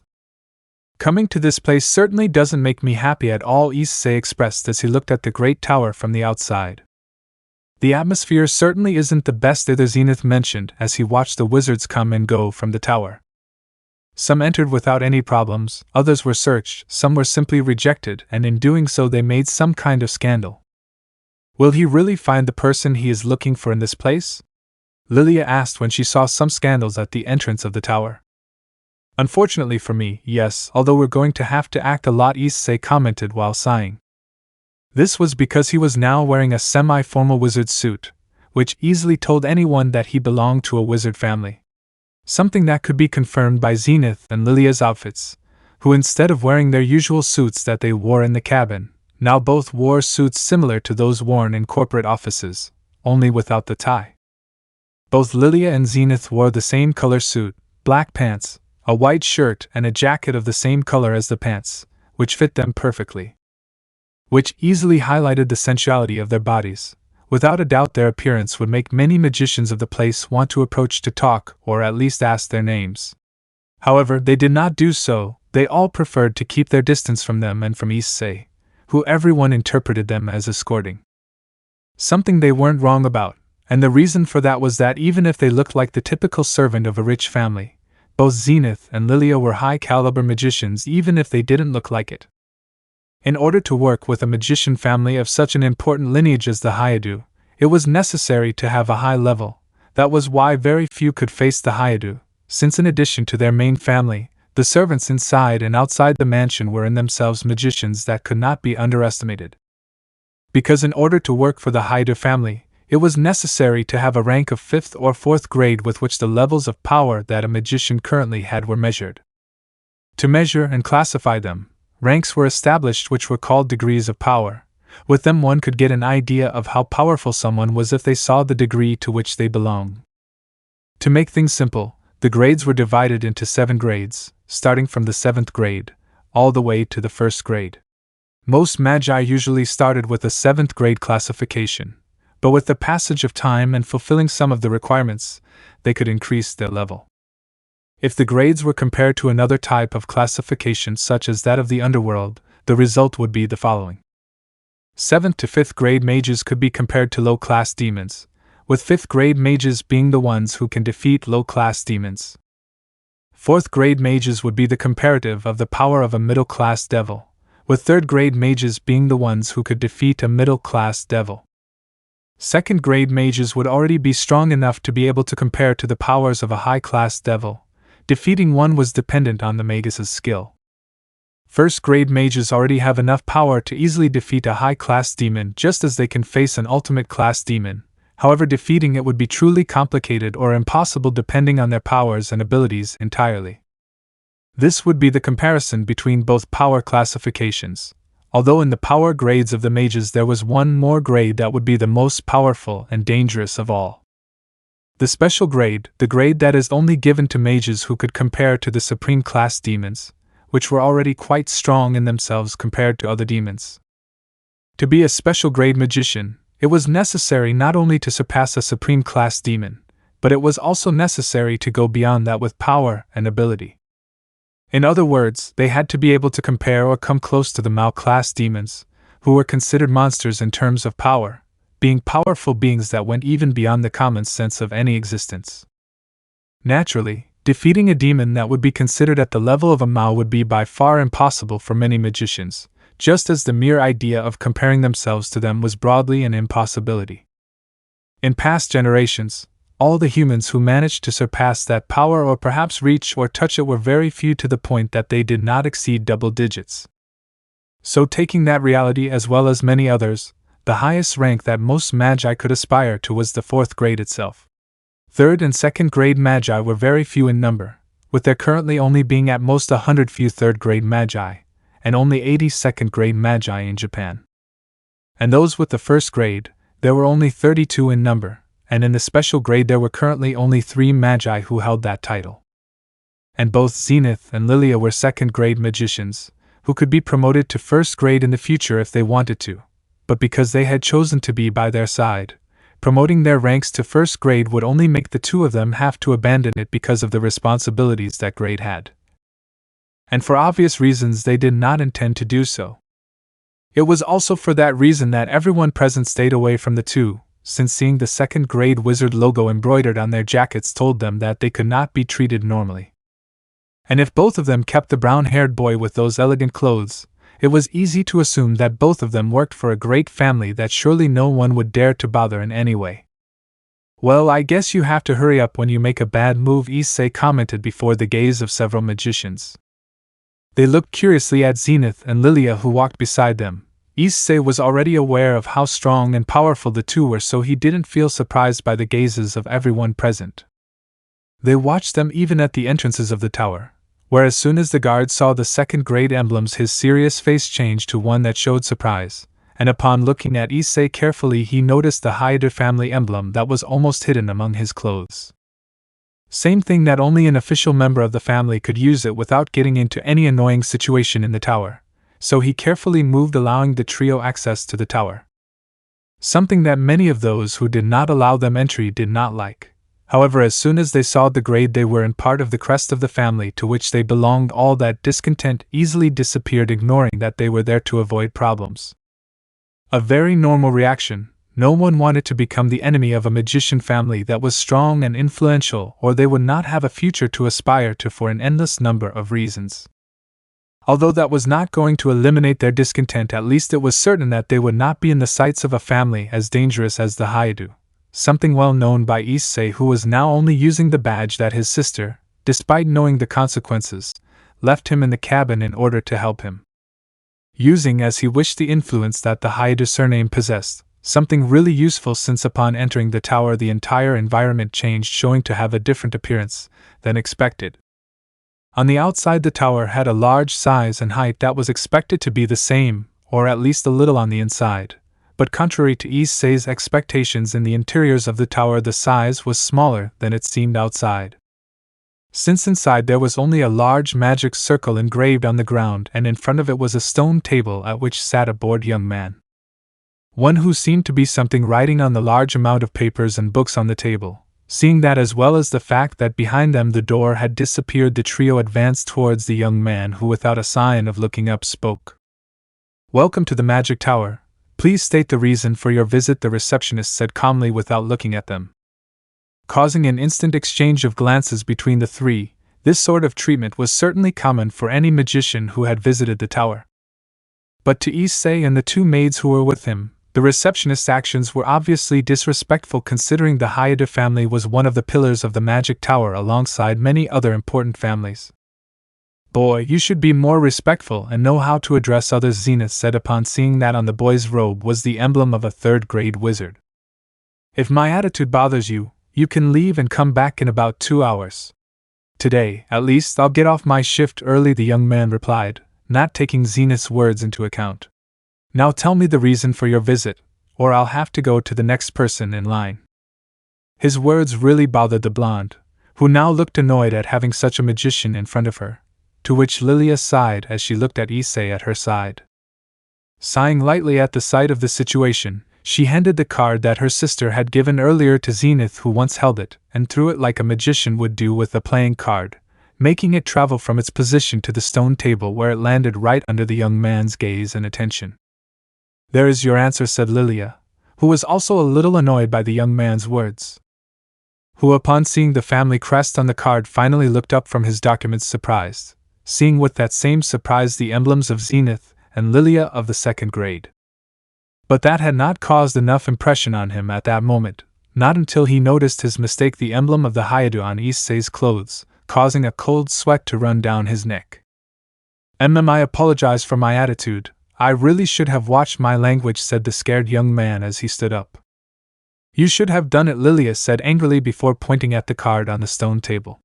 "The young master requests an audience with the heiress." "Yes, we had already been informed of your visit," said a different voice that instantly caught everyone's attention. They turned in the direction of the newcomer, who was dressed in a similar way to Zenith and Lilia, who instantly noticed the level of the woman before them both, and Issei, who, even if he wasn't good at magic, could still clearly feel a strong pressure coming from her even if she didn't emphasize it. And just by seeing her posture he could understand that she was strong. Just by being present such pressure was felt on them, or at least it was for Issei, instinctively knowing that this woman was at least someone within the second, or maybe the first grade. "I was expecting you, so come with me," the woman said as she looked at the receptionist with a notable seriousness. "I will report this, so prepare for the consequences." With those words she turned around, completely ignoring the surprise of the receptionist, who now seemed to have received another blow to the face, while the woman turned to walk towards a door that until a couple of seconds had not been there. Following her example, Issei along with the two maids followed her, leaving only the receptionist, who regretted being so disrespectful before. However, Issei only focused on following that woman, who only crossed the door calmly, leaving him slightly behind, so sighing mentally he entered the same way through the door along with the duo of maids who, even if they were inside the wizard tower, did not lower their guard due to some past incidents with other wizards. The first thing they saw as soon as they crossed the door was a huge forest, one where anyone would want to spend time. However, for Issei and the two maids the place was instantly recognizable, as it was an area that not even Issei's father was allowed to enter unless he was invited first. So somewhat unconsciously he touched the load inside his pocket. "Please follow me," requested the woman who had led them to the door. She began to walk towards a dirt path, so knowing the place the trio was taking them, she slowly followed the woman. Keeping a reasonable distance between them, and even without any sign of any conversation, they just kept quiet and walked. Observing the surroundings where it was only possible to see trees and bushes, which, to tell the truth, if one looked more closely at the fauna that surrounded them, one could notice that every plant there, whether it was trees, a bush, or even flowers and fruits, could all be considered objects of enormous quality. Issei being a master, within the subject of artifact creation, it did not take long for him to notice the value of several of the things in that place. The vegetation in the most surprising way could be a Garden of Eden for the alchemists who he would usually fight to get the materials in front of him. Such a place would surely be confiscated or exploited by the Magic Council the moment they knew of its existence in the tower, but they couldn't do that in the face of the problem of who owned what he saw or at least could see in that place. The owner of all this was no one else but the same person who could solve his problem with the curse on his body caused by that idiot of a father. The fact that we are here only means that she was informed that I would come to see her, and if the girl in front of us works for that family, then that means that she is in this place too. It was a quick thought from Issei, who remained attentive to several things. And one of them were the symbols that could be seen on the top of the gloves he wore, a symbol that even someone like him knew perfectly well because of the history behind that group and how special you had to be for someone of that caliber to accompany you. The strength of that group was not unknown, nor were the requirements to be able to become recognized as one of them. It could not be denied at the same time that those who could achieve this became people that even the Council of Elders was careful to handle due to all the power they wielded. How interesting! I didn't expect that I would meet the one who currently holds the title of Saber of the 7 servants of the current generation. Issei thought before the unfilled circular symbol with a sword figure. The same one that told him what his status was without having the need to mention it. And it was for this reason that he understood why once they entered that forest Lilia as well as Zenith remained so alert as well as cautious, since they had noticed the symbol, and knowing the fact that they were following one of the 7 servants, the sense of caution had naturally heightened. It's normal that they are so alert with her. After all, the common laws or high commands cannot control them. The only ones who can do it are the magicians with whom they signed a pact. Issei thought seriously while still following that woman. One could certainly say that one knew the world, but in reality one never knew what kind of beings or monsters were lurking in the shadows waiting for an opportunity, and the 7 servants were one of them that only a few beings could face, since most servants could fight against demons of a supreme class or brush against the Mal class. Following the woman, the path took on a different appearance when among several of the trees different structures or a couple of statues were found, all with the same moldy appearance. As if they had been in that place for a long time. However, Issei's attention fell on a girl standing quite close to what appeared to be the central structure of the forest in the shape of a large mansion, where that girl, seeing that the quartet was approaching, began to walk towards them so she could talk to them. Well, thank you for bringing them here, Saber, said the girl in front of Issei, who looked at her seriously. This girl was Ren Tosaka, the heiress of the Tosaka family, a family that was quite influential like the Hyoudou, to the point that they had a great say in council matters like the Hyoudou and other families. It's been a while, Tosaka-san, Issei said as a greeting as he looked at her. It's been almost 2 months since I took a break from the academy, Rin replied as Saber stood behind her silently. Why do you want to see me? You know we don't get along, and the reason I'm here is because Isabelle asked me as a favor. I know, Issei said while sighing lightly. I know that we both are not the closest and that we have our little dispute over several things, but to tell the truth I need your help. Is it because of the pact tournament that will be in 20 days? Ren asked while the brunette was slightly surprised. Yes, how do you know? Issei asked, slightly surprised because all this time he believed that no one else except a few knew that he would participate in the tournament. Everyone knows it, Issei. The news came out when your information was sent to the devils who were candidates for the pact. When it was learned that you were participating in the tournament, the news spread like wildfire everywhere, Rin explained while her hands took out a folded sheet of paper from her clothes. The failure of the Hyoudou is a pact candidate. That has been the headline of the magic newspaper until today. He showed Rin to Issei, who took that sheet of newspaper, and saw a photograph of him when he was still attending the Magic Academy, while it had in the header what Rin said. The failure of the Hyoudou is a pact candidate. Wow. I didn't think my participation would become a trend so quickly, Issei said while Ren shrugged. It's an important event where only the participation of the elites is expected, not that of a boy who has no power with the use of magic, Ren commented, making Issei laugh lightly. They must have been upset, Issei said upon seeing the comments inside the newspaper. Although it doesn't affect me that they know this, sooner or later they were going to find out, so it doesn't matter. I wouldn't be too confident. There are many of the participants who aren't happy with this and have said that they will finish you off as soon as the tournament starts, Ren added, and he shrugged his shoulders. I'm not worried. I'm just participating in the pact tournament to leave a message to that idiot Guru. Win or lose, I don't care. I just want to let everyone know that it's not as easy as they think to mess with me, Issei explained, causing Ren to be slightly surprised. You sound confident, Ren commented upon seeing the calm of the youngest Hyoudou. I am, Issei replied as he looked away from the newspaper. Issei's attitude towards this situation undoubtedly aroused Ren's curiosity. She went from not getting along with the brunette to knowing at least that this boy was not reckless in anything. Therefore, if he acted like this regarding this matter, which could be serious on different levels due to the dangers he would have to deal with, she could honestly say that the boy in front of her was planning something, and remembering his greatest and strongest ability, it was easy for her to know what he was doing. What are you building? Ren asked curiously. Something that would leave everyone surprised in the tournament, Issei replied with a light smile. It sounds like something impressive. But if you are here asking for my help, it is at least because you do not have the materials or enough time to make it, Ren simply said while Issei nodded. I have the materials, but they are still not enough, and the truth is I am really short of time, Issei explained before taking out one of the gears he made in the morning. The materials I have are good, but on their own they will not have enough resistance to withstand the force exerted by the mechanisms that my artifact has. They will resist for a while, but in the end they will end up giving in, and for now I do not have the time to cover the solution for that. So I see, so you need something that supports the gears to withstand the force caused by all the gears when activated, Ren said before taking out a jewel from her sleeve. Capable of absorbing the force that is not used, thus avoiding overloading the artifact in the middle of combat. Correct, I see that you learned something from my grandfather's lessons, Issei commented, to which Ren snorted. Let's just say that old man said something useful from time to time, Ren said as she put the gem back into her sleeve and looked at the brunette. Listen, I'm going to be honest with this, Issei. I don't know what kind of artifact you're creating, and I'm not interested in knowing either. The only thing I'm interested in now is knowing what I'll earn from this if I decide to help you.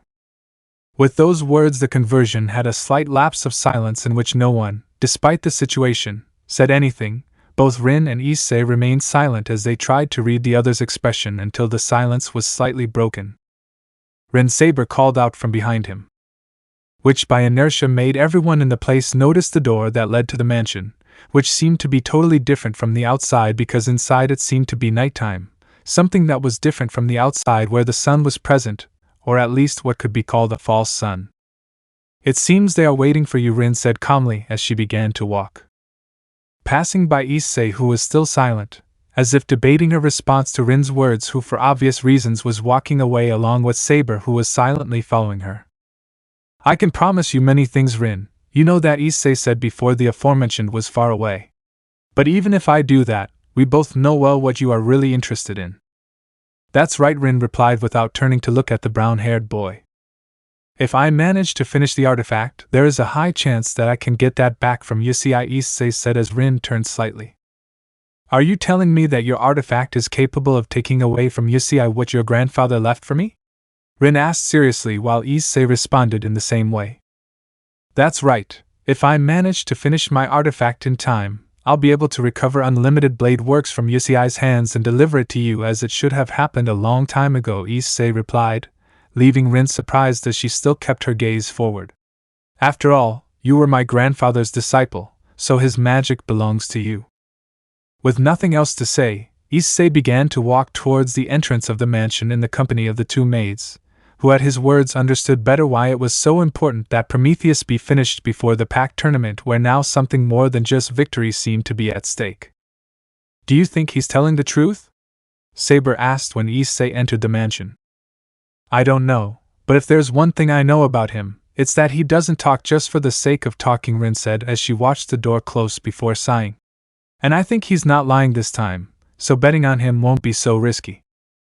she added before starting to walk back the way Issei had come, the same way Saber followed her despite being somewhat curious about why a magic like unlimited blade works had ended up in the hands of the elder Hyoudou instead of her who was supposed to have been chosen and trained to be able to use that magic. Since it was well known to everyone that despite being someone very important as well as influential, Hyoudou Juzo during almost his entire life had only had 3 disciples, his grandson Hyoudou Issei was the last disciple he had. Tosaka Rin, despite her enmity with Sei, was one of Juzo's disciples who, like the first disciple, learned a lot from the old man who happened to be a pervert. Juzo made sure not to go overboard with his disciples beyond a few simple jokes. Since if he ended up doing something he shouldn't have, Issei's grandmother was going to kill him, and facing her was the worst punishment he could have. Although it's not like he had thought about doing it, and it's not like he had the opportunity to do anything, since the first disciple to be trained under the tutelage of Juzo Hyoudou, unlike Issei and Rin, had the advantage of also learning under the tutelage of Issei's grandmother, Elena Hyoudou, who, satisfied with the results of the extraordinary young woman, decided to teach her despite the opposition of her son Goro her personal magic, thus discovering that she was not someone ordinary by obtaining better results, far surpassing Elena in her younger days. Naturally, having taught her that and given part of her lineage to activated, Juzo decided to do it with Issei as well, but he rejected it, and decided to give Juzo's special magic to Rin, unlimited blade works, which due to the intervention of Goro Hyoudou it did not end up in the hands of Rin, but of Issei Hyoudou, who had not honored the memory of his grandfather in a correct way by using that magic in a grotesque way on more than one occasion. However, as Rin and Saber walked away from the place, right inside what seemed to be a mansion on the outside was Issei with a serious face, having been instantly separated from Lilia and Zenith as soon as the door closed behind him, where despite its exterior appearance similar to a large mansion, inside everything resembled a small bamboo forest well planted along with other plants that, like most of those on the outside, were quite strange and valuable. "Wow, this is interesting. I don't think I owe the 4th son of Goro Hyoudou and Miki Hyoudou," said one of the most melodious and curious voices that Issei had ever heard in his entire life. And seeing the owner of the voice approach him, he knew that the reason why Lilia and Zenith were not there was because of that woman, who did not need any kind of introduction, because in that place only the woman he had come to find could be the only one who could save his body from the residue of Goro's curse and make him recover faster in such a short time, which Audrey had finally appeared in front of Hyoudou Issei. Time remaining for Pact Candidate Tournament 20 days. Let me know in the comments below if you guys want the next part. Also check out my other video that has been shown and left. Thank you for watching. If you enjoyed this video, please like and share this video. And have a fantastic day. Bye.